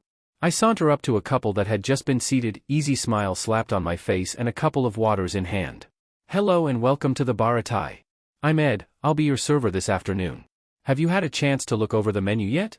I cannot believe I got my butt yeeted into an alternate reality and I'm up in this beach doing a customer service job. The woman smiles at me and points out a specific dish on the menu, the man accompanying her doing the same. Wonderful choices, we'll have those right out to you. The man nods. Thank you, ma'am. My face pinches into a rough smile. I'm not a woman, but you're welcome all the same. His face twists in disgust. You're a man? I feel my bones go cold. No sir, not a man either. He gets this confused scowl across his face. Oh, you're one of those, he spits in disdain. I drop the smile. Excuse you? The woman looks back and forth between us, concerned. Dear, now isn't the time. He cuts her off with a huff. Then when is it? We keep letting trash like this infect the sea, they're gonna think it's alright or natural. I would love to say I shot him down with a witty response, or had some kind of dramatic clapback. I didn't. I turned, and I ran. I crash into the bathroom, slamming the door behind me and not bothering to lock it properly. I stumble up to the mirror, hands coming up to grip the edge of the sink. My pale face, despite all the sun I had been getting recently, stares back at me. Same brown eyes and beauty marks I've had my whole life, twisted by the panic plainly etched on my face. And all I can think. Here too. Even with all of the acceptance I've gotten so far, here too. I guess I should have figured, in a world where slavery runs rampant among the upper class they'd still have shit like homophobia and transphobia. Shit, it's not like this is the first time it's ever happened to me, and he didn't even get violent. So why the hell is it hitting me so hard? I stand there, breath ragged and eyes watering, for who knows how long before a knock sounds from the door. Because I hadn't closed it properly in my panic, it nudges open. I meet Sanji's worried eyes through the mirror. Hi, I wheeze out pathetically. He pushes the door all the way open then closes it gently behind him. Are you okay? I nod my head. Yeah. Sorry, I'm fine. I'll get back to work, just gimme a second. No, you're not just gonna go back to serving that a-hole, he spits, hands coming up like he wants to grab my shoulders but unsure it would be welcome. I furrow my brow. It's fine, it's not the first time someone said rude shit to me and it won't be the last. That's just how life works. He gets a resolute hardness to his face. That's the best part about working at a restaurant like the Baratie, you can fight whoever the hell you want. They disrespect you, the food, or one of us, you kick their butt. I frown. Sanji, I can't kick anyone's butt. The only fighting skill I have going for me is a pistol I can barely use. I'm basically worthless as a combatant. He shakes his head. I've heard about the shit you've done for your crew so far, and you sound far from useless. He counts off his fingers, facing down a marine gun squad, surviving a lion, holding your own against multiple famous pirates? That's more impressive than over half of the East Blue. I glare at him. Half of that was situational at best. He gets a smug smile like he won the conversation. And you're still alive to complain about it. At the very least that proves you've got guts. And on the sea, guts are half the battle. You could kick anyone's but you want to. I look at him for a long moment. He holds out a hand, and if you can't, you'll have your crew or me to kick anyone's but for you. Being strong doesn't always mean knowing how to kick or throw a punch. I slowly take his hand. At the very least I can yell at him, I grumble. He gives me a cheeky grin. I hear you're good at that too. He leads me back out into the dining room, passing a grumbling Patty who keeps giving glacés to the table while cracking his knuckles. He wanted to fight him, I said you get the first shot, Sanji murmurs down to me. When we reach the table, the man is impatiently sipping at his water. While his date looks ready to bolt at the first sign of danger. That danger arrives in the form of me stepping right up to them, Sanji stopped a few paces behind me. I give the man a sickly sweet smile, contempt dripping from my every pore. The woman takes one look at the two of us and gets up. I'll just wait out by the boat. The man looks up at me and scoffs. We've been waiting forever. Where is our food? Sorry sir, we have a strict, no food for bigots policy. The incredulous look on his face, sometimes being hate-crimed is worth it. Excuse. Okay, here's the deal de Chicano, incredulous becomes bewildered, you're gonna get up off your butt and leave this restaurant, never to come back, or I'm sicking my lovely coworker Sanji on you as well as my captain. He doesn't look entirely convinced, so I sink another nail in the coffin. Just so you're aware, I've seen my captain eat men like you for breakfast. Literally. He's got quite the appetite. You ever heard of Buggy the Clown? He punched him so hard he flew across an island. You should start running. When that doesn't look like it's convincing him, I sigh and lean onto the table to get closer. Listen bub, you don't get the F out the door in the next 5 seconds. I'll rip your D off and shove it so far down your throat. Go F yourself, will have an entirely new meaning for you, MK? The man goes pale. He slowly rises from his seat and cautiously steps around me. I stare him down all the while. His expression hardens and he opens his grubby, disgusting little mouth. I don't think twice about the opportunity presented to me. I crack him right in the nose. His head snaps back and blood spews out his clearly broken nose. Not a single word comes from his filthy mouth as he scrambles up from the ground and shuffles out the door after his date. I shake my stinging fist out. A slow clap comes from the table next to us, the ones near it joining in, and soon the whole restaurant is clapping. I curtsy to the room at large. Thank you, thank you. Please don't forget to tip your waitstaff and enjoy your meals. I don't miss the proud smile on Sanji's face or the huge grin and thumbs up from my captain. The third day of being a busboy waiter at the Baratie comes and goes quickly, between my crewmates' attempts at supporting me and Sanji sneaking me snacks whenever he sees me. It's honestly not the worst service job I've had. The real highlight of the day is during my lunch break. I get to sit down with the crew for an hour and vibe. And isn't that amazing, a whole hour for lunch? This place is great. Luffy, through a mouthful of food, suddenly blurts out, "Hey Ed, I want to sleep with you." The calm conversations around the table explode. Zoro does a spit take, Nami starts choking, Usopp screams, and Sanji loudly protests. I don't bother looking up from my meal. Yeah sure, but fair warning, I wiggle and adjust a lot. And I'll smack you if you snore. He flashes me a bright grin. Fine with me. The table goes back to stuttering. Don't tell me you've been romanced by this buffoon. Sanji wails. I raise an eyebrow at him. The hell you mean romanced? What's that gotta do with sleeping with me? Sanji's whole face crumples. The captain and first mate, truly scandalous, Usopp mutters. Luffy blinks at them dumbly. Ed sleeps better when they're with someone, did you guys not notice? That doesn't mean you have to have SEC with them. Nami hisses. Huh? I'm sorry SEC? I guffaw, he's not trying to F me. Are you daft? Luffy tilts his head like a confused puppy. SEC? I pat him on the back. Don't even worry about it. I turn back to the group at large, which looks significantly more relaxed now. Besides, I'm aromantic. I'm not gonna fall in love with this idiot. And if I was gonna have SEC, I'd pick literally anyone else. Sanji's face explodes in red and he literally swoons, and Usopp gets a confused look on his face. What's aromantic? I shovel some more food in my mouth. It means I don't experience romantic attraction. Nami frowns. So you're never gonna fall in love? Isn't that kinda sad? I snort. Why would it be? A couple of them look like they have something to add, but I cut them off with a hand. Romantic love isn't the only thing that makes life fulfilling. I love you guys, I love being a pirate and a detective, I love the world around me and the sheet in it, and I love you. I smack a kiss onto Luffy's giggling face, even if it's purely platonic. That's good enough for me. The lot of them look satisfied with that response. I think that's me too, Luffy decides, a stick of bread stuck in his mouth. I hum in question. Aromatic. Me too, he clarifies. Aromantic, hun. If that's how you feel, yeah. Live your truth, babe. He grins with a mouthful of bread that goes spilling out of his face. The entire table bursts into rampant laughter, hands banging on the table and heads thrown back. What a strange crew. On the fourth day I make sure my pistol, which I know how to reload now, thanks Usopp, is tucked into my waistband before I start work. I get a strange look from Sanji that I wave off with got a weird feeling, that he takes at face value, going back to work with a smile. The day's calm comes to an abrupt end when some random customer takes a glance out the window and starts screaming, it's Don Krieg's pirate ship. The chefs immediately start yelling at Patty while the guests start panicking. Talk about a huge ship? Jin must be back to repay his debt to you. Luffy proclaims. Sanji shakes his head. Somehow I doubt that's the case. But it's strange, it's at this point we all clock onto the fact that this big imposing ship is in absolute tatters. There's no way damage like that was done by a person, had to be a natural disaster or something, Sanji guesses.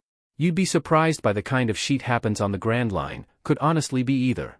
But judging by those slash marks, I'm willing to bet it was a person, I muse, looking around. Where's Zoro when you need to gamble? The doors slam open. The rattling of chains follows two figures inside. Don Krieg, arm thrown over Jin's shoulder, garbles out, sorry for intruding, could I have some food and water? We have money. I'll give him this, he's a pretty good actor. Guess he's hungry? Luffy mutters beside me. Sanji leaves our side to start up the stairs. Then Don Krieg collapses to the floor and Jin starts begging for help. Patty bursts out laughing and orders someone to call the Marines. I won't do anything, Krieg mumbles, struggling into a bow. If you give me food, I promise I'll leave quietly, so please help me. I'm trying really hard not to roll my eyes. Should we be worried about the armor and heavy artillery this guy's sporting under that coat? I pipe up. A couple of the cooks turn to me surprised, and Krieg regards me with a sharp eye not befitting his weak state. But then Sanji is kicking Patty out of the way to deliver a plate of food and a bottle in front of the pair. Here, give this to your captain. Jin stares up at him. Thank you, Sanji, he says reverently. Krieg starts shoving handfuls of food into his mouth, actual goddamn tears coming out of his eyes. Then Carne, another chef, jumps forward to start yelling, Sanji, take that food back this instant. Do you have any idea who that man is? The ruler of the East Blue, the king of deceptions. Don Krieg. He goes on to tell Krieg's story while the man in question continues scarfing down food. Letting a demon like him starve to death is for the good of this world. I see Krieg shift forward, and I remember that his but FING clothesline Sanji in the scene. Not to FING day. I whip out my pistol and take aim, not having a whole lot of faith in my bullet finding its mark. The bullet bounces uselessly off his hidden armor, but it does sound a loud clang that freezes the whole dining room in its tracks. 6 bullets left. Krieg's outstretched arm never finds Sanji, who jumps back as he hears the clang. Hands off our cook, fuckface. I yell. Maybe drawing attention to myself at this moment is stupid. Really stupid. I turn to Luffy at my side and whisper, I actually FING hit something I was aiming at this time. Did you see that? He gives me 2 thumbs up and a bright smile. Nailed it. Don Krieg. This isn't what you promised. I lead you here because you said you wouldn't touch this restaurant, or hurt the man that saved us. Jin yells frantically. Krieg, with a mean scowl painted on his face, grabs Jin by the shoulder and breaks it in the process. He shoots a nasty look at me that has me shrinking behind Luffy, before his attention goes back to the room at large. Yes, that was delicious, I feel alive again. The man straightens to his full height, towering in the middle of the dining room. The restaurant goers take that as their cue to start screaming and running out of the doors. Krieg sweeps his eyes across the ship, lingering on both me and Sanji before he declares, nice restaurant you've got here. I'll take it. Hey Jin. Are you alright? Luffy calls down. Jin doesn't bother with a reply, he just grits out, what about your promise, to Krieg. Patty finally picks his head up and notices what's going on around him. He takes one look at Krieg and promptly puts his head back down. My ship's a wreck, so I've been looking for a new one. Once my business is done with you, you'll all be leaving this ship, he announces, drawing protests from the cooks. There's about 100 subordinates on my ship, all starving and critically wounded. He glares down everyone who makes sounds of disagreement, so prepare enough food and water to feed all 100 of them. Some have already starved to death, so make it quick. Carne starts yelling again, you're asking us to feed them knowing they're gonna steal our ship? We refuse. Don Krieg's face goes stony. Refuse. It seems there's been a misunderstanding. I wasn't asking. I'm ordering you, then he screams, and nobody disobeys my orders. For a man in a leopard print shirt, he actually is a little intimidating. Sanji, sorry. I didn't mean for this to happen, Jin wheezes into the floor. See Sanji, this is all your fault. Patty screeches. I roll my eyes. Not like it's Sanji's fault, he's a good guy. Patty glares at me, but Sanji tosses me a small smile that makes it worth it. He turns back in the direction of the kitchen. Where do you think you're going? Patty demands. Sanji just blows a puff of smoke. To the kitchen. I've got 100 meals to cook. Luffy makes a surprised noise beside me which is almost drowned out by the other chef's shouts of protests as they pull weapons on him. What are you, a spy or something? We're not letting you into the kitchen. We're fed up with your reckless behavior. Sanji doesn't even flinch, he just spreads his arms. Fine, stop me if you want. It's not a secret how big of a scumbag Krieg is. But that doesn't matter to me. Thinking about the consequences of feeding a person, what a hassle. I feel Luffy lean forward at my side. A cook should freely be able to feed anyone who's starving. Is that wrong? There's a moment of silence over the room. Then Patty conks Sanji over the head. I shove my face into Luffy's shoulder with a groan. Stupid emotionally constipated cooks, stupid ocean mob bosses, stupid. His hand comes up to pat my head. Ooh, he's got a shrimp gun. I'm sorry, what? Patty indeed has a shrimp gun when I lift my head. He shoots the DMN thing, which turns out to be a meatball cannon, into Don Krieg, apparently not heeding my earlier warning about his armor. Krieg gets up perfectly fine. Because of the armor I warned them about. Funny how that works. Listen to me next time, God. And don't forget the heavy artillery, it's still in there. I grouse from the stairs, attempting to do a twirl with my pistol. I almost drop it. Maybe you should shut your mouth. Krieg yells. I put my hands up in mock surrender, shuffling behind Luffy. I'm shutting the F up now. Big scary men yelling at me has always been a weakness of mine, and not in a CC way. The cooks charge toward Krieg but get absolutely decimated by the heavy artillery he had. That I warned them about. There's just no winning with idiots, is there? They don't listen very well, huh? Luffy says, adjusting his hat. You DMN worms think you can defy me. I'm the strongest. Krieg starts on his long-winded rant of self-importance, which I tune out. I see Zeph drop the bag full of food at Krieg's feet from over Luffy's shoulder. Owner Zeph. How could you give them that food? Once they recover they'll take over the ship, a cook yells, scandalized. Zeph scoffs, that's only if they have any fighting spirit left at all. I see his impressively tall chef's hat turn to regard Krieg. Isn't that right, defeated warriors of the Grand Line? The chefs explode in shock, I even see Jin start crying. Grand Line. Luffy gasps in front of me. Called it, I toss out. You're? Red Leg Zeph. Peerless captain and cook of his own crew, Krieg. Gapes, face white in shock. So you were alive? So what? It's got nothing to do with you. I'm just a cook now, Zeph grunts. Haha, funny you put it that way. The way I see it, you're living as a cook now not by choice, but because it's the only thing you can do. I can't hold back my snort. Krieg's eyes once again dart to my hiding form. Something to say, coward? I let out a full laugh, leaning over Luffy's shoulder to give him a pitying grin. Sorry, it's just well imagine FING Red Leg Zeph letting a peg leg stop him from kicking anyone's butt. That man could probably cave my skull in with barely a thought. Zeph huffs a short laugh. DMN right, busboy. He turns back to Krieg, even if I couldn't fight, I can still cook with these hands. But what are you getting at exactly? You're a man who braved the Grand Line, and came back without injury. You must have kept a log of that time, so hand that over to me. Krieg demands. You've really been to the Grand Line? Luffy awes at Zeph, who nods. Your friend seems to know all about it, just ask them, he huffs. I pat Luffy on the back, later. He grins. Zeph stares up at Krieg. It's true I kept a log, but I won't give it to you. That log's the pride of me and my men who sailed the line together. It's much too valuable to give to the likes of you. Krieg's face goes red in rage. Then I'll just steal it from you. It's true the Grand Line defeated me, but even so, I'm still the mighty Don Krieg. I had the strength, ambition, and manpower. I just lacked information. I stage whisper down to Luffy, not everyone is as smart as I am. SCKS for him. He tries to smother his laugh, but Krieg still gives us the stink eye. Once I obtain the logbook, I'll reassemble my pirate fleet and find the One Piece to become the greatest pirate of this era, he proclaims. Luffy stomps down the steps and points a finger at Krieg. Hold it right there. The one who'll become king of the pirates is me. There's silence throughout the restaurant. Then the chefs start yelling at him. Stand down, kid, or you'll be killed. Patty screeches.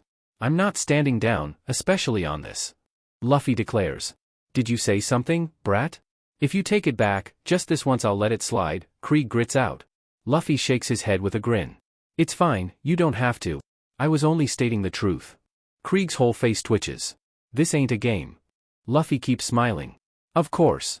Two familiar voices sound from behind me. You planning to rumble, Luffy? Need a hand? It's fine if you don't. I turn and see both Zoro and a shaking Usopp sat at a table. Oh hey guys, didn't hear you come in, I wave. Hey guys. It's fine, you can just stay sitting. I can handle this clown, Luffy waves them off. He does have a good track record with clowns, I muse, which gets a snort out of the boys. Krieg also starts laughing. These three are your crewmates? A rather small bunch, aren't they? That's not all. I've got two more. Luffy frowns at him. You just counted me, didn't you?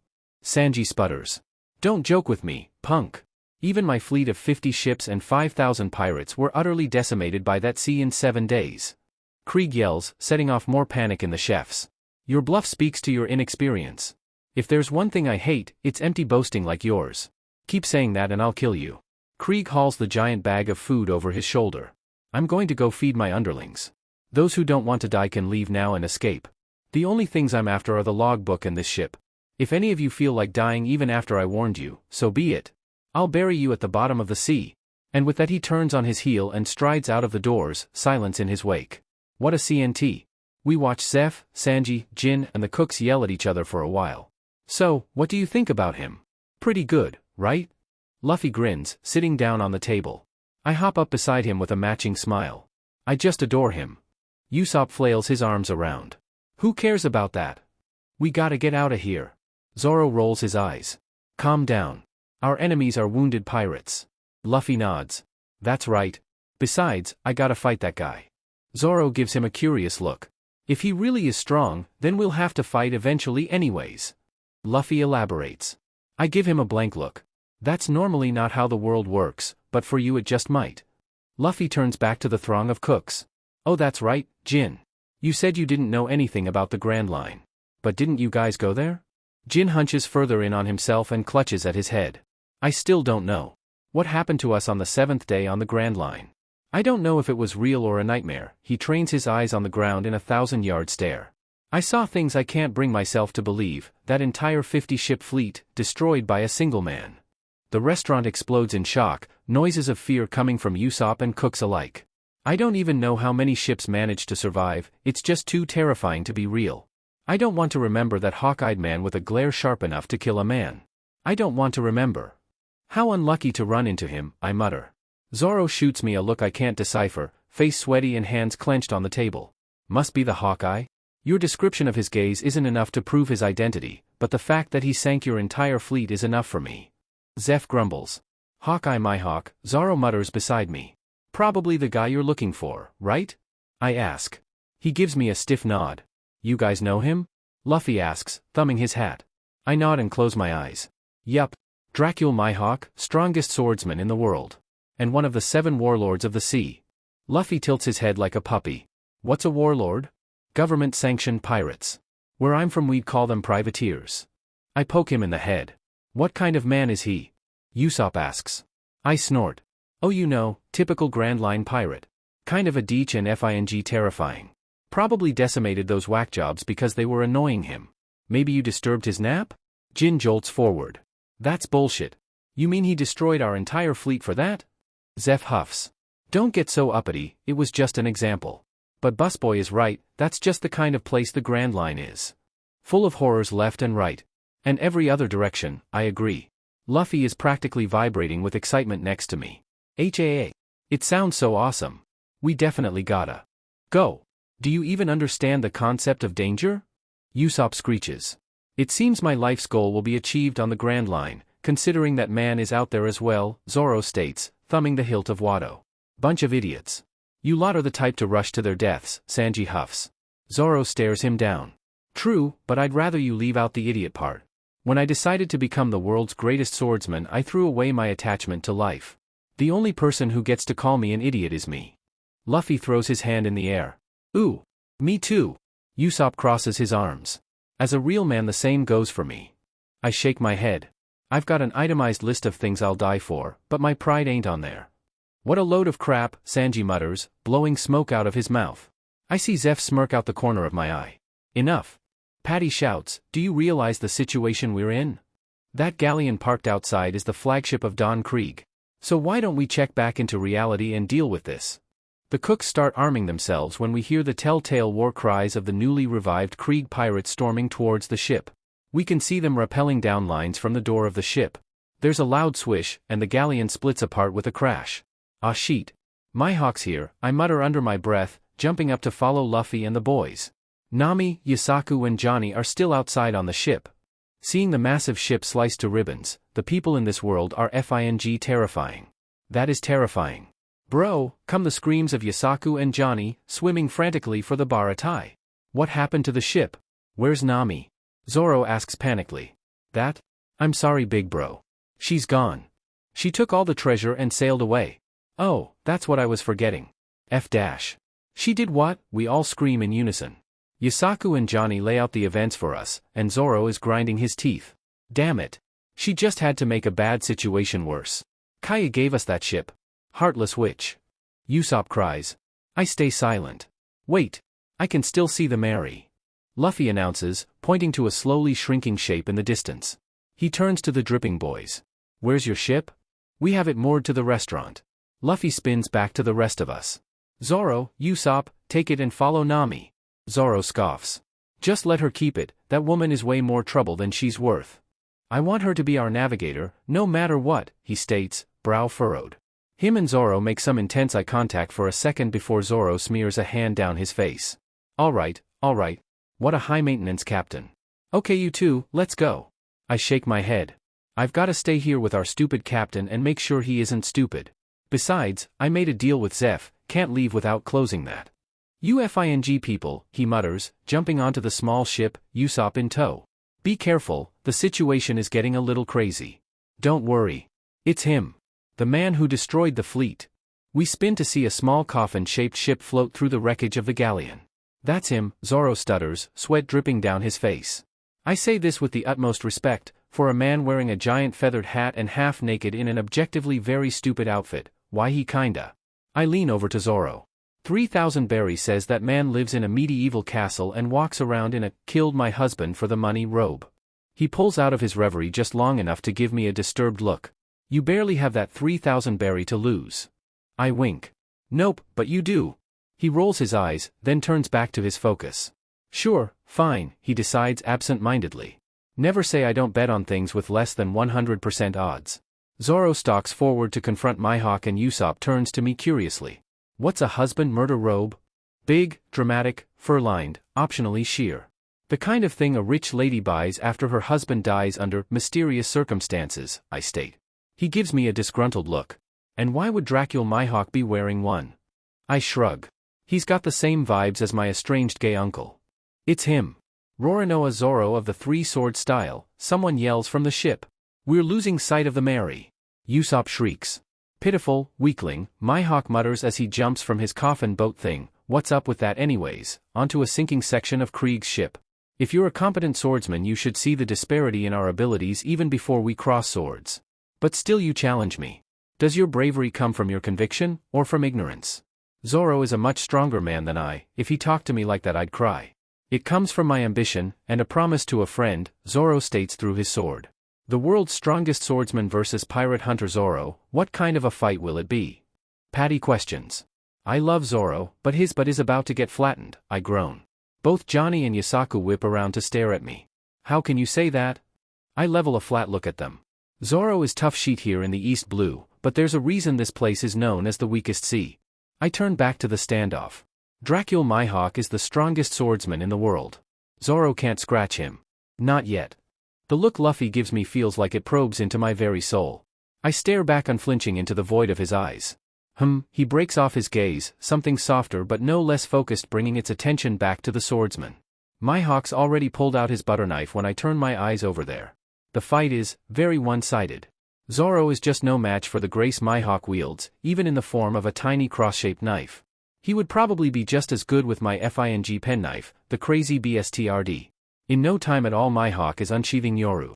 With a final move, the battle is decided. Zoro slides Wado back into its scabbard, his only unbroken sword. He turns to face down Mihawk, blood bright red over his front. Scars on the back are the shame of a swordsman, he declares. Mihawk's smile is manic. Splendid. Then he bisects Zoro. Even knowing DMN well he'll be fine, I can't help the full body flinch and involuntary half lunge I make, Luffy letting out a yell next to me. Zoro! He rushes forward, fist reared back. I jump onto his back. He's fine. He didn't kill him. I scream, trying to reel his arm back in like fishing line. You're his comrades? This one speaks truth. I didn't kill him, Mihawk announces. I whip my head up, not noticing how close we had skidded to the swordsman. The most piercing yellow eyes I've ever had the misfortune of being caught in meet mine. Oh my god, oh my god, oh my god, oh my god. Mihawk regards me with a detached sort of curiosity. Are you a swordsman as well? I furrow my brow and shake my head. He sighs. Shame. 2 interesting fights in a day might have cured my boredom. What the actual F does that mean? I should say something. I really dig the gothic vampire bird thing you got going on. Immaculate vibes. Not something that stupid. God damn it. The curiosity disappears like smoke, replaced by exasperation and no short amount of disdain. Bro, answer us. Johnny screams from the water, a coughing and heavily bleeding Zoro in his and Yasaku's arms. As they drag his body onto their ship with the help of Usopp, the swordsman speaks, I am Dracula Mihawk. It is much too early for you to die. Know thyself. Know thy world. I will hold this seat of the strongest and wait for you. So forge on with that fierce conviction and surpass my sword.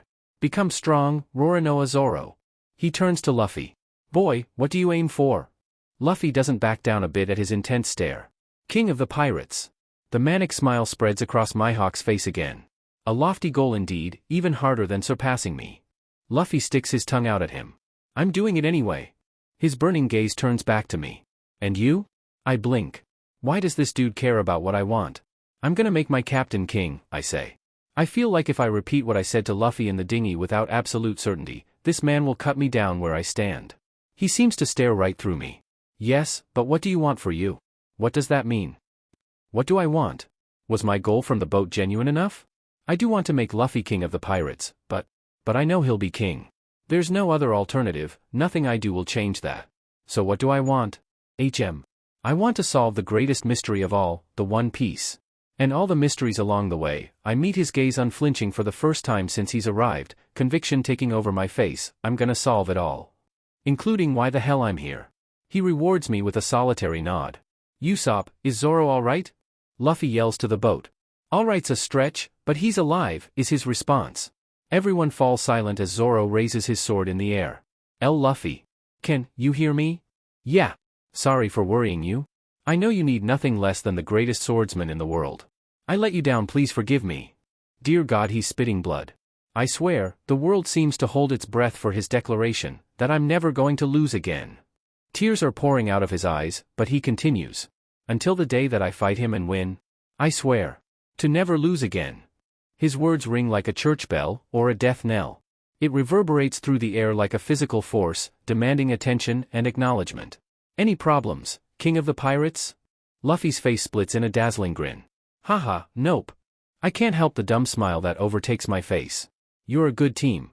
I want to see you three again in the future, Mihawk says, spinning on his heel and stalking towards his ship with a flourish of his cape. Hawkeye, didn't you come all the way here for my head? The ruler of the East Blue, Don Krieg, the man in question shouts with a smirk. Lame Beach. For a while, yes. But I've enjoyed myself enough here, so I'll return to my nap. His butt was napping. Why didn't I make a bet with Zoro when he was still conscious? Krieg decides it's a great idea to fight Mihawk, like an idiot. Mihawk sends off one more attack, shattering the galleon even more, then FS off into the great beyond. That was FING intense, I mutter. Luffy hums, what an interesting guy. Then he hooks an arm around my waist and shoots us back to the Baratie with minimal trouble. Usopp. Go ahead, I'll leave Nami to you, he yells to the little boat. Alright, Zoro, and I'll bring her back for sure. So you make sure to get us that cook? Usopp responds while he throws Luffy's hat, which I hadn't even noticed was missing in the commotion. Once we have the 6 of us, let's head to the Grand Line. Luffy stretches and catches his hat, slapping it onto his head and laughs. Yeah. Let's. I call out to them as they leave, remember, question everything. Always look for the truth behind the truth. Wait, was that a Full Metal Alchemist reference? Oops, I'm mixing realities. Giving cryptic but not obtuse advice is hard. He yells back a confused, sure. I spin back to the chefs of the Baratie. Remember that, defeat a great evil, clause? Zeph huffs a laugh. You're good, busboy. So be it. I clap. Wonderful. Because I want precisely 0 part of this. I'ma go eat me some seafood. I spin on my heel and march right through the busted up doors of the restaurant, heedless of the shouts of outrage around me. You really wanna miss this, Ed? Luffy pouts as I leave his side. I smirk at him over my shoulder. I know I've been doing crunches every morning, but these abs can't stop bullets. You've got this more than handled. Besides, don't you want to see what our new cook is made of? He smiles and nods his head. Okay. That of course doesn't mean I'll be leaving them with nothing. Before I go? There's a guy in heavy armor in the water right around there, you can literally see the bubbles. Krieg supposedly has some kind of toxic gas as a last resort, don't forget about that. Oh. And please no one forget Jin is here. He's still Krieg's man. Ciao. And with that I slam the doors shut. Some rich person must have left some good seafood around here, right? Some rich person did in fact leave good seafood around. Lots and lots of it. Who the F would abandon their table when they had FING curry mussels sitting on it? My butt would face Krieg for these things. You may be wondering why the hell I'm not out there helping. To that I have one thing to say, are you FING nuts? I've got worse aim than a stormtrooper and the situational awareness of a baby. I'm a liability in pretty much any fight. Now in my defense, I'm gonna work on that. Not gonna be weak forever. But right now I sure as hell am. So once I get some half-decent accuracy up in this beach, then I'll help in some fights. Besides, the boys have got this. I can hear periodic screams and some crashing from outside, but for the most part I'm pretty absorbed in these curry mussels. God damn, the chefs here know how to cook. The relative calm of my meal is rudely interrupted by a sudden flood of cooks, bursting in and shutting the doors behind themselves. Patty turns and catches sight of me slurping down a mussel. Yo, I hold up a peace sign. The gas? I did warn you. Did any of you grab my captain? Or Sanji for that matter? There's some guilty looks flashed about. I heave a sigh, then SCK down another mussel. Figures. They'll be fine, but someone better get something for Jin. On that cue Sanji's screaming comes filtering through where some chefs have cracked the door. Patty, get the kit. Put the mask on him. It will detoxify the gas in his lungs, then take him up to the second floor to breathe. Zeph instructs. I pointedly keep quiet about how FING incorrect that is. Anime logic is weird. Anyone see a table with crab? I ask, draining the last of the sauce from my pilfered bowl of seafood. The look Zeph gives me is very disappointed father, and I don't know how to process that. There's more crashing and yelling outside, but I'm focused on the dish I've just spotted. Oh, is that lobster mac and cheese? A chef glares at me. What the hell is wrong with you? Are you not worried about your captain at all? I glare back, incredulous. No? Why should I be? My captain isn't gonna lose to Krieg of all people. Plus he's got Sanji to cover his back. I ain't got shit to worry about besides demolishing this mac. I ignore the surprised look so I can eat the goddamn mac and cheese. And good gracious lord, is it great. It's good we're taking Sanji with us. I would have FING kidnapped a cook from here anyways if we weren't. Put M in a sack and everything.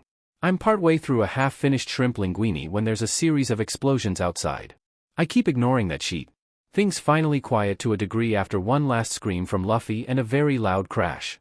I'm just finishing a plate of calamari at that point. Should you really be eating this much? A cook mutters to my left. I glare at him. Mind your own DMN business.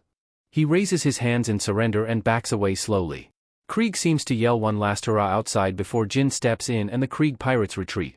An injured and dripping wet Sanji hauls an even more injured and wet Luffy inside a few minutes later. He flashes me a tired smile. My apologies for the disturbance, dear. I can get you something to eat once I get this idiot upstairs. I laugh, patting my stomach. No need, I was clearing out all the leftovers during the fight. The range of flavors here is amazing. Can't imagine why anyone would leave in the middle of a meal like these. It's actually a little weird, I could not stomach this much food before coming here, odd. The surprise and awe on his face as he takes in all the dishes I had stacked during my scrap crusade is lovely. The slow genuine smile that lights up his face makes something warm settle in my stomach. So be it. Would you like to join me upstairs while we wait for this moron to wake up? I can make us some tea. I jump up from my chair and sling Luffy's free arm over my shoulder. Sounds like a date. I end up pulled to the ground with a yelp by the combined body weight of Luffy and Sanji as he dramatically falls to the ground in tears. Stop crying, weirdo. My hat. Luffy yells, waking with a start a few hours later. On the table. I call from the balcony, where me and Sanji are leaning on the banister with cups of tea in our hands. Have a good nap? Sanji snorts, rolling his eyes. What happened to the pirates? Luffy asks, scrambling to the edge of the bed. They left, thanks to you, Sanji replies, taking a long sip of his tea. Let's meet out on the Grand Line. Jin said that before leaving, he adds. Luffy rocks back and forth on the bed, scratching his nose. He said that to you? Sanji almost drops his tea in his haste to turn with a scowl. To you, dumbass. We're off the hook for working here too, because of my additional clause, I say with a wink to Luffy. He giggles and hops off the bed. So Sanji, you wanna? I'm not gonna run away with you to be a pirate, Sanji shuts him down immediately.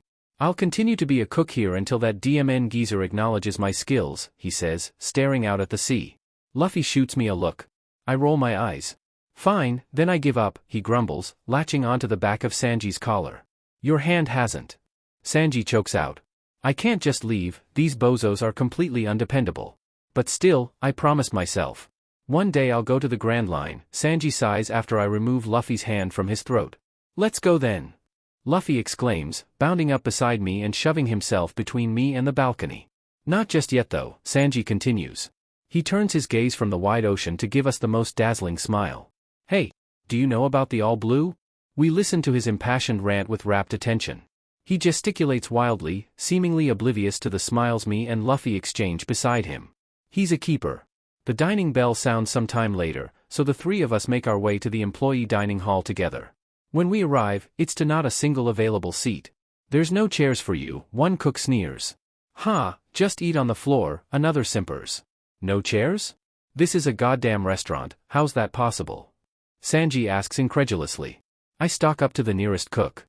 With the height advantage him being seated grants me, I lean over him almost nose to nose, dead-faced and wide-eyed. This is a trick I used to scare kids. Move please. He scrambles out of the chair so fast it almost topples over. Yes, sorry, excuse me, he whimpers, scuttling around to a different table. I slide into the chair and kick my feet up on the table, helping myself to a spoonful of the soup left at his spot. Take that, Zoro, I can be intimidating. Kind of. I groan at the first mouthful, fing Christ that's good. I swipe a mostly empty glass of water from the table and tap it firmly with my spoon, sounding a clang that makes the quiet chatter of the mess hall silent. Hi guys. Just wanted to make something clear, since it's written on all of your faces. Pretending that Sanji's food is garbage won't make him want to leave, I state. The cooks turn to stare at me slack-jawed and shocked. Close your mouths, I order. The loud simultaneous clack of teeth punctuates the silence of the room. I raise an eyebrow and look over each of the surprised chefs. You should know Sanji, he's been here longer than any of you. He's stubborn as a fing mule, do you really think that is what would get him to leave? Idiots. I see Patty open his mouth to protest, so I throw my spoon at him. Amazingly enough, my cutlery aim is much better than my aim with guns, so I nail him right on the nose. Silence, fool. Unless you have something genuinely important to say, zip it. He rubs his nose but stays quiet, sufficiently cowed.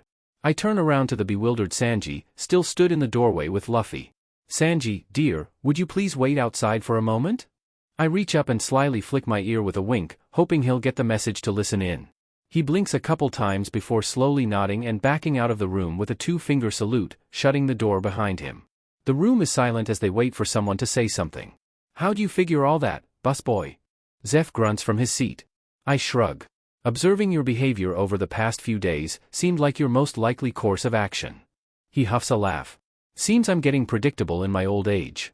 You're right, that was the plan. He casts an eye about the room. We all know what a phenomenal chef he is. But honestly, I can't see much other way to get that idiot to listen to us. He turns to Luffy, who slithered his way over to my seat and is chowing down on someone else's soup and other food. Hey kid, would you mind taking that lil eggplant with you? Take him to the Grand Line. It's his dream. There's some murmurs of relief from the cooks about not having to put on a show, and people asking for more helpings of soup. Luffy tilts his head and slurps down some more soup. Nope.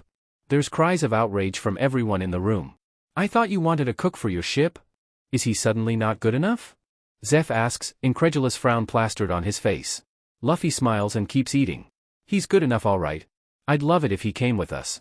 But he says he wants to stay here and be a cook. So ask all you want, but I'm not gonna take him. The kidnapping thing was a joke. Mostly, I add. So you won't accept unless he says it himself, Zeph guesses, stroking his fantastic mustache. Yup. More soup please. Luffy hoists up his empty bowl and mine, which he managed to SCK down while I wasn't looking. D-dash. Well, fair enough. But who knows if that hard-headed brat will ever agree to go with you, Zeph grunts. Probably learned that stubbornness from you, I point out in a sing-song voice. He rolls his eyes. Then there's loud screaming and a crash as the door and half the wall is destroyed by Yasaku, half stuck in a pan shark. He crashes through it in a spray of wood and plaster. We all stare at him slumped on top of Sanji on the floor. I blink slowly at the pair. This is one of the weirder situations I've found men in. A fishman? Did he come all the way from Fishman Island to eat here? The chefs mumble as me and Luffy push our way through the crowd. Oh, Yasaku. Luffy greets. The man in question slowly tilts his head, tears streaming down his face. Oh hey, big bro Luffy. Why re you alone? Where are the others? Did you find Nami? Luffy starts shooting off while a few cooks pull the shark off Yasaku and set him up on a chair. We never actually caught up to Big Sis Nami, but from the direction she was going we're pretty sure we know where she's headed, he says, eyes downcast. Oh good, then let's go get her, Luffy nods. Yasaku grimaces. Well, if what we're thinking is right, her destination is pretty DMN dangerous, he puts up his hands. In any case, we need your help. Please come with me. Luffy gives a solid nod. I don't really get it, but I got it. Let's go. I smear my hand down my face with a groan as we begin to walk out the ruined hole of the door.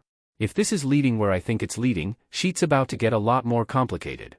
Yasaku looks at me over his shoulder. So you already know, big bro Ed? I nod my head.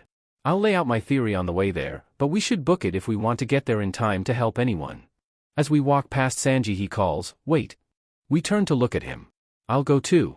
Take me with you." There's silence from the chefs as they take that in. "I'll accompany you on your way to be the king of the pirates," he repeats.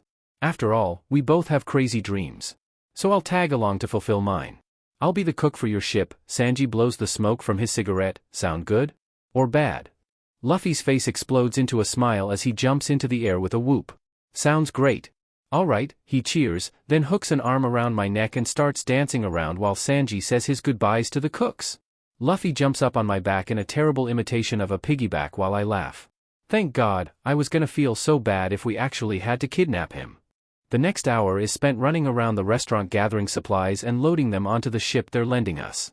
I'm pulled away from helping at some point by Zeph with a call of, "Busboy. Got something for you." I trot over and he hands me a piece of paper with a string of numbers written on it. I look up at him, surprised.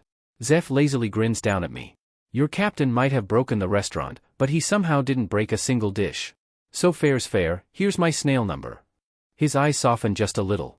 "You take care of the lil eggplant for me, all right?" I snort.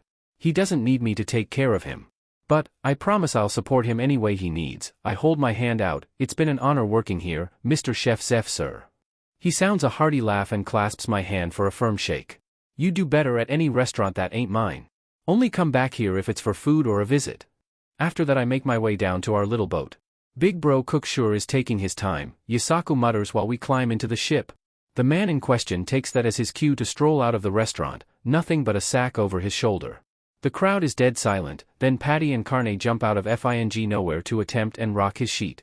"Payback time," they both yell, leaping at Sanji with weapons raised. Without him missing a single stride, Sanji slams both of them into the ground. There's a droning "oh" from the crowd like we're back in middle school and someone just got called down to the principal's office. "Let's go," Sanji says once he gets to the edge of the deck. "You're not saying goodbye?" Luffy asks. Sanji shakes his head. "It's fine." I give him a pointed look and glance around at the gathered cooks, then up at the ship. "Sanji," Zeph calls from the top balcony, "don't catch a cold." Sanji freezes. We can see tears start to gather on his lash line, that he futilely tries to blink away.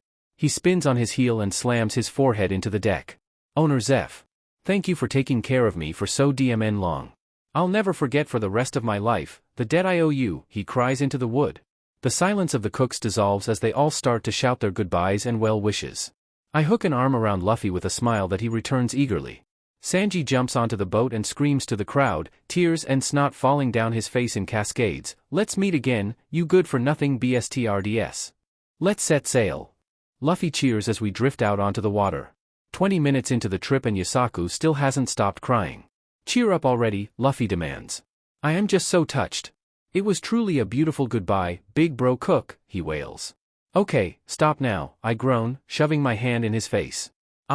I want to bring Nami back so we can go to the Grand Line already." Luffy yells, shuffling along the bow of our tiny ship. "Even with Nami, don't you only have 6 people? Is that enough?" Sanji questions, lighting up another cigarette. Luffy hums, "If it's more crew members I need, I'll get on the Grand Line." Sanji rolls his eyes. "Ed, you said you had some kind of theory about the place Nami is, right?" Luffy asks, moving into crisscross applesauce. I nod and direct my attention to Yisaku. "Correct me if I'm wrong, but right now we're headed for Arlong Park." He nods, wide-eyed. "How'd you know that?" I settle down against the bow and cross my arms. "Let me break it down. Nami definitely has some connection to Arlong. It was obvious by how she reacted to his wanted poster. She hates his butt, no matter what she says. It's the kind of resentment that builds over a very long time. Her penny-pinching tendencies also seem old hat, probably developed when she was younger. If I had to guess, I'd say the two are linked." There's nods from Sanji and Yisaku, who seem to be following my logic pretty well. Luffy already looks confused. I continue, "So why does a child develop a fixation on gathering wealth in regards to a pirate? Possibly because she owes him money?" I twist a piece of my hair. "More likely, he's extorting her. Me and her once had a chat about carrying the weight of where you're from. It's either he's using memory of the place she's from as leverage to get money from her, or actively holding her home hostage. I'm willing to bet on the latter." There's a moment of silence on the ship before all its occupants explode into noise. Poor big sis Nami. That evil man. How dare he extort beautiful Nami? I'm still confused. I pat Luffy on the knee. Mean man is being mean to Nami. Ah, he nods, so let's go beat that guy up. Yusaku's eyes bug out. Are you crazy? Do you have any idea who Arlong is? Both Sanji and Luffy nonchalantly shake their heads. Nope. Yusaku looks seconds from snapping and throwing us all overboard. Have you heard of the 7 warlords of the sea? The boys nod this time.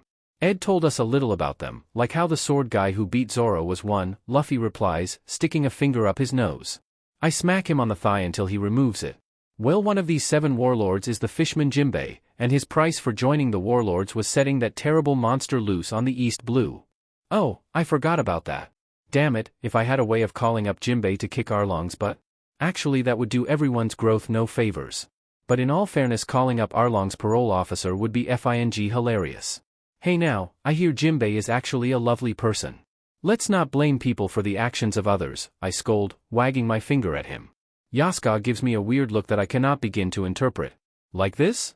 Luffy asks, holding up a picture of a fish with a bunch of legs and fins. Sanji bursts out laughing. Take this seriously.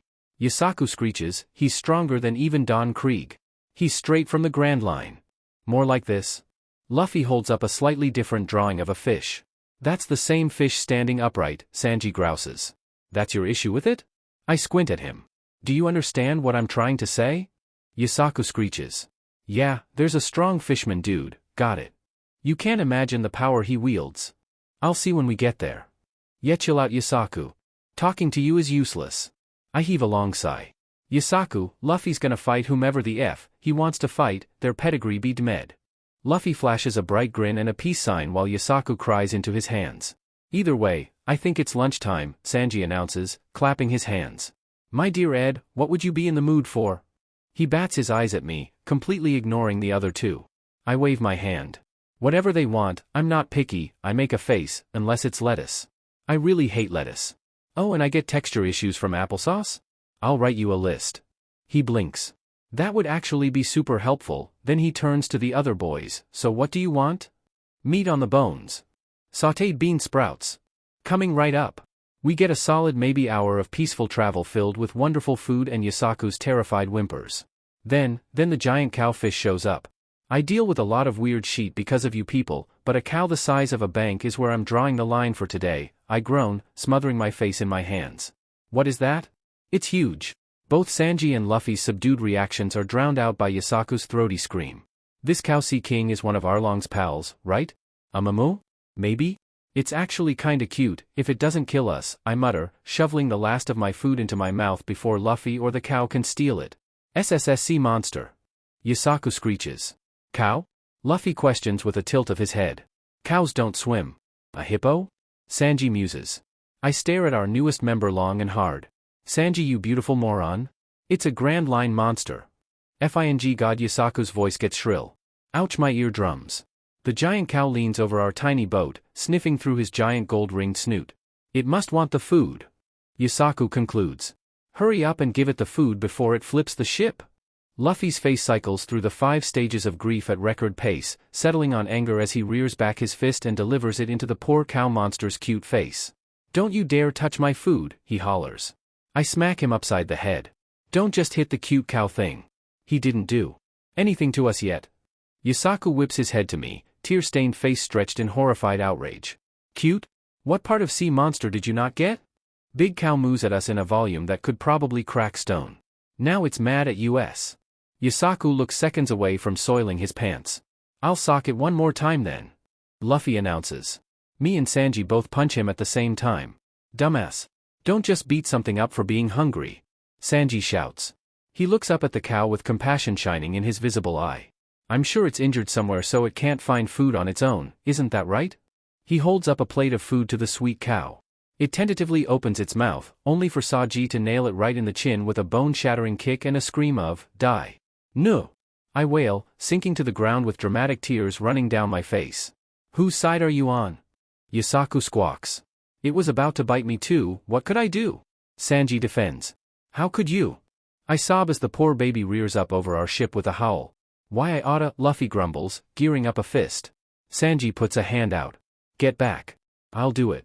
With a single spectacular kick the cowfish flops into the waves. Luffy shoves a piece of bread in my face like he's trying to mop up my tears. You guys SCK. We end up harnessing the power of our aquatic bovine friend by latching onto the poor thing's horns to pull our ship. I feel terrible, and we've probably shot to the top of an animal cruelty watch list. I don't think I've ever been more upset with you guys. I said I'm sorry. Luffy whines, sprawled on the floor with me sat on his back. I'm so sorry, my beloved, please forgive me. Sanji simpers, half splayed off the little boat. Dramatic beach. We're bad people, I into my hands. Yasaku, who has been watching the proceedings with a silent bewilderment, finally pipes up, what would that alternative even be? I visibly flounder for an answer, asking politely? That's stupid. Luffy yells from under me. Brilliant. We'll try that next time. Sanji proclaims, springing up into the middle of the boat. Look, I just think being unnecessarily violent with the cow was a little mean. I can see Arlong Park. Yasaku suddenly announces. Luffy scrambles out from under me to scrabble up towards the bow and awe at the approaching island. Then the structure begins to veer slightly to the right. Hey! You're going the wrong way. Turn left. Sanji yells, grabbing onto the side of the ship as we pick up speed. Hold on to your buttes, party boys. I groan, hooking an arm around Luffy and praying. The shore gets closer and closer at concerning speeds, until Momo comes to an abrupt stop that slingshots our ship above shore and land, careening on a collision course with the distant ground. There's a lot of screaming. Especially from me and Yasaku. Hey, you try being hurled through the air at high speeds with nothing to tie you down but some rubber guy who's more concerned about sticking his arms up like he's on a FING roller coaster. Yahoo, it's like we're flying, said Guy Cheers, pulling me kicking and screaming up the bow of the ship. Almost. Yasaku cries. We are falling, moron. Sanji screams. I want to go home. I sob. We crash through the tree canopy and start skidding along the dirt. I should have gone with the advance party. I wail. Hey, it's Zoro. Luffy suddenly proclaims. Indeed, we're hurtling towards a horrified Zoro at breakneck pace. What the F? I'm not going to lie, the crash hurts a little. I go rocketing out of our splintering ship, but over tea kettle and screaming, skidding along the road in a pathetic facsimile of a somersault. I smack into something solid, roll a couple more times, and come to a stop with a groan. What the hell do you think you're doing? The shape under me wheezes in Zoro's voice. What do you mean? We're here to pick up Nami. Why haven't you found her yet? Luffy's voice answers. I feel Zoro trying to push me off, but I stay put. 5 more minutes. Let the world stop spinning first, I mumble into what I think is his stomach. Look what you did. You broke our first mate. Zoro berates. Where's Usopp? Luffy asks. I'm suddenly shoved into the dirt as Zoro clambers to his feet. Sheet, Usopp. We gotta hurry. I roll onto my side so I can see Zoro starting down the path we're on. What's wrong? Luffy asks while helping me to my feet. Zoro stares back at us imploringly. That dumbass got caught by Arlong. We gotta hurry before they kill him. He was already killed. Johnny's voice sounds from behind us. Big bro Usopp was murdered by big sis Nami, he shouts, tears pouring out from under his sunglasses. We all freeze for a second. Then Luffy is lunging out of my arms at Johnny. Whoa! Everyone starts shouting at once. I grab Luffy around the waist to try and haul him off the poor guy. Say it one more time and I swear I'll kick your butt. Luffy yells, bicycle kicking his feet as I lift him off the ground to drag him away. It's not like it's Johnny's fault. Zoro yells. He's making up bullshit. There's no way Nami would kill Usopp. We're crewmates, he roars, flailing so hard it sends the two of us tumbling into Zoro. Johnny looks on with a frown. It's fine if you don't believe it. But I saw it with my very own eyes. She's a murderer. No, she's not. Calm down, I grouse, passing Luffy to Zoro like a feral cat. Johnny takes a step forward looking like he wants to start yelling at me, but Luffy snarling and snapping his teeth makes him pause. Oh please, I know Nami. Despite herself and whatever deal she has with Arlong, she's actually come to care about us. So she didn't kill Usopp and she probably never had any intention of hurting him, I state, arms crossed and face stern. Is that so? Nami's flat voice intones from behind us. Silence reigns as we all turn to stare at her. As always, you think you've got it all figured out. Newsflash detective, you're dead wrong this time, she spits, expression dead and eyes mean. I hold her stare for a long second. Nice glove. Her posture visibly stiffens as she crosses her arms to hide the hand, scoffing as she does. I stare her down. What exactly did I get wrong, pray tell? Nami glares at me. You don't know me. You're just some random pirates I swindled out of their money.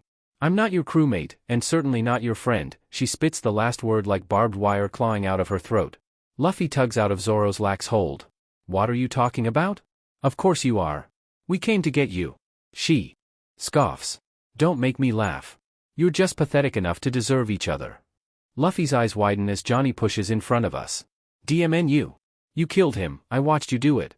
I shake my head and mutter under my breath, no one ever FING listens to me. So what? Would you like to try and avenge him? Nami says with a smirk. Johnny makes a shocked noise. Word to the wise, fellas. Because of your friend's stupidity, Arlong wants Roronoa Zoro and all his companions dead. No matter how monstrously strong you think you all are, you're no match for the real monster. I promise you, you stay on this island, you die. Not that it matters to me. Nami. It's me. Do you remember me? Let's run away together. Sanji suddenly shouts, love-struck look plastered across his face. Shut up. You're just complicating things. Zoro shouts at him. Sanji's face flattens into a glare. What was that? Don't you know love is like a hurricane? Look at me when I'm talking to you. Nami, where's Usopp? Zoro demands. The twitch of her face is almost imperceptible. At the bottom of the ocean. Damn it, cut the crap, he yells, drawing this sword and lunging. He's stopped short by Sanji launching a kick at him. As the two of them start to bicker, I mutter down to Luffy, who's still staring at Nami with an unreadable expression, I get the sinking feeling they're gonna be like this all the time. If you're gonna fight, do it off the island. You outsiders have no right to butt into this island's affairs. Don't you get it yet? The only reason I got close to you idiots was to rob you blind, but now that you're completely broke you've lost your charm. I'll give her this, she's a much more convincing actor than Usopp was. If I didn't know what I know, and wasn't paying attention to her micro-expressions, she might have convinced me too. So go, take your ship. Find a navigator dumb enough to join you and find the One Piece or whatever. Now get off this island. You're an eyesore. Her smirk melts into something cold and impassive. Farewell. Nami, Luffy murmurs, before he suddenly flops to the ground. Johnny and Yasaku make shocked noises. I'm gonna sleep, he announces. At a time like this, they both shout. He simply closes his eyes, folds his hands under his head and relaxes. I don't feel like leaving the island yet, but I don't really care about its affairs either. And I'm tired, so I'm sleeping. There's noises of outrage from the whole group, but I just plop down next to him. I've hung out in worse places, and honestly hearing all that bullshit tired me out too. Fine, do whatever the hell you want. You can die for all I care. Nami screams, tearing down the road away from us. There's silence among the group for a moment as they process. Are you really going to take a nap on the road? Zoro asks. I yawn through my hand, nah, Luffy probably, but I'm not. There's a lot of shit going on here I'd be more than happy to ignore if it wasn't for Nami. You're all out of your minds. Arlong is out to get us, we have to go. Johnny shouts. Now that we know what Nami's really like there's no good reason to stay. Yasaku adds, shooting me a pitying look. Your theory be d'med, big bro Ed, I believe what Johnny saw. Johnny shakes his head and adjusts his glasses. I'm afraid this is where we part ways. We have no desire to be hunted down by Arlong. Fine, Zoro replies from where he sat down beside us. May we meet again someday. Take care. The two of them march down the road, opposite the way Nami ran. You too, Zoro calls back. Silence reigns for a few minutes. Hey Zoro, I start. The man in question hums. 3,500 berry says Usopp is about to come running down that road, completely fine. He shoots me a half-hearted glare. Really? You don't think she actually killed him? I scoff with a small smile. Nope. I've got all the proof I need right here, I say, holding up a small bundle of cash. 4,500 berry, to be exact. Zoro raises an eyebrow. Nami is one of the best pickpockets you'll ever meet. If she actually gave 0 sheets about us, she would have taken this from me too. But here I am, with money still to my name. Money she knew I had. We slept in the same DMN room, it would have been stealing candy from a baby. I shoot him a smirk, 4,000 berry says my theory on the boat, not that you heard it, is 100% accurate. He rolls his eyes. Without even needing to hear it I'm willing to take that. You can't be right all the time. This motherfucker is going to eat his words. Do you honestly believe Nami killed Usopp? Sanji pipes up from where he sat under a nearby tree. Zoro smirks over his shoulder at him. Who knows? Maybe she got so sad after I called her small time she actually did him in. Sanji's entire face twitches. Hoo boy, I mutter, sliding down closer to Luffy, who's still snoring loudly. Small time. Sanji roars, furious. Both boys jump up and lunge at each other, just as Usopp comes running up to us with a huge smile on his face. Oh thank God. I thought you a UGH. His poor face is then crunched between Sanji's heel and Zoro's scabbard. Eh? Ah? He's alive. Sanji exclaims. Maybe not anymore. Zoro looks mortified. Haha. Loser. Luffy takes this as the perfect moment to snort himself awake from his nap. He takes one look at Usopp and promptly loses his sheet. He scrambles right over me in his haste to get to Usopp. Oof. I wheeze as a rubber elbow plants itself in my side. Usopp, did Nami do this to you? No. That was us, Sanji laughs, sweat dripping down his face. You mean you, Zoro scoffs. Luffy, Ed, you're here now. Usopp cries. Yup. Just dropped in, I wheeze from the ground. I'm here too. Hi there. Sanji laughs. Usopp jumps up at him with a glare containing the heat of 1,000 suns. I'll kill you one of these days. By the way, we kinda heard you were dead. Killed by Nami, Zoro states. I knew he was talking shit. Luffy shouts. I roll to my feet at this point, a glare shot at Luffy and a hand rubbing my side. He was being very insistent. I mean, no? She saved my life, he declares. I silently smack my hand into Zoro's chest. He glares at me and passes over 3,500 berry. I smile brightly at him. I am very much enjoying myself. If you ask me, there must be some reason why she joined up with the Arlong pirates, Usopp states, arms crossed and brow furrowed. Your theory is looking more and more plausible, dearest, Sanji muses. It's useless, comes a new voice from behind us, no matter what you do, Arlong's rule won't come to an end. How many goddamn people are gonna sneak up on us on the same FING path?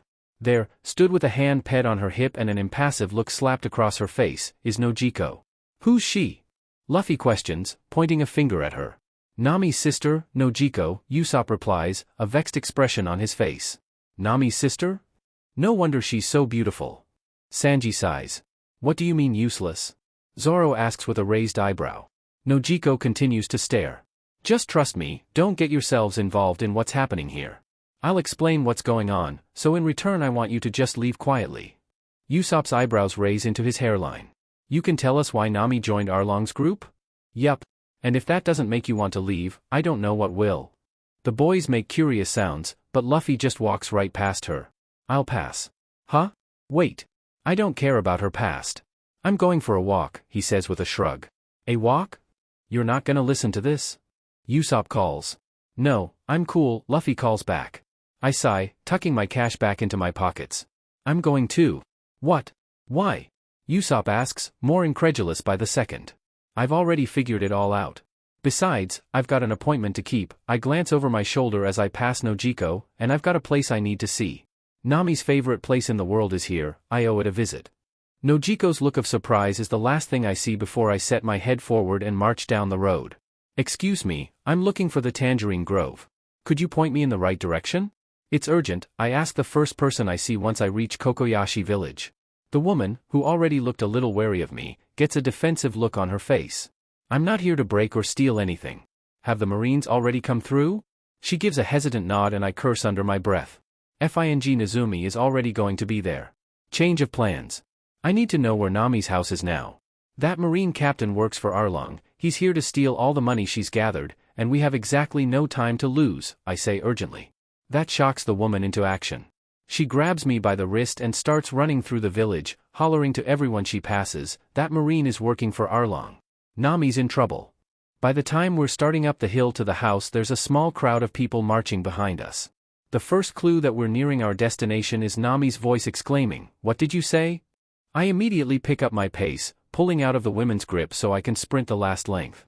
Sheet, I mutter between heaving breaths. Search her house, a skeezy voice yells right as I arrive at the scene. A small horde of Marines, including Captain Nezumi beside a confused-looking Genzo, stand outside the house. I can see Nami reaching for her bow staff as Marines approach her door. Cease and desist.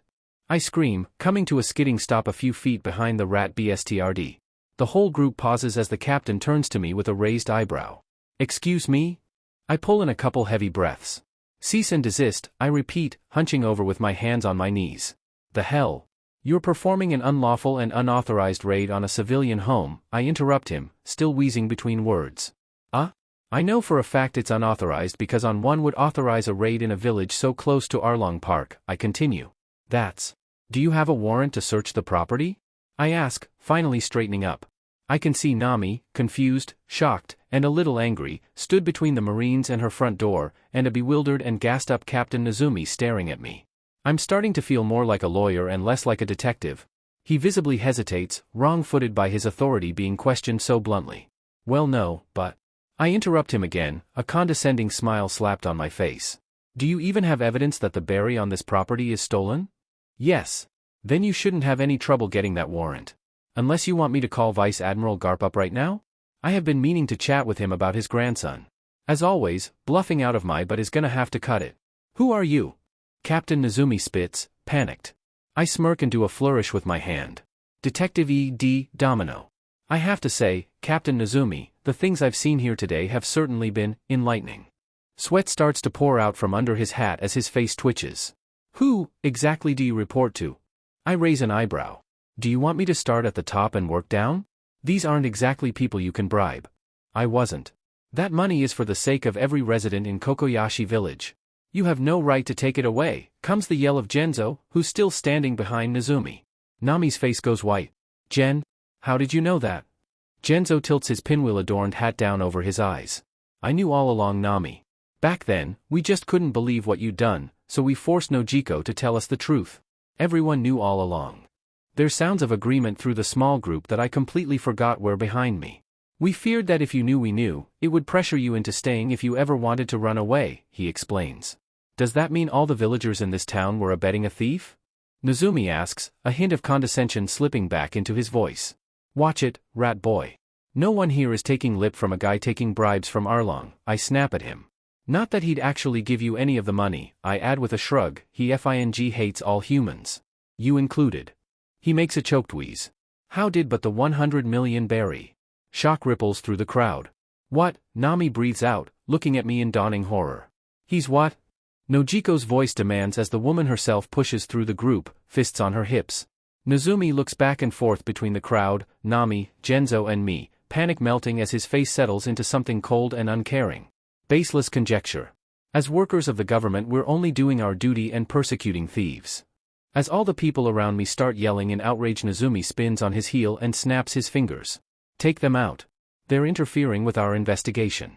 He smirks over his shoulder at me as the Marines pull up their guns. Sorry detective, hope your superiors weren't expecting a report anytime soon. I see Nami make a move to run past me, Nojiko and Genzo on her heels to stop her. I see the Marines taking aim. My blood runs cold. Nojiko jumps in front of Nami. I draw my gun. I won't make it in time. Always 1 second too short. I throw myself into the lot of them, pistol still raised. I shoot. I don't see what my bullet connects with. My shoulder explodes in agony, and I hear Nojiko behind me make a noise of pain. F-. Something they don't tell you about getting shot, it really F's with your brain's processing ability. Like, my butt just got shot. And the most important thing to me right now is trying to recall if I locked the door to my house before I died. That has absolutely no bearing on my life now. I couldn't go back and change it, I couldn't ask my mom to fix it, I couldn't tell her I'm sorry if anything got stolen. The sky is so blue today. Everything seems so blurry, like it's moving in slow motion. A bird circles lazily overhead and the sun burns in the corner of my vision. A stray leaf floats into view and everything suddenly sharpens and snaps into focus. My vision goes white. My breath catches in my throat as I fall backward. My shoulder meets something solid. I scream. For the first few seconds I can't hear anything at all. Just a high-pitched ringing and the droning hiss of static.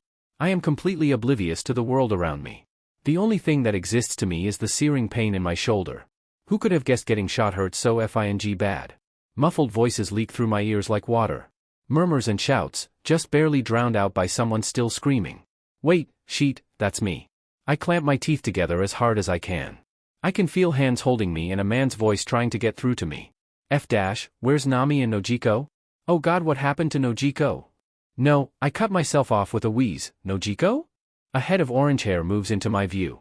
Nami's horrified face looks down at me and Genzo's voice creeps into my ears. Nojiko is fine. The bullet barely grazed her.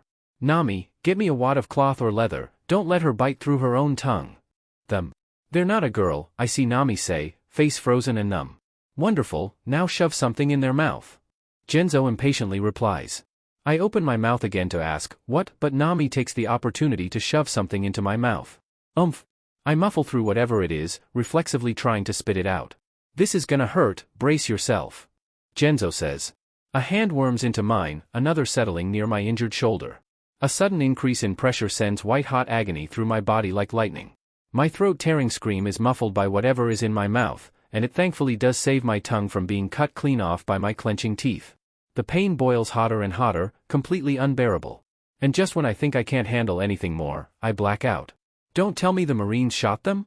Is the first thing I hear after breaking through the grip of unconsciousness. I make a low groan and squint open my eyes. The first thing I see is Nojiko's face above me sagging in relief. They're awake. Whopped?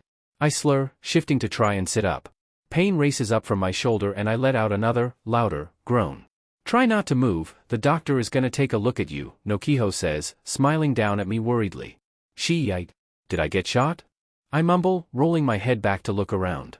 I notice I'm propped up in Nojiko's lap, and she has a small amount of blood leaking from her arm too. Genzo is stood behind her, looking around for presumably the doctor. The small group of civilians that had followed me to Nami's house has grown in size, and are huddled around us. DMN, what a crowd. What's the occasion? I murmur as the doctor finally comes forward and starts checking out my shoulder. You're still joking at a time like this?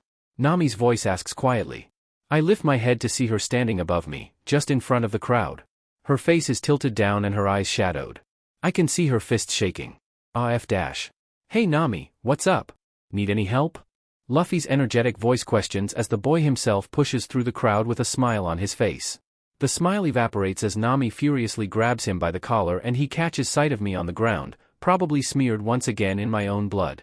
Why are you still here? Why are both of you still here? Nami shouts, raw emotion making her vocal cords shake. This has nothing to do with either of you. Just get the hell off this island. She throws Luffy, who's staring at me white-faced, to the ground and takes off in a dead sprint down the road. A few people call after her, but my eyes are locked on my captains. It's fine, I say softly. Luffy scrabbles across the ground to me. He hunches over my head, wide dark eyes darting across my face and shoulder. I reach my uninjured arm up to grab him by the face. It's fine, I repeat. Who? He starts. I shake my head. It's fine. I'm fine. I crack a wry smile. Hey, at least I wasn't stabbed this time. His face cracks, features crunching together and eyes scrunching. That's not the point, dummy, he shouts right into my face. I wasn't even there this time. Oh. Gotta shut that sheet down right now. Ha! I shout right back at him. He JRKs his head back, shock clear on his face. What happens to me when you're not around isn't your fault, dumbass. I make stupid choices that don't always work out. I'm a FING idiot, so I'm gonna keep getting hurt. He opens his mouth to argue as I SCK in a breath. I scream, as loud as I can, you don't have to feel guilty about me. The entire crowd takes a step back, doctor excluded. That dude just keeps wrapping my tender shoulder up. I take another deep breath. Luffy, I start, much softer this time, my weakness will never be your fault. I'm not hurt because you're not strong enough. He tilts his head down to shade his eyes, slowly nodding his head. I know, he says, almost inaudible. Do you? I ask, just as quiet. Silence spreads for a few moments, only broken by my hiss as the doctor tightens the bandage. You got off pretty lucky. Bullet went right through and missed all the important sheet, probably why poor Nojiko got banged up too. You'll be fine, the doctor says gruffly, slapping another roll of bandages into my hand, then rocking back on his heels and moving on to patching up Nojiko. See? Just fine, I murmur. Oddly enough, getting honest-to-God shot hurts almost less than being smacked by a lion. The real question is whether that has more to do with me getting a higher pain tolerance, or some weird assimilation with this world's healing rate. I don't FING know. I flick the brim of Luffy's hat up so I can see his face. Big watery black eyes stare back at mine. I'm glad you're worried about me, it's nice to know you care. But if you stop to pity me every time I get hurt, we'll never make it to the end of the Grand Line. His face pinches up. Okay. Sorry. I'll care. A quieter? I snort, then pull his head closer to press a sound kiss to his forehead. Be as loud as you DMN well please, Captain. Now go take care of Nami, and I'll take care of myself. If nothing else, you gave as good as you got, Genzo pipes up from behind us. Caught that Marine BSTRD right in the side. You're a pretty good shot, kid. I can't help the full body laugh that rumbles through me. Ha! You hear that? I'm getting better. A big smile creeps up Luffy's face, the last vestiges of his melancholy draining away. Of course you're getting better, he states, getting to his feet. The same woman that had led me to Nami's house earlier comes up to my side and helps me to my feet. My home is right here, you can rest for a bit while we get everything sorted, she says with a warm smile, guiding me through the door. I throw my head back over my shoulder to give Luffy a wink and a thumbs up before the door is shut behind me. She helps me get situated on a plush couch, pulling an Afghan draped on the back of it over my lap. I'd like to suggest you take a nap while you can, but you don't seem like that kind of person, she says, walking through an open door to what I presume is the kitchen. The sound of running water confirms my suspicion. So instead I just ask that you take as long as you need to adjust. I have the feeling things are coming to a head out there, so if I don't come back, please feel free to leave the island. She wanders back to the couch and hands me a glass of water. I stare up at her, mouth agape. What is it? She asks, head tilted in confusion. I shake my head. Sorry, it's just, you're very kind, to be helping me like this. And hearing you talk so nonchalantly about your own death is a little disconcerting. She chuckles softly. Don't you worry about that. The bathroom is the first door on the right down that hall, the one across from it is mine. If you need a change of clothes, please take anything. That does it. Arm yourselves, it's time to fight, comes a muffled yell from outside. The woman sighs, grabbing a kitchen knife as she walks to the door. Here we go. You stay safe now. Thank you. I call as she walks out the door. She flashes me a smile and shuts it behind her. I sit in silence, listening to the muffled yelling and rallying cries outside. Sheet, I whisper. It's some time later when I finally get up. The yelling has completely died down, there's no more harsh footfalls or clanging of weapons. I fold up the woman's Afghan, making sure I didn't leave blood stains on it, and make my way outside. The streets are abandoned, save for Nami crouched on the ground clutching Luffy's straw hat to her head. I quietly pad up behind her. They all go to fight Arlong, then? I ask. She visibly jumps, neck craning to stare back at me. Tears are still wet on her face, skin red and splotchy. She slowly nods. How's your shoulder? I don't even have to ask. The skin is FING shredded, deep gouges mar the skin all over her former tattoo. How's yours? She shoots back with none of the usual heat. I snort. Just fine. We stay silent for a few moments, Nami thumbing the brim of Luffy's hat and staring holes into the ground. I thought Luffy didn't let anyone touch his straw hat, she says, still looking at the ground. Except maybe you, she adds. I snort quietly. Huh.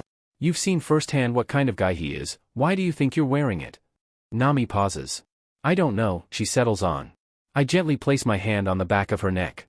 She ever so slightly leans back into the touch.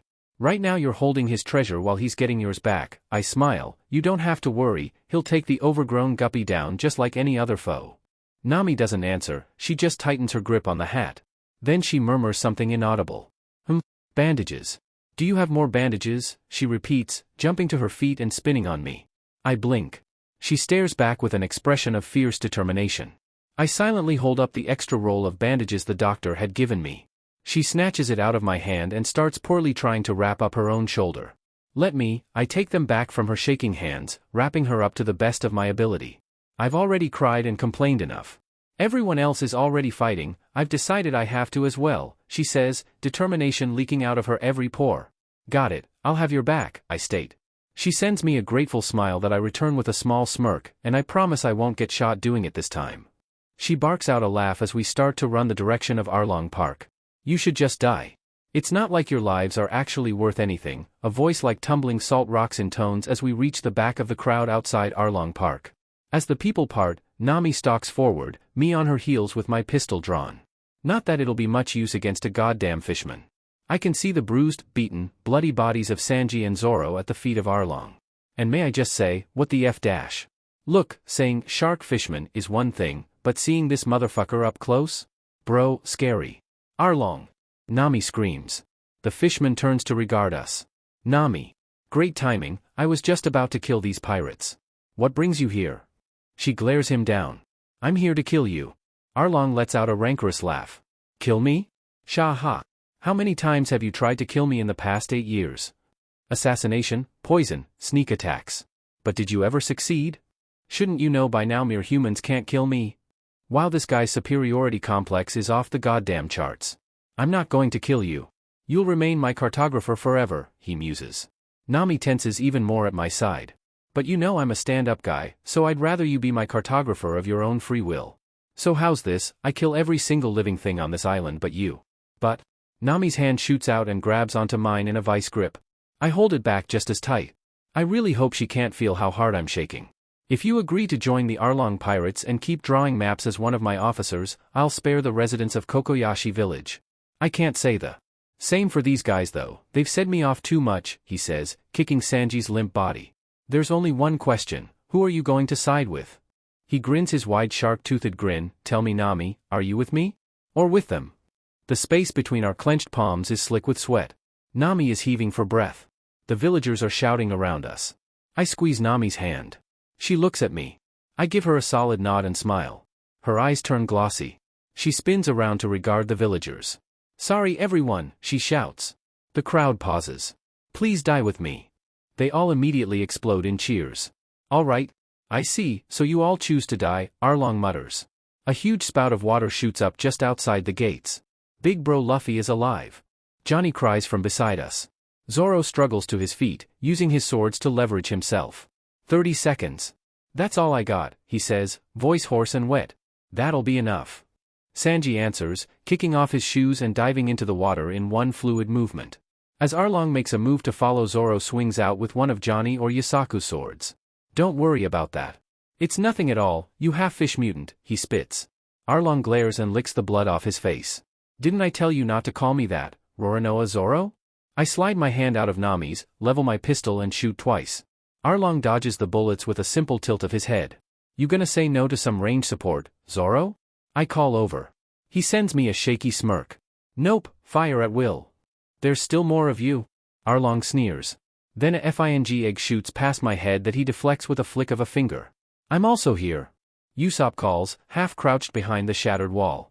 He grins a manic smile over at us. Nami, Ed. I took down one of their officers by myself. Ha!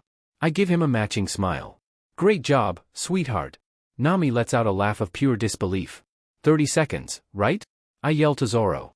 He gives me an exhausted nod. Wonderful, I can talk for that long. I take a few steps forward. Not many, mind you, I'm not getting closer to this psycho than I have to. Hey, Arlong. I shout. He regards me as one would a worm. Ouch. You're a huge a-hole. Every single person in my vicinity chokes. You're a money-grubbing materialistic D-faced CNT bag and a disgrace to that mark you wear. That's enough to draw his ire solely on me. What did you say? He growls. You FING heard me. How dare you wear a symbol like that while doing the things you've done here? Maybe if I rant at him long enough Luffy will show up and save us. Yeah. That'll work. I do notice Hachon slip into the water behind Arlong, but that'll take care of itself thanks to the wounds Zoro inflicted on him earlier. A lowly human dares to lecture me on things it doesn't understand, he grits, voice like gravel rolling with fury. Right off. You think just because I'm human I can't understand you? Newsflash motherfucker, hate is universal. There's silence from the crowd as I go off. I lower my voice from a yell to just being firm. There's a lot of discrimination where I'm from. And what I've learned is that people will use almost anything to other a group of people. I count off on my fingers, the movement jostling my shoulder. Race, religion, gender, sexuality, wealth, anything. It comes to a point where you realize people don't even hate you for what they say they do. They just do it because they can. I can't keep the bitterness out of my voice. People are predictable, stupid, prideful and obtuse. I soften my eyes for my crewmates, but they're also kind. And gentle, and understanding. They're very easy to love. That's about all I need to know about them. The moment is shattered by Arlong's slow clap. Wonderful speech, truly. But even still, it remains that a worm like you could never understand what it means to be a fishman, to be superior in every way but still treated as monsters. My expression flattens out. Guess there's no getting through to you. I fire another shot that he once again dodges. Fine. You want to fight me, so you shall, he roars, charging towards me with his fist raised. I'm thankfully saved by Zoro diverting his blow with a strike of his own. I'm your opponent too. Don't forget about me, he yells hoarsely. Thanks buddy. I call, firing another bullet that is also dodged. This is getting old. That's you 4 bullets down? Yeah. 3 shots left. Another of those shots is wasted as I fire while Zoro ducks for a swipe at his legs. Ball. Zoro, hun, can you get me an opening? He replies with a wordless yell and, I'm FING trying. I throw my free hand up. You don't have to be such a beach about it, Jesus. 2 left. I got you, yells Usopp, a couple pellets firing past me in close succession. Some kind of smoke bomb and something that goes off like a sparkler. As Arlong's face emerges from the smoke like something straight out of Jaws I shoot again.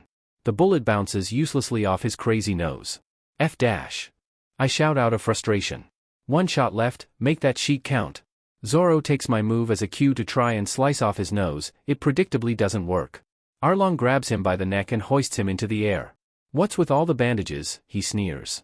Zoro mumbles something inaudible. Ha! What was that? Ed. Shoot! Zoro roars, stabbing one of his swords into Arlong's forearm to hold him in place. As he makes a shout of pain, I race forward and level my pistol up at his face, almost point blank. Can't miss this time. Eat sheet and live, I growl. I fire my pistol. Nothing comes out. Crap. I'm seized at the neck by Arlong's free hand. I choke out a gasp as I'm lifted a few feet off the ground. What was that? Eat sheet and live? Sorry human, I think it's better if you just die right here, he hisses, sharp teeth bared and eyes wild. Oh my god, I forgot about the bullet I fired at Nezumi. That blunder is going to cost me my worthless goddamn life. I can hear shouts of my name from Nami and Usopp, and a gurgling cough from Zoro. Was that 30 seconds? I gasp through the choking. Zoro sends me as much of a smirk as he can. Yup. All our prayers are answered in the form of Luffy hollering, "I'm back," as loud as he can behind us. There's vigorous cheers from the crowd and calls of his name. So DMN late, moron, Zoro gargles out. Zoro. Ed? Switch with me. What? Oh F dash. A rubbery hand latches onto the back of my shirt and I grab onto Arlong's hand for dear life. I send panicked eyes at Zoro, who is looking at me with the same dawning horror. Don't you dare, we both yell as we're slingshot into the air. We're flying at breakneck speeds, screaming all the while. I'm flailing my arms around to try and grab onto Zoro in any way I can, but as the ocean approaches closer and closer I fear I won't be able to find him in time. My fingers snag on wet cloth. I grip onto it and pull with all my might. Zoro's body slams into mine and I grapple my arms around him tightly. I can feel his arms come up to do the same. This is gonna SCK. I scream. And oh shit, he screams back. Do you have any idea how hard it is to maneuver in the air while attached to another person without the use of your arms? I'll spare you the brainpower. It's very FING hard. I somehow by the grace of God managed to maneuver us so we're plummeting head first. If this cracks my skull open for a second time I'm gonna be so sad. I'll paddle, just hang on tight. I shout to Zoro, though the chance he can hear me over the rush of wind is slim. We slam into the water with all the force of one of Luffy's punches. I immediately start swinging my arms through the stinging pain. It feels like someone's moved a hot poker through my shoulder but I just keep paddling. With a kick of my feet we break the surface. Zoro's arms are tight over my shoulders and his breath is ragged against my collarbones. We only missed the ledge of the gates by a scant 20 feet, so I start the painstaking swim over there. I've got you, I've got this, I mumble. For the sake of brevity I'll spare you all the details, but have you ever seen someone trying to save a drowning dog? Yeah. That. This heavy but motherfucker is so lucky I'm a bomb but swimmer. Once we're up on the rocky ledge I twist Zoro onto his stomach as he starts hacking up water and blood. Hack that guy. Yup. That guy, I agree through heaving breaths, my hand coming up to wipe salt water from my face. But hey, we're alive. That's what matters. See, Zoro starts, blood still dripping from his lips, you'd make a great mermaid. I groan and roll onto my back, clutching at my burning shoulder. DMN straight. We just kinda lay there for a while, no sounds from either of us but wheezing breath and the occasional cough. That's gonna happen a lot, isn't it? Yup. F dash dot. The silence returns. I break it with a wheezing laugh. I hope your money dries fine, since you owe me 4,000 berry now. He lets out a long drawn-out groan. There's loud successive crashing from the other side of the wall. The F is going on over there? Zoro mumbles into the ground. Luffy's probably tearing down Arlong Park, I answer, sitting up into a crisscross position. Of course he is, Zoro wheezes. I look up and spot a stray chunk of rubble divert to start flying in our direction. You're gonna wanna roll to your left, I announce, scooching away from Zoro. He makes a tired and confused noise, raising his head just in time for the debris to smack him in the face. F dash, he yells. Told you, I snort, rising to my feet and tugging on his arms. He slowly and painfully stands upright, blood still running down his stitched-up chest in rivulets. Okay, let's go, you big sack of meat. The F, d'you call me? Nami. You're my friend. Got it? Luffy's voice screams as we round the wall. We can see Arlong Park, now nothing but a pile of rubble, and the crowd of Kokoyashi villagers clamoring and cheering, some tossing Luffy into the air while chanting his name. Ah, that's nice, I smile. That's enough celebrating, comes a familiar and extremely annoying voice. My smile evaporates. This beach. Captain Nezumi, flanked by a whole squad of gun-toting Marines, slowly strolls up to the crowd. He's now sporting a large bandage wrapped around his middle, and looks a little paler than when I saw him earlier. What a lucky day today is. It truly was an excellent battle. I can only assume your victory was some sort of bizarre miracle, as his annoying but goes on and on. Me and Zoro stalk up behind him and his little group. I, Captain Nezumi of the 16th branch, shall hereby take credit for your victory. Take this, you rat bstrd. I holler, driving my foot into the small of his back. He goes toppling down with a high-pitched scream, knocking his teeth off the pavement. There's sounds of violence as Zoro unleashes some frustration on the surrounding Marines. I leer down at Nezumi, who twists his head back to look at me in unabashed horror. Hey there. Sorry, I just had to come say hi again. You know, after you shot me last time. I ignore the noises of outrage around me as I wind back my leg and crack it right in between his. He makes a choked wheeze, face going even paler. I'm understandably a little upset about it. I hiss through my teeth. Why you, he screeches, pulling the classic sibling maneuver of kicking his legs up to try and keep me away. I grin a manic and slightly deranged smile at him. Me. Now I suggest you either walk away, or never walk again. He makes a whimper of fear, scrabbling back on his hands. Ah. I'm that is. Ah. He reaches behind himself and brandishes a pistol faster than I can stop, but before his crazy but can fire it, Nami comes in with a solid crack to the skull via bow staff. That's for shooting Nojiko. She strikes him across the face a second time. That's for trespassing on Belmir's Tangerine Grove, and a final thwack sends him flying with a holler of, and that one's for shooting Ed. Nami stalks after him and starts lecturing him. I swipe a finger under my nose and smirk. Ah, that felt good. Who could have guessed the best cure for a bullet wound was violence enacted in your name? I'm sorry, bullet wound? Usopp mutters to the side. Mark my words, you rotten pirates. Luffy is your captain, right? You and that evil detective will pay for this. You'll get just what you deserve, the rat bstrd wails as he frantically swims away from what was previously Arlong Park. What you deserve? Sanji parrots with a raised eyebrow. How'd he know I deserve to be king of the pirates? Luffy asks, adjusting his returned straw hat on his head. That's not what he means, dumbass, Zoro sighs. Are we in super big trouble or what? Usopp screeches. I blink back tears. He said I was evil. I'm so happy.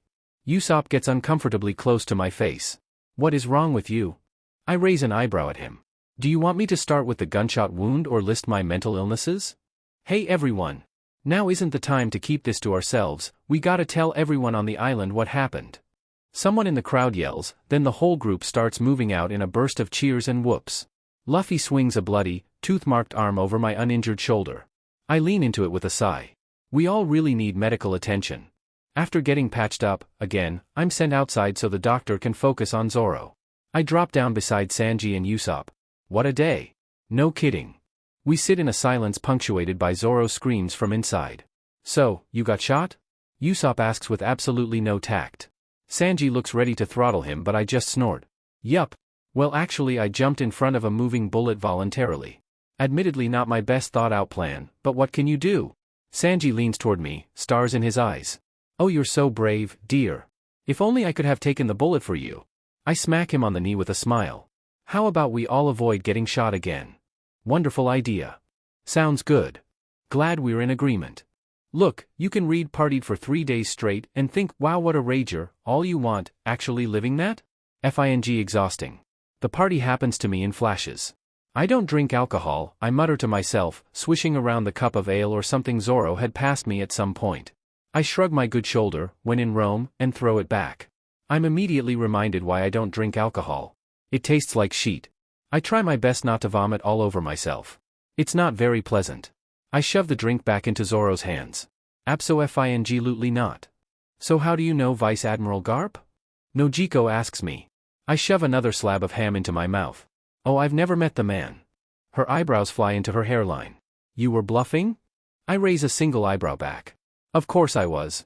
I don't know anyone in the government personally besides a couple snot-nosed brats. She shakes her head in disbelief. Well, you totally had me fooled, probably that captain too. Wonder if he'll check with his superiors before trying to get his revenge on you. I laugh through yet another slice of ham. I'd love to see that. Okay, I think you've had enough ham, the entire platter is gone. I'm having a riveting conversation with Usopp about the finer applications of hot sauce when I feel someone staring at me. I turn around and catch a glimpse of a man with scraggly brown hair pointing a camera at me. I raise an eyebrow and toss up a peace sign. There's a small flash from the camera and the man, now nervous at being spotted, gives me a thumbs up before disappearing into the crowd. Weird, I mutter to myself, turning back to Usopp and putting it out of my mind. I plop down next to Sanji in an empty alley, a plate of some kind of orange pie balanced in my lap. I want you to remember this forever, I sigh softly. He gives me a smile and tilts his head. Remember what? The party? I shake my head with a smile. Us going to war for one of our own. The surprise in his eye is quickly replaced by indignation as I shove a forkful of pie in his mouth. This is effing delicious, try it. As he's chewing through that I continue talking. What we just did for Nami was priceless to her, but to us it was just common sense, right? He furrows his brow and nods slowly, still chewing the pie. That's what we do. As crewmates we'll always have each other's backs. I give him a long soul-piercing stare. That goes for you too, without question. No matter who the enemy or their army, we will always go to war for one of our own. Do you understand me? His expression shudders off. He gulps down the rest of the pie. I'm sure I don't. Sanji, I interrupt, softly taking one of his hands. I'm not going to ask you anything about your past or the demons that clearly still haunt you. I just want you to keep what I said in mind. He stays silent for a beat. Okay, he says quietly, squeezing my hand. Okay, I understand. I give him a bright beaming smile, smack a kiss onto his cheek, shove the rest of the pie in his mouth and scamper out of the alley. Love you, enjoy the party, bye. I holler over my shoulder. There's loud hacking and choking noises from the alley that I ignore. I get pulled into a dance by Yasaku, who really doesn't know what he's getting himself into. I use the combined prowess of 4 years of dance classes to turn that poor fucker on his head. I send him spinning out of my arms and he goes crashing into Johnny. My loud laughter is interrupted by a wad of cash smacking me in the face. Stop laughing, you hyena! Zoro shouts. I immediately grab him by his still outstretched arm and pull him onto the dance floor, a challenging grin plastered on my face. Make me, Listerine. What even is that? I see the camera guy again some time later. This time I see him snap a picture of Luffy who's waving to the camera with a big grin. Didn't know Kokoyashi had paparazzi, I mutter to myself, then shrug and go back to eating. Ed. Nami laughs, crashing into me at a buffet table. Nami. I cheer back, wrapping my uninjured arm around her. I take a peek at her bandaged shoulder. New ink? I ask, wiggling my eyebrows. She laughs again and gives me a soft but bright smile. Figured I deserved something permanent that I actually liked. I soften my face and grab hers in my hands, pressing a firm kiss into her temple. DMN right. I'm so effing proud of you, I mumble into her skin. Her arms tighten around me and she smushes her face into the crook of my neck. Don't you dare make me cry at this party, she threatens. I laugh and rest my chin on the crown of her head. Ed, she mumbles. I hum. You took a bullet for me and my sister. I smile. Yeah. Guess I did. There's nothing but the sound of musicians and chatter around us for a moment. I'd do it again in a heartbeat, I murmur, cheek pressed firmly to her skull. Thank you, she says, almost inaudible over the din of the party. I probably wouldn't have even known she said anything if not for the vibration of her voice on my collarbone. You never have to thank me for protecting you, I respond, I'm your first mate, and more importantly your friend. I'll spend the rest of my life standing in between you and danger if I have to. For some reason that gets a snort out of Nami. What? She snorts again, shoulders shaking under my grip. You dumbass. You're one hell of a friend, you know that, she says between giggles. I start laughing too. Only the best, dearest. I croon. Both of us start laughing louder. The people around us are starting to stare at our display. Nami, we're making a scene. I wheeze. She starts smacking her hands into my back. Stop talking, she gasps, cackles clawing out of her throat. I smother another wheeze into her hair. I effing love you. She smacks her forehead into my collarbone. Yeah, I love you too, she wheezes back. Hey kid, where did you learn how to shoot? Genzo asks me while I'm in the middle of inhaling a whole tray of raw ham melon. Didn't, I reply through the chewing. He cranes his neck like he can't hear me. What was that? I never learned how to shoot. I stole this weeks ago and have just been doing whatever the hell works, I say nonchalantly. His eye twitches. Have you ever even cleaned it? I laugh. Nope. I only learned how to reload the thing when we met Usopp. I'm pulled away from the table and dragged out of the celebration by Genzo, who's blowing smoke out of his ears. I'm going to cram all the knowledge of gun maintenance into your skull in 3 hours or I'll die trying. Hey Genzo, do you guys have a transponder snail somewhere on the island? I ask, securing my new gun holster to my belt. The man in question puts down the powder horn he was showing me to scratch at his chin. I think there might be one in the old sheriff's office, hasn't seen any use since before Arlong though. I hope the poor thing is still alive. I nod. You think we could make a stop there on our way back to the party? Sure thing, but what do you want with it? He asks with a curious tilt of his head. I give him a cheeky smile. If Nami does decide to come with us, I'm sure she'd appreciate still getting to talk to you, not to mention I'll probably end up breaking my gun at some point and need instructions on how to fix it. He shrugs. Fair enough, let's hope the old girl is still kicking. The 3 days straight of partying comes to a peaceful end with all of us dropping like flies. I end up passing out under a table curled up with Luffy. The last thing I hear is Usopp's unending singing finally coming to a close as he falls to the ground asleep. We've finished hauling all our supplies onto the ship by the time Johnny and Yasaku call up to us. We can't thank you guys enough, but we have to go back to our jobs as bounty hunters. We look forward to meeting you guys again in the future. See you around, Zoro calls back. I just shake my fist at them with a grin. Don't you try to collect the bounties we'll inevitably amass. The pair of them strike their matching poses and in unison shout, whatever you say, big bro. Time for us to get going too, Usopp declares. What? We have to wait for Nami. Sanji shouts. Maybe she's not coming? Zoro mutters. Sanji whips his head around to him with his teeth bared. Hey! That raw ham melon you were talking about wasn't anywhere. Luffy yells. I raise an eyebrow at him. Really? I had some, it was delicious. He looks at me with a face of pure betrayal. What? Set sail. Nami's voice hollers from down the road away from the boat. We all turn to see her take off in a dead sprint towards us. What's she doing? Usopp question. She said set sail, so let's set sail, Luffy answers. Don't let her leave. She's planning on going without saying goodbye. Genzo yells. I watch her bob and weave through the crowd as the boys start prepping the ship around me. I can't help bursting into unrestrained laughter. She uses her running start to launch herself onto the moving ship in one gigantic leap. Nami makes a graceful landing and turns her back to the shore. She then lifts her shirt and a literal mountain of wallets cascade out of her shirt. She looks over her shoulder at the shrinking coast, kisses a bill and winks. Take care everyone. She hasn't changed one bit, Usopp frowns. I'd watch my back, Zoro mutters. Good job Nami. Sanji awes. Both me and Luffy burst into even more hysterical laughter. There's lots of yelling from the crowd as we retreat further into the water. Hey kid. Don't forget about our promise. Genzo yells to Luffy, he throws out a thumbs up. Goodbye everyone. I'll be off now.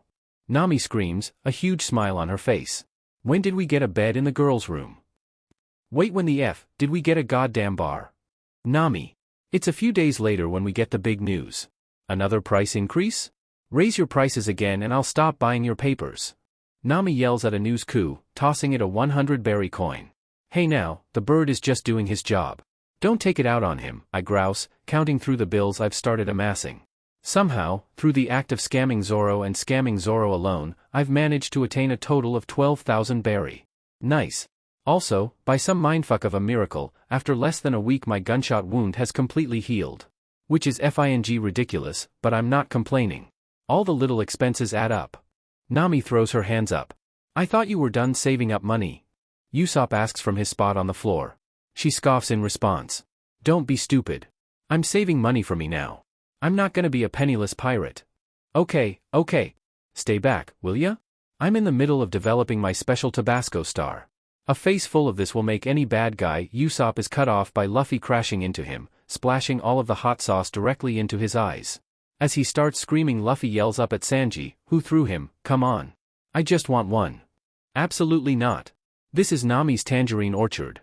I won't let anyone lay a single finger on it, he shouts, then turns to Nami with a love-struck expression. Nami. Do you see how well I'm protecting your trees? Nami smirks down at her paper. Thanks a lot, Sanji. Luffy scrunches his nose up at them before settling back into a smile. Fine. I'm in a good mood, so I'll let it go. Nami flips the page of her paper and a poster floats out. We all stare at it in silence for a second. Luffy's grinning face stares back. That was fast. Then everyone starts screaming. We're wanted criminals now. It says 30 million. Luffy laughs. I stare long and hard at the picture. For some reason this angle looks familiar. And I don't mean just because I know the poster already, something about the pose. Look! My picture is in here. Usopp cries, pointing to his turned head in the picture. It's just the back of your head, that barely counts. Sanji pouts. Usopp makes a smug face. Don't be jealous, I'm sure we'll all get them as we get more famous. Once again you idiots fail to understand the gravity of our situation. You do realize this means our lives are at risk? Nami groans, rubbing a hand down the side of her face. We can't afford to just relax. In the East Blue. Alright, let's head straight for the Grand Line. Luffy hollers, swinging an arm around my shoulders and shaking me around. Sanji and Usopp mirror our pose as we all start cheering. Aye. Hey, I see land up ahead, Zoro calls from the front of the ship. You do? Nami questions, walking up for a closer look. That island is the proof we're closing in on the Grand Line, she announces. That island is home of the famous Loguetown. It's also called the town of the beginning and the end, she explains. I cut in with a snap of my fingers. It's also the birth and death place of the previous king of the pirates. So that's the town the pirate king died at, Luffy mutters. Yup. Shall we go? Nami smiles. My eyes bug out. Oh sheet. We're already at Loguetown. I jump out from under Luffy's arm and start scrambling towards the hatch. What's up? Nami calls as I throw it open. I forgot I really have to do something before we get there. I yell, dropping down and slamming the door behind me. I hop through the boys' mess and scuttle through the emergency exit connecting the two cabins. I rip open the bottom drawers of the armoire, which I had moved all my sheet to when Nami replaced our goddamn couch with a bed without telling me, and pull out my draft of the letter for Sabo. I've got maybe half an hour to polish this thing up, better get to work. After 20 minutes I have down what I think is the best I'm gonna get. It reads as follows. Hey Sabo. First things first, don't try to figure out who I am, you little sheet. Basically, I know what happened to you. You probably want to sit down for this one, sweet cheeks, you might get a little faint. Anyways, straight to the point. You're from Dawn Island, the Goa Kingdom specifically. You were born noble but your family SCKED, but so you ran away, met this a-hole kid named Ace and another kid named Luffy, and some shit happened and the three of you swore brotherhood on sake. More shit happened, then you got blown up by a celestial dragon. That should be enough to kickstart your memory, hopefully. Now then, I need you to get in contact with the Whitebeard pirates so you can help them get Ace's stupid but under control. He's off to murder this guy who should totally be murdered, but that idiot can't do it alone. At the very least keep in contact with him? They probably have his transponder number, let him know you're alive. Also attached is a transponder number you may only call for emergencies. Like Ace is dying or caught by the Marines or Whitebeard has suddenly died of liver failure or Dragon wants to start a nuclear war. Don't ask the person on the other side of the line about this either. Matter of fact, don't tell anyone how you got back your memories. Dragon will probably figure it out because he's cool like that, and Koala might be there when you read this, whatever. Just keep it to a minimum. And don't tell your brothers. Just say you got conked on the head on a mission or some shit. I don't care. So have fun with that, make sure he doesn't run headfirst into death. By love, an interested party. If nothing else it'll get him curious as to what the hell is going on, right? With that out of the way, it's on to my next order of business. Shopping. I want to get a bunch of shit that'll help during our first leg of travel in the Grand Line, and I want to buy that before everything goes to shit in Loguetown. I wonder. I go back to the drawers and withdraw my wallet. If I can somehow scam a bank into converting my cash into berry, I'll probably be set. How much do I even have in here? I crack it open and pull out a stack of bills. What the F dash? Was I walking around with $700 in cash? It's like I was asking to get robbed. If someone stole this off my corpse I'll be so f***ing mad. Wait, did I even have a corpse? I have all my sheets, so does it just exist in two places? This is making my brain hurt. Well, as horrible as that could have turned out, I'm thankful past me was kind of an idiot. Now I've just got to use my endless amounts of riz to make a bank teller convert this sheet. Good thing scamming people is apparently one of my specialties. Ed, we're making landfall. Usopp yells from above me. I curse under my breath, sticking the letter in an envelope, writing, "For Sabo," on it in the most horrific chicken scratch I've ever accidentally created, and sticking it in one of my many pockets along with my wallet. I join my fellow seafarers up on deck and look out at the city. This place is pretty big and kinda confusing looking, sure hope I can find everything I'm looking for. Okay, if you see a tall white-haired half-naked guy smoking a minimum of 2 cigars at once, tell him I think he's cool, I blurt out. Everyone turns to me with varying levels of bewilderment and trepidation. What? Okay, got it. I'm gonna go check out the execution platform. Luffy interrupts, jumping down from the ship onto the dock and taking off down the road. Luffy, wait. We didn't pick a meeting place. Nami yells after him. She turns to me with an exhausted look. What are we gonna do with him? Don't know, I'm going out too. Nobody die while I'm gone. I holler, sliding down the rope ladder with an amount of finesse I didn't know I possessed. Ed. Nami screeches. I just keep booking it into town. I slow down pretty soon, taking a second to assess my location. Where can I find a bank in a place like this? I mutter to myself, looking around the colorful town. Bank's over there, a bored voice says behind me. I jump a little and turn around to see a tall man in a marine hat and pink polo shirt. Oh, thank you, I reply, smiling gratefully at him. He dismissively waves a hand as he scratches at his stubble with a tattooed arm. Don't worry about it. Enjoy Loguetown. Wow, he sounds like he hates being awake. I spin on my heel and start trotting toward the bank he pointed out. It's pretty much empty when I roll in, so I step right up to the teller and smack my stack of foreign bills onto the counter. Hey there, do you do currency conversions here? After 10 minutes of explaining that yes, Canada is a real place and yes, this is legal tender and yes, $10 is equal to 1,000 berry, I walk out of the bank 70,000 berry richer. With a grand total of 82,000 berry to my name, I set my sights on the next item on my list. Finding a shop for transponder snails proves to be relatively uncomplicated. In fact, after asking a local, I get there in no time at all. A bell rings above the doorway as I step into the shop. The walls are lined with terrariums of all shapes and sizes, radio equipment I couldn't describe if you paid me to, and some interesting-looking briefcases. Hello and welcome to the Shell Phone Shack. Can I help you find anything? A chipper voice calls from the front desk. Sat at the register, in a uniform I'm inclined to call a crime against humanity, is a teenage girl with bright neon pink hair and the closest goth makeup can look to clown paint. Absolutely you can, you burning menace, I gape as I stroll up to her table. She gives me a wide smile that showcases her multicolored braces. Why thank you. I shake my head in disbelief and reach my hand across the counter to shake hers. Your vibes are so fing amazing. I'm Ed Domino, you can call me Ed. Juniper, she chirps, vigorously shaking my hand back. So you looking for a transponder snail? I give her an easy grin. Yes I am. This perchance something you can help me with?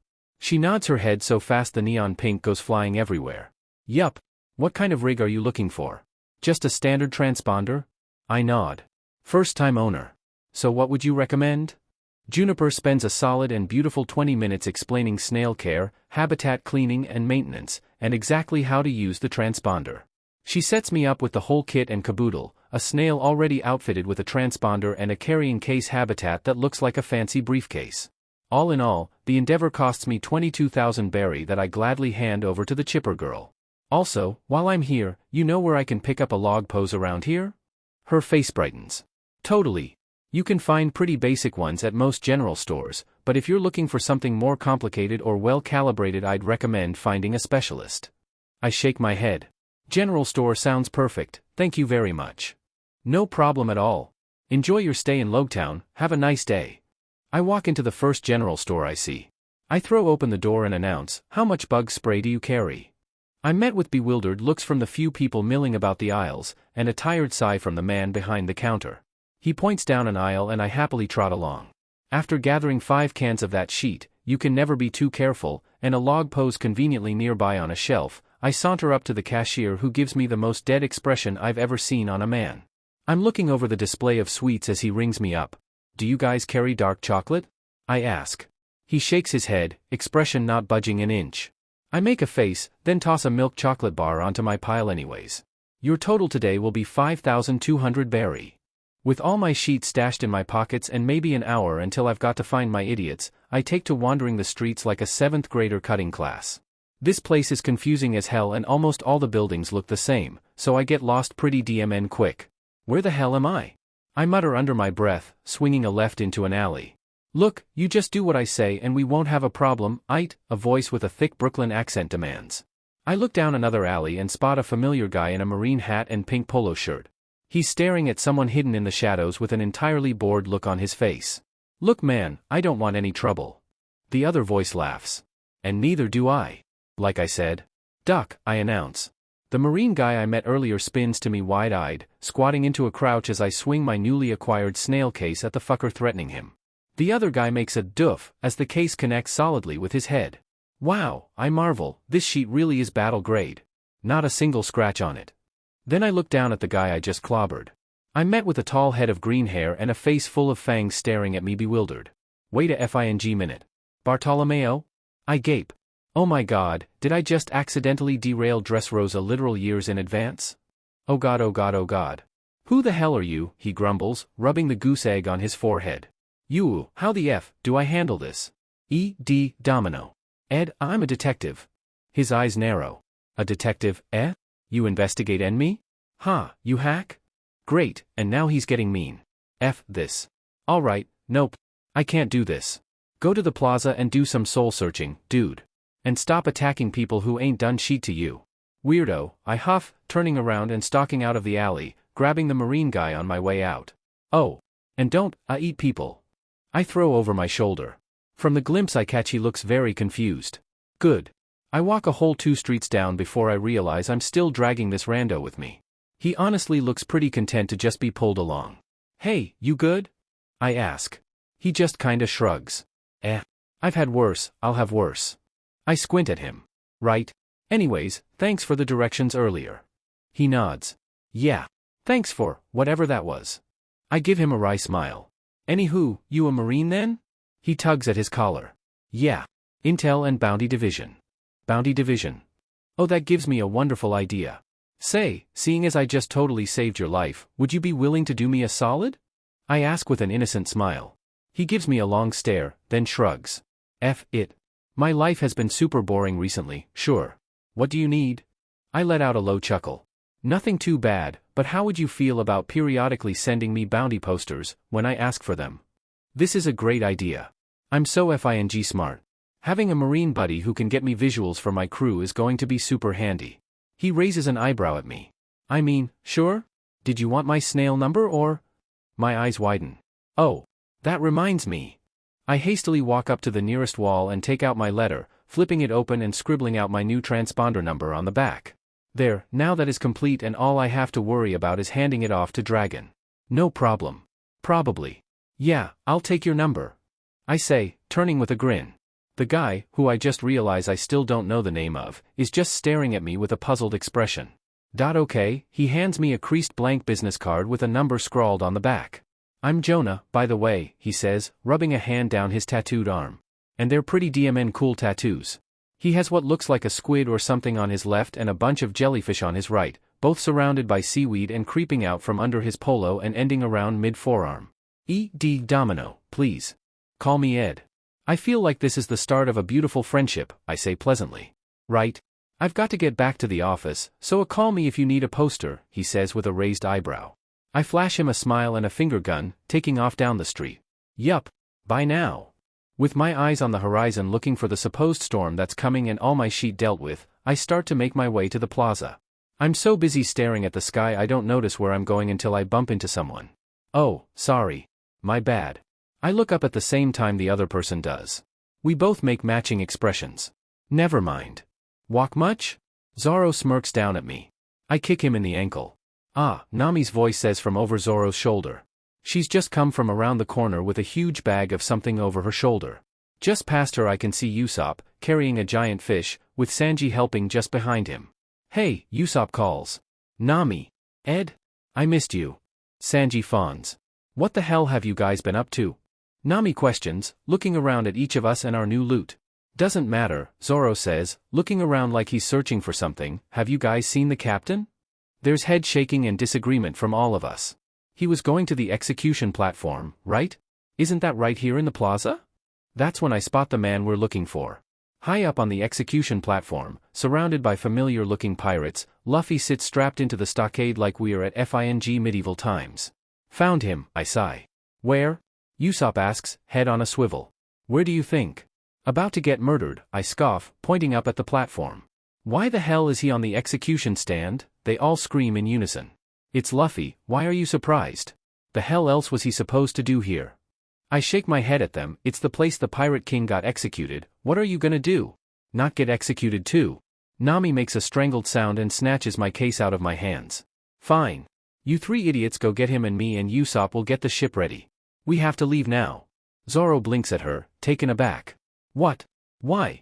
Nami holds up a barometer that I guess she just carries around. The barometric pressure is dropping like crazy. There's a storm coming, and a DMN big one. She snaps it closed and turns on a dime, taking off down the road. Make it quick. Damn it.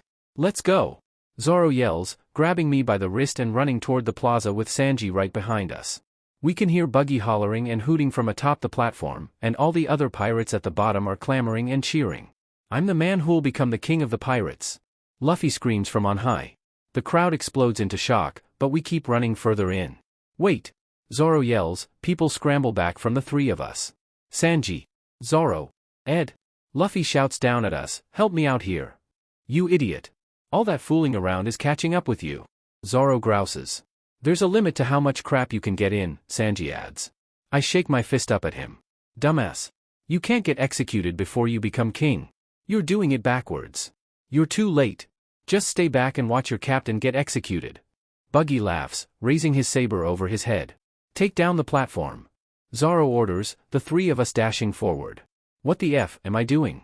Why am I not just staying back and waiting for Dragon? I pull my pistol out of my holster and fire a couple shots into the pirates blocking our path. Damn it. Sanji curses beside me, kicking some guy so hard he goes flying. Zoro jumps ahead of us to cut a swathe through the crowd. Right. Because I'm a FING idiot. Zoro. Sanji. Nami. Usopp. Ed. Luffy calls down to us. We pause to look up at him. He smiles a big eye-creasing smile. Sorry, looks like I'm dead. The boys both make panicked sounds, but I keep my eyes on my captain. I didn't like that. Buggy's sword comes down in a neat arc. I didn't like that at all. There's a crackle, and the world lights up bright white as the stand is struck by lightning. I don't want him to die. The platform is set alight.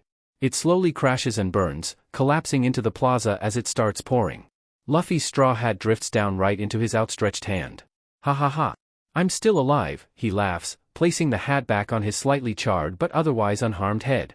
There's complete silence from the crowd as he saunters forward. Do you believe in God? Sanji mutters beside me. Only the one walking towards us, I mutter back. Stop talking nonsense, we gotta leave this town, Zoro snaps, sheathing his swords. I smack Luffy on the head when he makes his way up to us. Hey! What was that for, he grumbles. I glare at him. Luffy, Luffa, love of my life, what in the nine hells made you think that was a good idea? I yell. He shrugs. I glare harder. Zoro smacks both of us on the head. Save it for later. There's still trouble, he barks.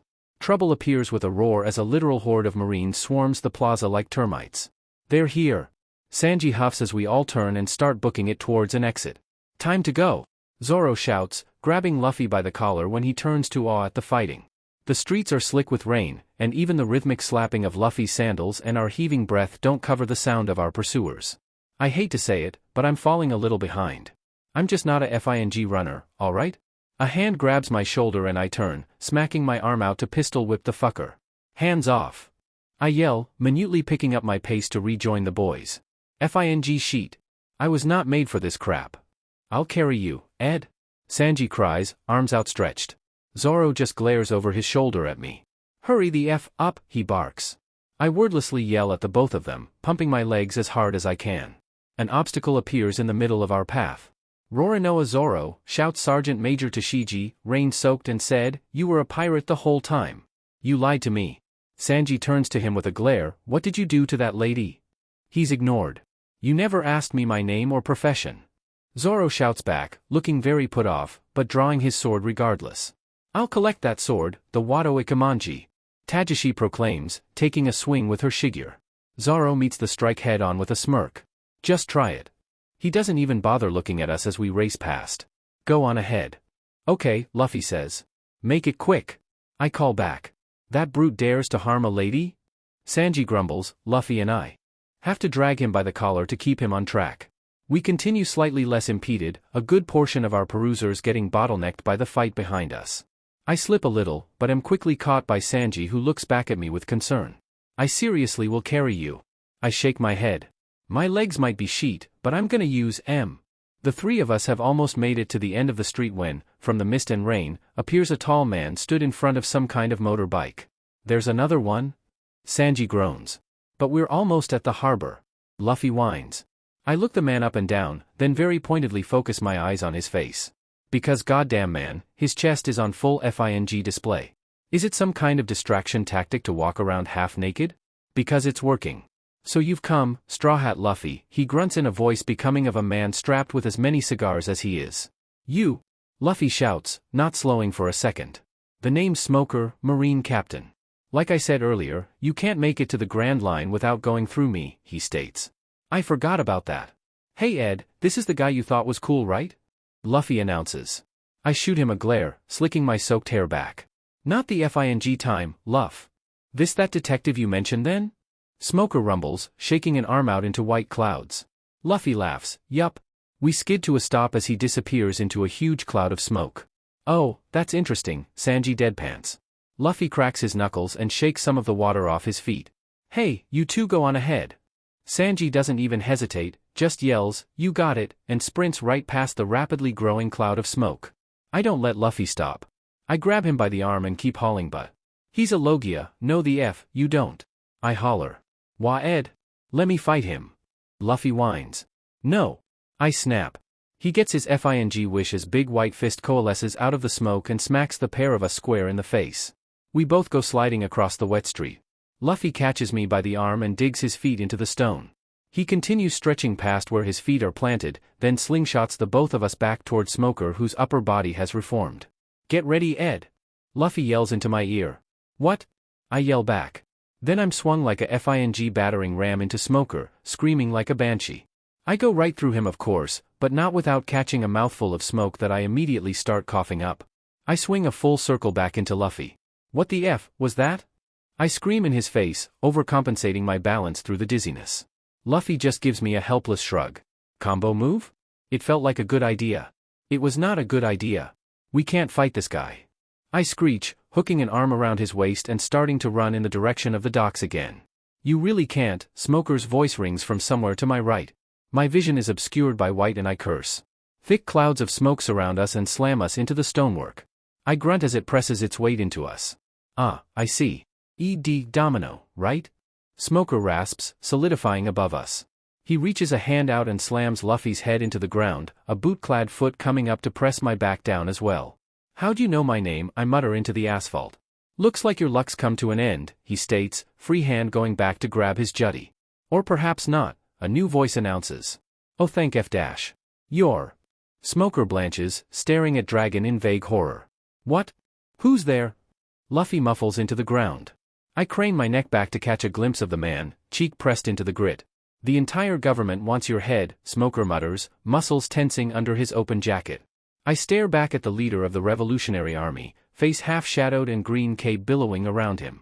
The world still awaits our answer, Dragon murmurs, staring down at the pile of us with a smirk. Then the FING gust starts. Wait! I scream, flailing an arm around to reach into my pocket.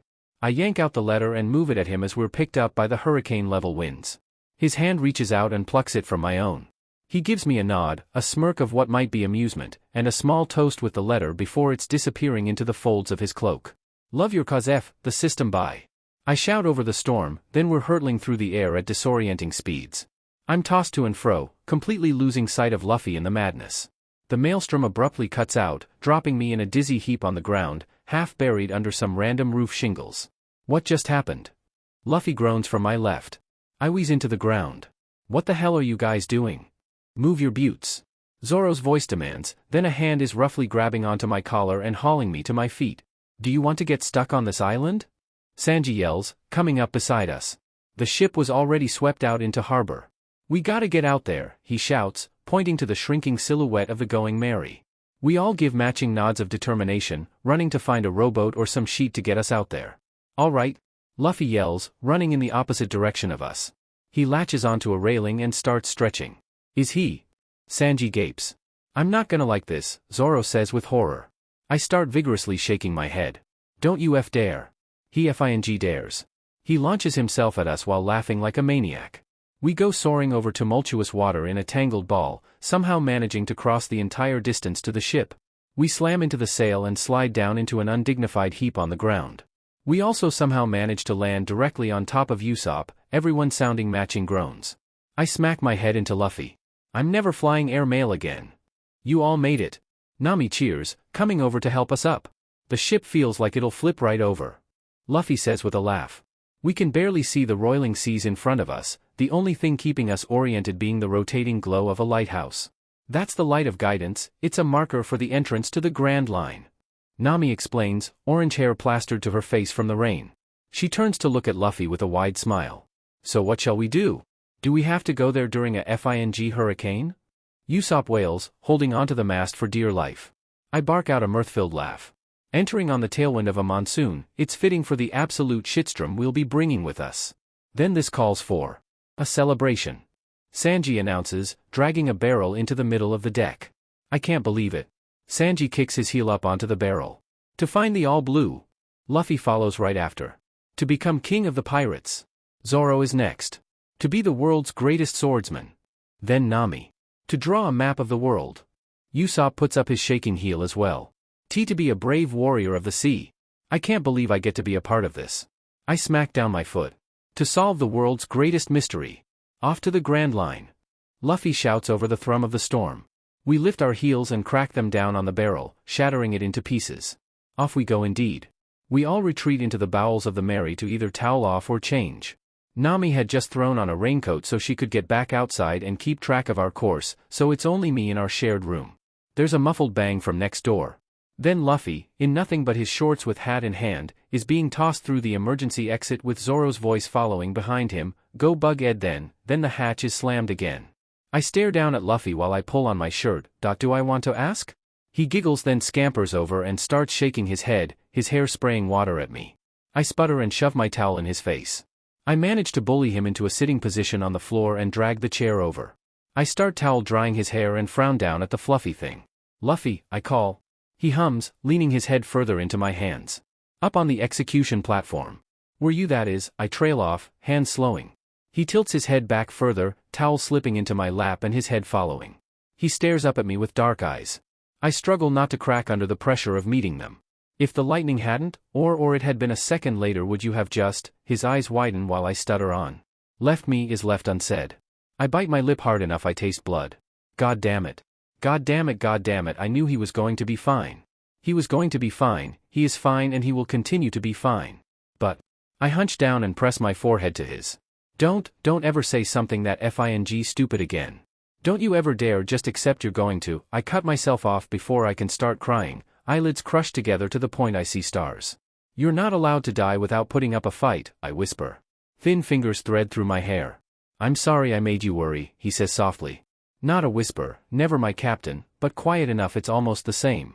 "You better be," I murmur back. There's a soft click that has me looking up.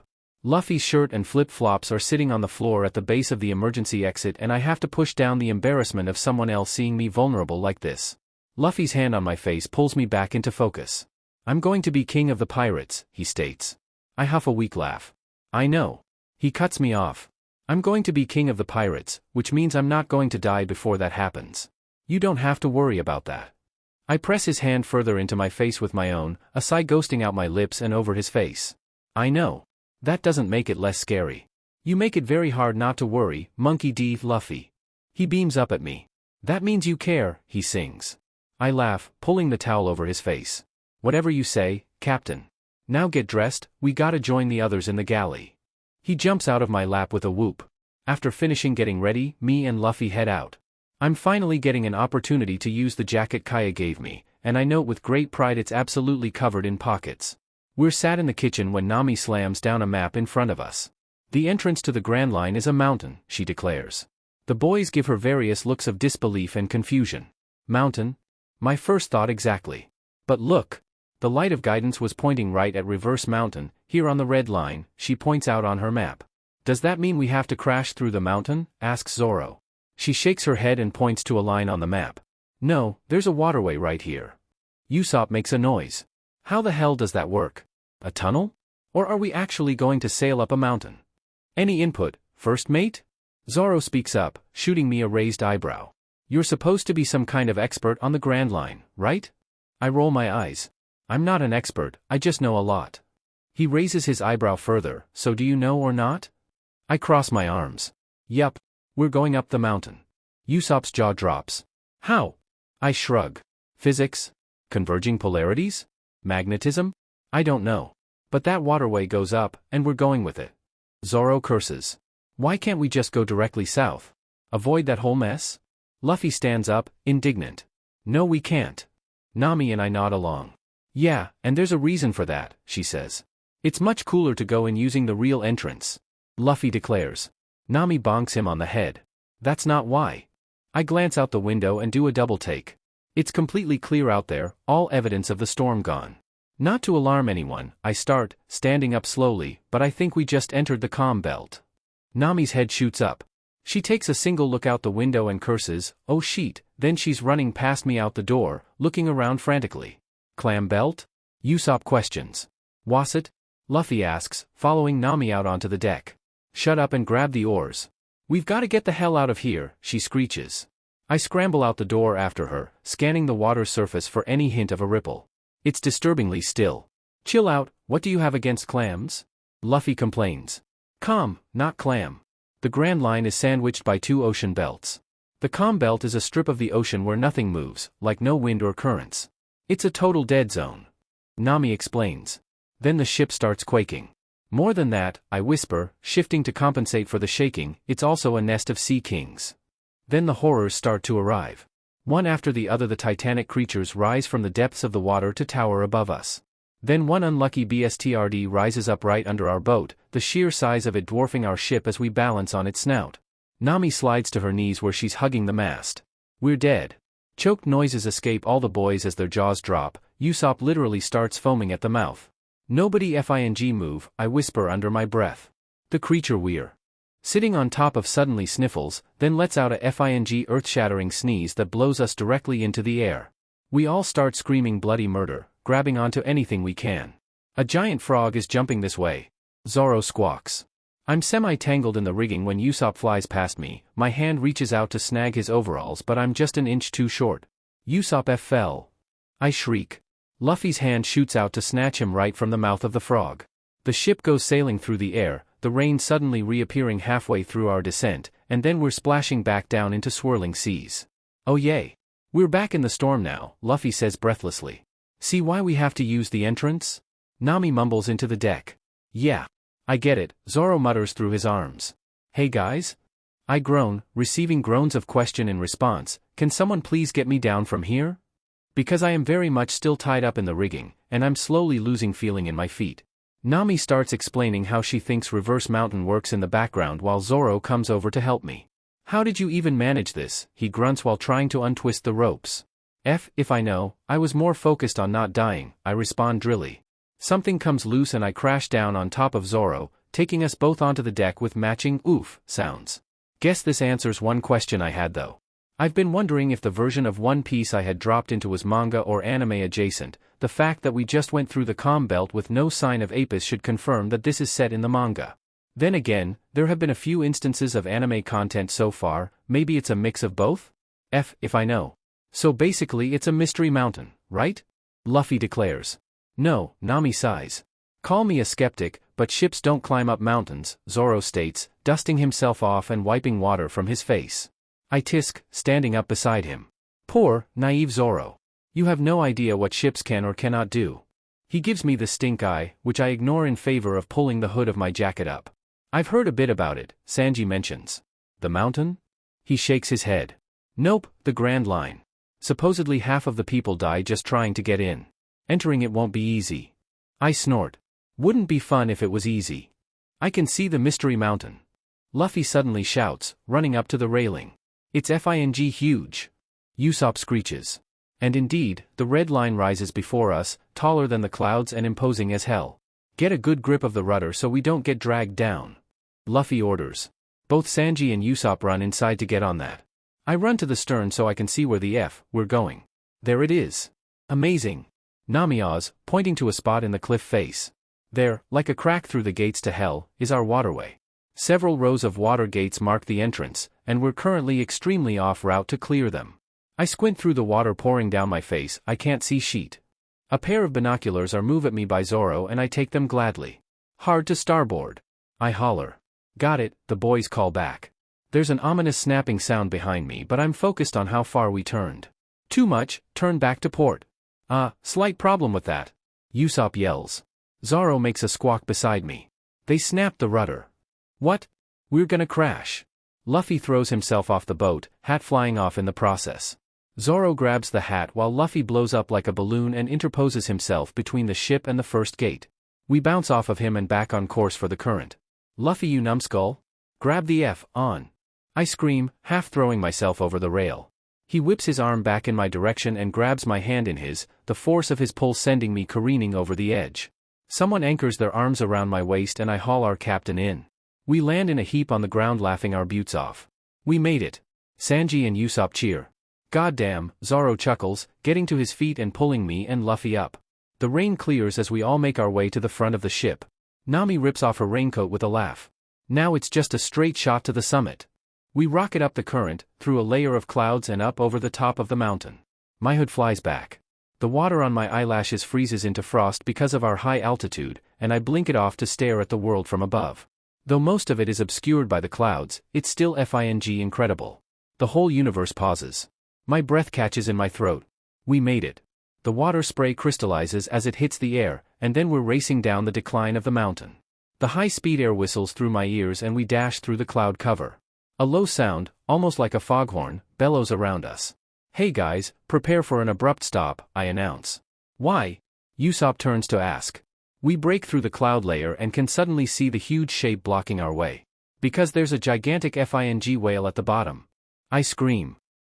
Okay, sadly the chapter is over, and if you enjoyed the video just leave a like, and subscribe with post notification, so when the next chapter is ready, you will be notified. Okay, see you in the next video. Bye.